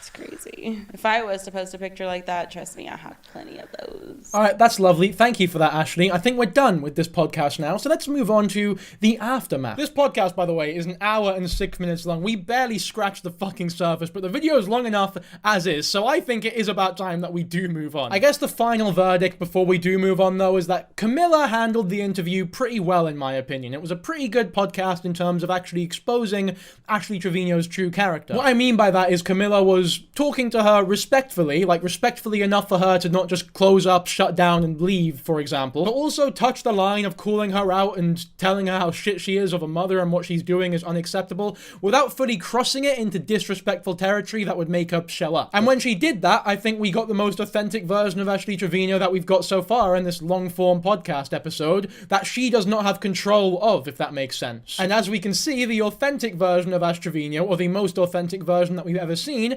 is indeed just as shit as we thought she was, just flatly laughing when somebody is blatantly pointing out the bad parenting techniques and the horrible shit that she's doing to her daughters. She finds it funny, she finds it comical, she fucking loves that shit. Now that's not me saying that I'm in full support of Camilla inviting them over to the Bob House and taking them under her wing and doing this podcast to begin with. I personally don't think it was a good idea, but considering that it happened, this is probably the best way to have gone about doing the actual podcast. Some weird comments, but you know what I mean. I think it was fine all in all. I really don't think that the daughters needed to be there at all, though. That's my biggest complaint with the whole situation, for sure. Camilla did not need to invite them over. And if Ash offered to bring them, like, oh, my daughters need to come or whatever, I personally, if I was Camilla, would have gone, no, this is a house of people who do sex work for a living. I do not want those people in this house. But anyway, some of the stuff that Ashley has said about the podcast after its release is very contradictory and controversial and has caused a lot of stir, so we'll give that a look now. We'll start with this video where obviously her character is yet to be unlocked. Crazy, like I went there to do a podcast interview is what I did. And she literally got stuff out of me that nobody has ever gotten out of me, that I've never talked about on social media. So she will be the first one to air it. And that's that, you know, like literally. And I told her that, I said, you know, you're the only one that's ever gotten this much out of me. And like, there's a lot more stuff that I can't say, but I mean, I'll tell you later once I'm off, but it's like, there's stuff that I've never done before on live that I did during this podcast interview, and the people will see. And so, you know, like for her to just even like get us this amazing trip, welcome us in like nothing. She hugged us when we first got there. She walked us out to the Uber.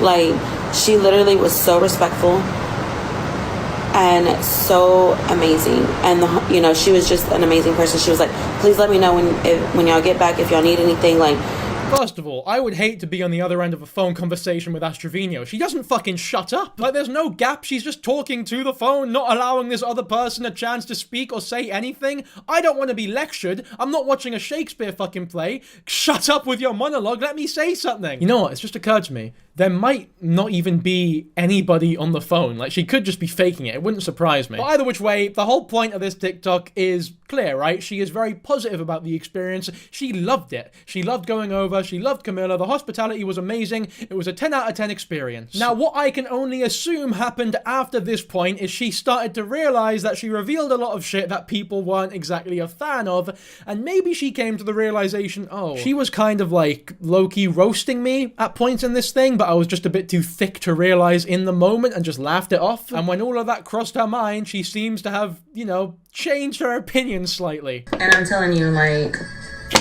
during that podcast, there was times I wanted to quit doing it because it got so hard on me.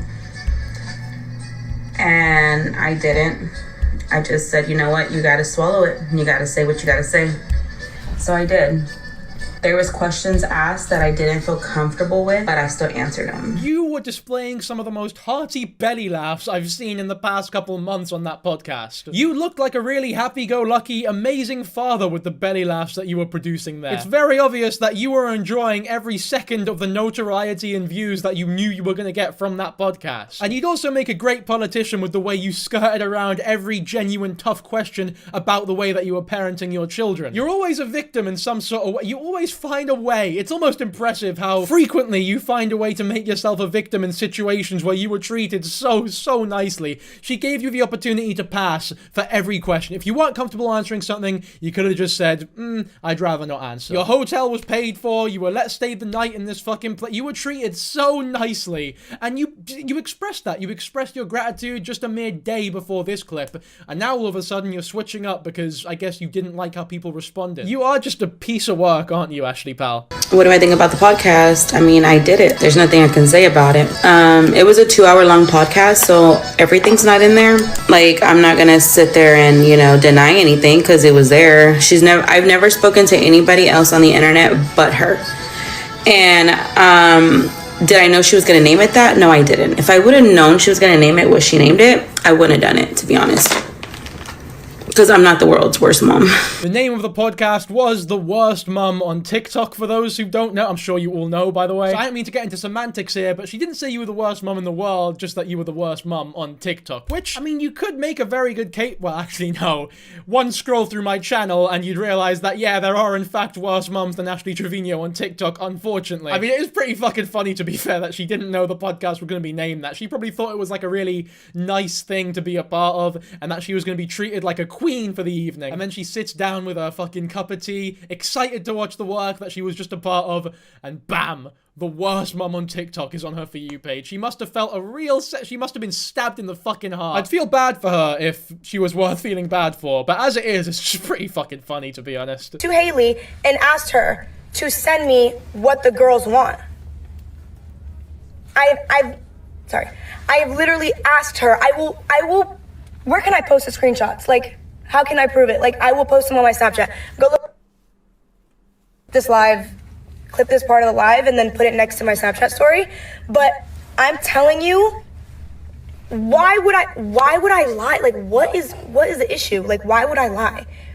And it's very predictable for her to go on live and start talking crazy. Like, 2 days ago, Camilla's the sweetest person ever. Like, she's going to buy my kids a whole new bedroom set. Like, she's so sweet. She even let us extend our stay. I wasn't even going to say anything about the fact that you never asked me to extend your stay. Not to mention, you never asked me. You just told me to pay you.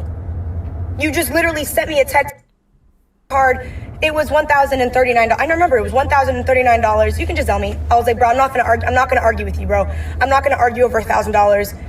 Whatever. Like, I just was thinking, like, I have other things to worry about. Like, let me just pay her and just get this shit out of my face. Like, I don't care. These are the texts that she's talking about, which you can pause to read if you want. Now look, as much as I am on Camilla's side in this specific instance, I'm starting to think about it a lot more, and I really do believe that she was kind of fucked for even suggesting the podcast, especially with the kids involved, especially because she messaged the 15-year-old first to get in contact with Ashley. It's like, oh man, you invited these minors, a 12-year-old and a 15-year-old, into a porn house to dance with sex workers for a couple nights. It's not acceptable behavior. It's fucking, like, it's not worth defending, to be honest with you. And whilst, yes, in the feud between Ashley Trevino and Camilla, I'd probably side with Camilla in terms of, like, this one argument that they're having. You know what it is? If Adolf Hitler and fucking P. Diddy got into an argument, I'm sure that one of them would make a really good factual statement that nobody could argue against at some point in their argument. That doesn't mean that either of them are good people. And just because somebody abhorrent does something right or says something that I agree with, it does not immediately change my opinion of said. But like if Chairman Mao, for example, at some point during a speech of his when, you know what it is, guys? I really, really, really love burritos. I wouldn't look at him and go, you know what, I like burritos as well. You're a good guy. You're overhated. You're a good fucking guy. Mr. Mao gets too much shit, man. He's a good, but he fucking likes burritos. Me and him, we're one and the same, surely. We both love taking big, massive burritos and going, oh! Probably should not say that me and Chairman Mao are one and the same in any context, even if it's a joke, so do not take that seriously. I do like burritos, though. That part you can listen to. Yeah, I'm not gonna let her lie on my name. Like, that's absolutely crazy. Yeah, you regret doing the podcast because look how it turned out for you. But I bet you if everybody started loving you, I gave you an opportunity. And I didn't even think I was not that disrespectful. It could have been a lot worse. And I'm not a horrible human being. I'm not gonna sit there and attack you because that's not fair. I want to get to the bottom of things, so I asked you very direct questions, and I think I did a very good job at it. So, it is what it is, but don't sit here and lie saying that she never even yeah, I never stuff because you never texted me back. But you had no problem texting me back about extending your stay at the Ritz-Carlton. Huh? You never had an issue. And you did not have an issue talking about how many Louis Vuitton bags, how many Gucci bags you have, how much shit that you bought that's luxurious, but you can't afford another. And then you're gonna come on live and start bawling your eyes out, talking about I was looking at houses while I was in Miami. Like, it's laughable. Like, you live in delusion. Like, this is crazy work. You live, like, she made up a universe inside of her dense ass head and just lives in it. I mean, yeah, I'm not exactly the biggest fan of Camilla. I will say it is good that, you know, she gave them money to buy beds or whatever and decorate the bedroom. That's a good thing. Even if it was just performative or for her brand or to make her look good, it is a good thing that she did that, and it is a good thing that those kids have beds. She shouldn't have had to do that because Ashley Trevino does have money. She's always fucking bragging about it and buying Louis Vuitton shit. I keep saying Louis Vuitton. It's Louis Vuitton, right? It is Louis Vuitton, right? Cast y'all are so sweet. So she was like, oh, they charged my card. Can you send me the money for it? Of course, yeah. So it came out to like $2,700 and something for like 2 days. And I was like, that's fine. Guys, I even sent her more. I sent her like interest on it because it was my bad, right? So I was like, okay, like I'm so sorry for the inconvenience. My bad. She said, thank you so much for having us over. The girls really enjoyed it. I said, oh my God, thank you guys. I had fun. I hope they did too. Anyway, in what is without doubt the best news of the day, we are done with the Camilla Ashley Trevino part of this drama. But as you can see from the video length, there's still more to cover. When I say that she went on a generational run of absolute insanity, I truly meant it. Do not take those words lightly. So what's best? Maybe they have a nice quaint picnic with a couple of Scotch eggs and a can of Coke as a prize for all the insanity that's gone down recently. A nice chill day wouldn't go amiss, you know what I mean? Well, as I'm sure we were all expecting, her daughter burnt her hand, ran into the room crying, and Ashley Trevino didn't end the live. The least surprising, most normal day in the Ashley Trevino household. Hurry, let me see. Okay, I won't say nothing, I promise. Close your eyes. Okay. Okay, let me see. Shh. Okay, let me see. Hurry. Yeah, let me see. Let me see. Is he on live right now? Can we just bring him in? You don't even know who I'm bringing in. Mac. You're doing Mac. Okay. I clean that. Hey, what could I put on her burn? Stop using the microphone, show you. Oh, her burn. I thought you said her head. It's Can you show us it?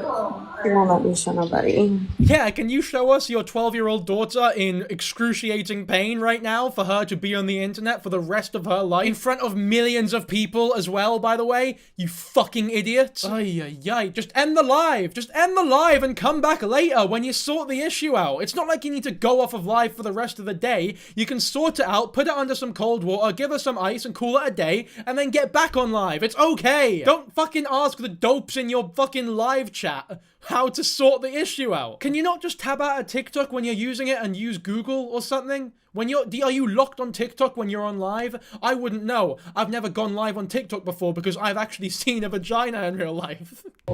You should get some Neosporin for it. Is there a store open in Florida right now? I'm sure. It's Florida. Devin, thank you.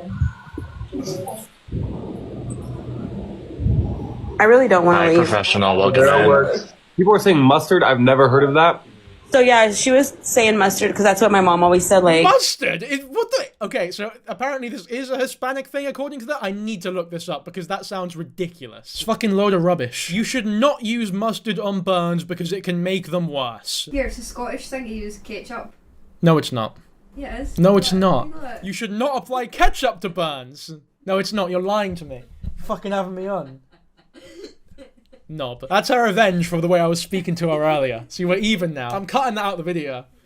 But yeah, as a shock to nobody, the mustard theory of burning, healing, prosperity, it's rubbish. It's a load of rubbish. Big old pile of rubbish. Sorry to crush the hopes and dreams and mustardy goodness of all the Hispanic viewers who still believe in that shit. Is that like Santa Claus in Latin American culture? Mustard on hand theory. You know what? I can't even diss it because in Egyptian culture, whenever someone, you could have fucking lung cancer and the solution is always just, oh, you need to drink cola and then you will be okay. I remember I had hives when I was younger and my parents were like, don't worry, I will give you something perfect because we couldn't go to the doctor. I couldn't get out of the bed.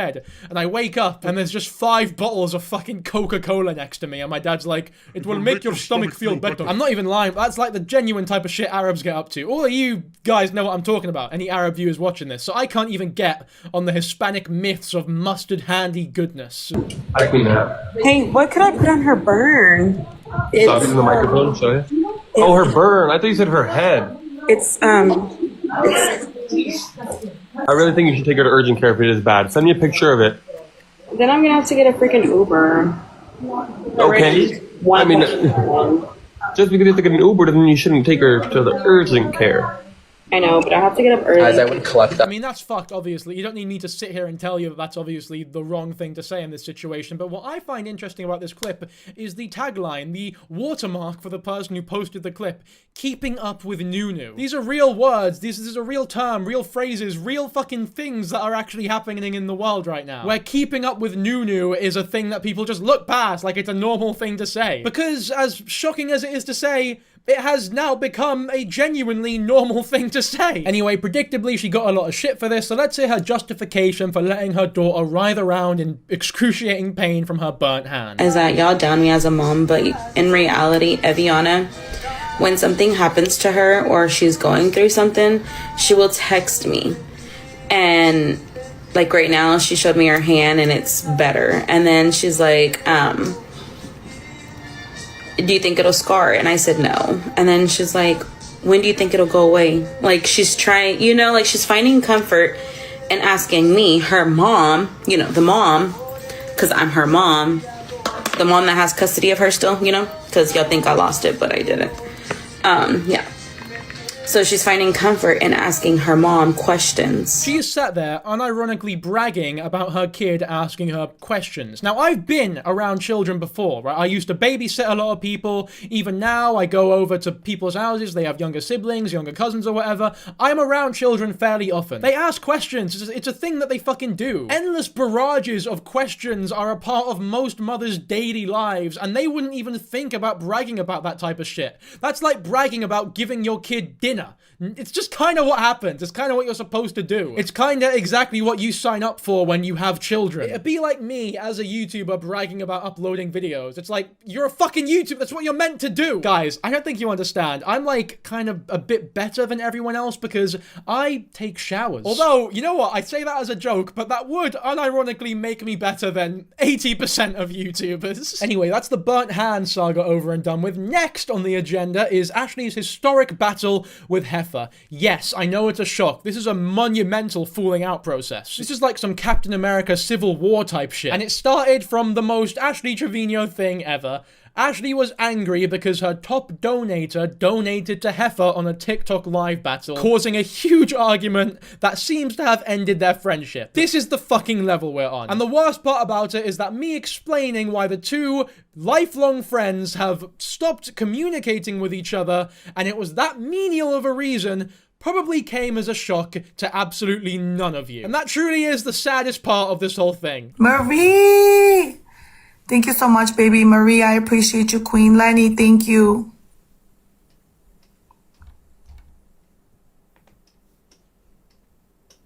Oh my God.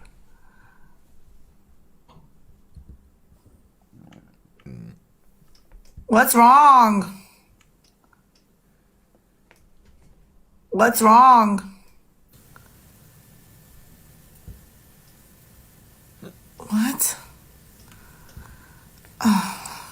I mean, just one of the most childish things we've seen Ashley do up until this point. It's like a kid crying because they lost a battle and their friends said something nice about another friend. This is like the adult TikTok live mental health version of that. Ash crying because Heifer stole her top gifter. Heifer didn't steal anything. You cannot steal donors from donations. If I'm sat there like, oh, do I donate to cancer research or Alzheimer research? And I choose cancer research. Cancer has not stolen donations from Alzheimer's. You're a donor, you can donate to whoever the fuck you want, and considering that you can donate to, you know, good causes like that, color me shocked that people decide willingly to donate to someone like fucking Ashley Trevino. You could genuinely be making such a huge difference with the amount of money that you're deciding to donate to these people, and you're deciding to donate to these people. I don't think I've ever thought about that properly. There's so many better causes that you could donate to. People treat homeless people with such disrespect, man. When they ask for money, they're told to fuck off, they're ignored outright.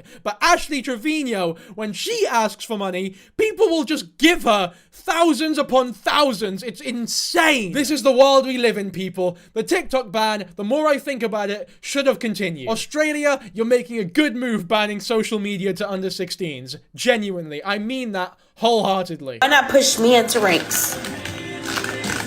A single mom.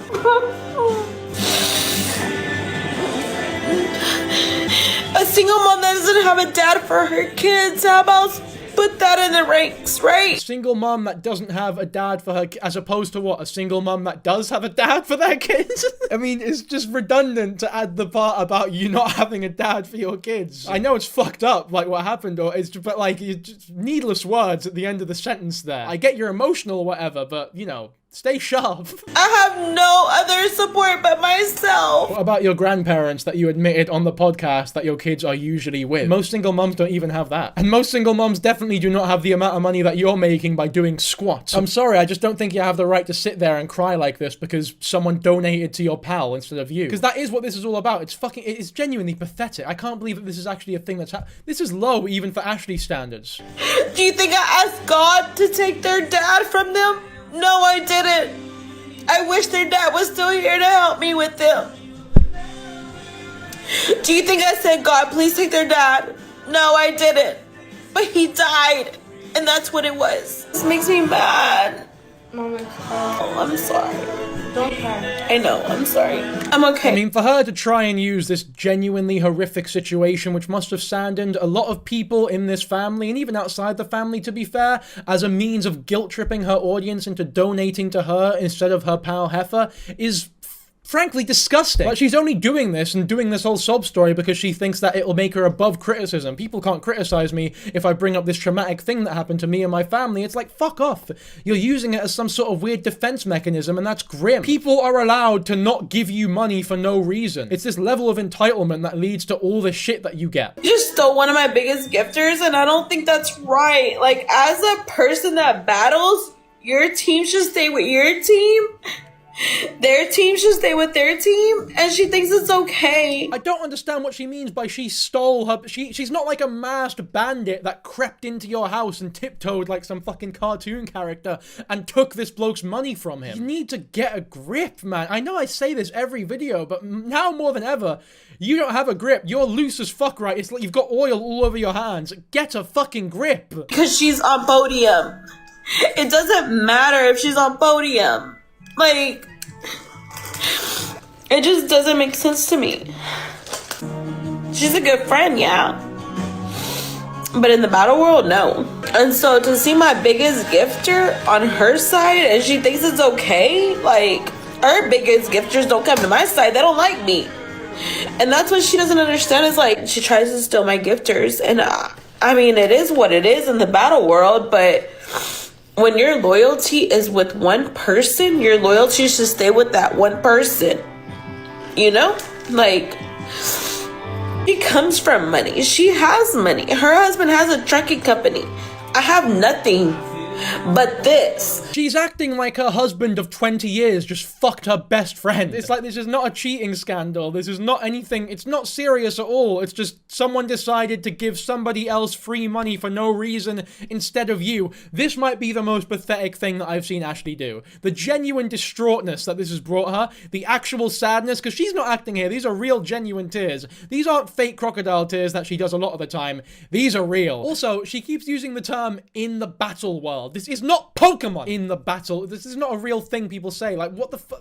You can't be for real in the fucking battle world. Anyone who uses the term battle world in reference to TikTok lives, all that tells me is you don't just need a touch grass. You've probably never even seen a fucking picture of grass. Because at the end of the day, baby, like, I'm the only one that supports you. They have husbands. They have families that they could support. I can't. All they see is money signs, and to be honest, you guys, like, this is how I support my kids. I don't have their dad's child support no more. He passed away. She has a husband. They have their own company. They have money other than Joelle's texting me. Hold on. No, I disconnect. She has her own husband, and they have their own trucking company.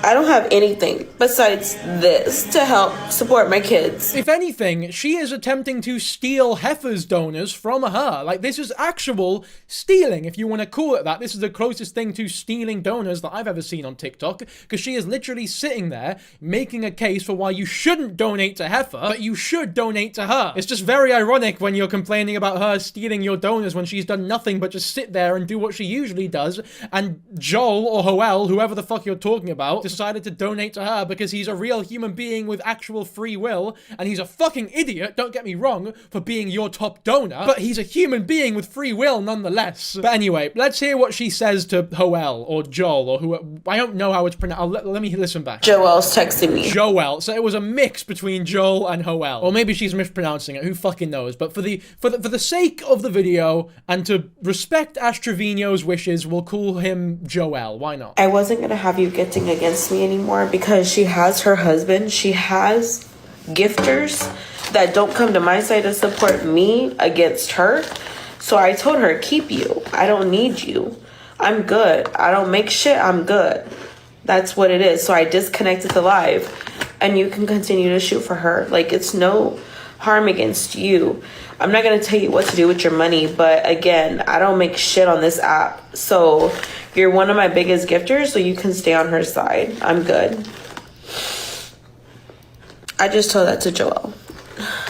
He can stay on her side. I'm good. I mean, people on YouTube complain about parasocial relationships. This is some next level, like TikTok, it's a whole nother world. This is mental health. Like, if you were to turn mental health into a video, like the personification of the term mental health, this video is what would turn up. Heffa has made so much money this week. One day she was 2.3 million. I've never had that much. She was 1 point something million. Not me. Today she's like 816,000. That's $5,000. She's probably made, if I can say, about $30,000 in 3 days. $30,000 to $50,000 in 3 days. I haven't made that much.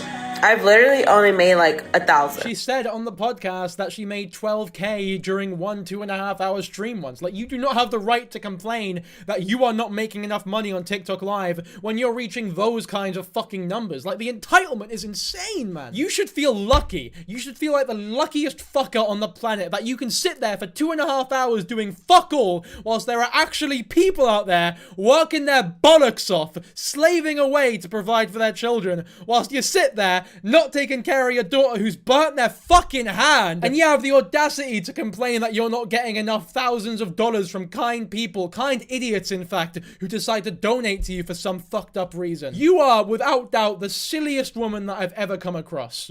Ever. What did you think about her instead of yourself of making Podium? You have a husband, you have your own trucking company. You rather stay on Podium instead of telling your friends to like go do your friend, right? But it's okay. You have my biggest gifter. I even told Joelle, stay with Heffa. I don't need you. I'm good. You know what this reminds me of? When I was younger, I had 2 fishmongers on the same street.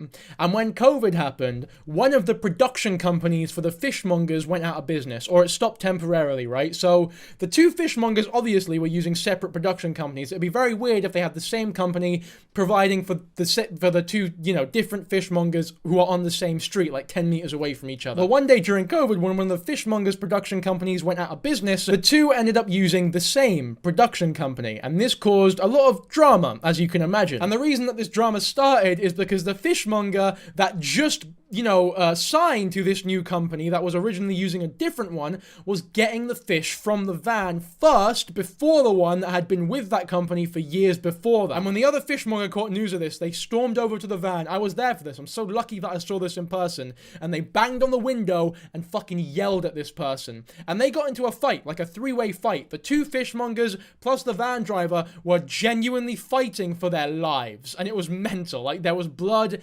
It was insane. The police got involved. They didn't really do anything, but you get what I mean. Like, this was real shit right here. You don't get between 2 fishmongers and their production companies, let me tell you. And by the way, I was on the other fishmonger side, the one with the production, the one that's been with that production company for day one, because their issue was that the other fishmonger was getting the fish first, therefore getting the best quality fish, which is scummy, because they just got with that production company. You need to stick with your day ones and then leave the shit quality fish to the fishmonger that just got with you. Why am I bringing this up? Well, because that genuine business ruining sort, you can see why the anger is there, why the rivalry exists. And we're getting that same sort of animosity, that same sort of rivalry between 2 people who don't have businesses to save. There is no fish involved here. No one is selling fish. You're both just 2 people on TikTok Live who do fuck all. You do not have the right to display the same level of anger that the 2 fishmongers did, because their businesses are on the line. And if you are going to display that same level of animosity, then just fucking fight each other already. Like, this is boring at this point. You're just crying, talking about how the other one doesn't deserve your donors, how your donor stole one from the other. Fight each other. Fight each other, or I'm not interested. Have a fight. Go on. Have it out. I think Heffa would fucking destroy her, by the way, because she's just so small. They're like 10 weight categories apart from each other, but something tells me that Ashley is willing to play dirty. Like, Ashley will bite her legs off if she has to. And you know what? With the end of the tale of 2 fish comes the end of this Dan Kijabo video. I know it was a longer one than usual, but thank you all for watching, as usual. Hopefully you've enjoyed this video. Be sure to subscribe so that Ash Trevino doesn't show up to your house unannounced and extort you for thousands of dollars. But aside from all that, I think that's about it. So, once again, thank you very much for watching. I appreciate you all, and I'll catch you all in the next video. So, yeah, fuck yeah. I'll see you later. Bye.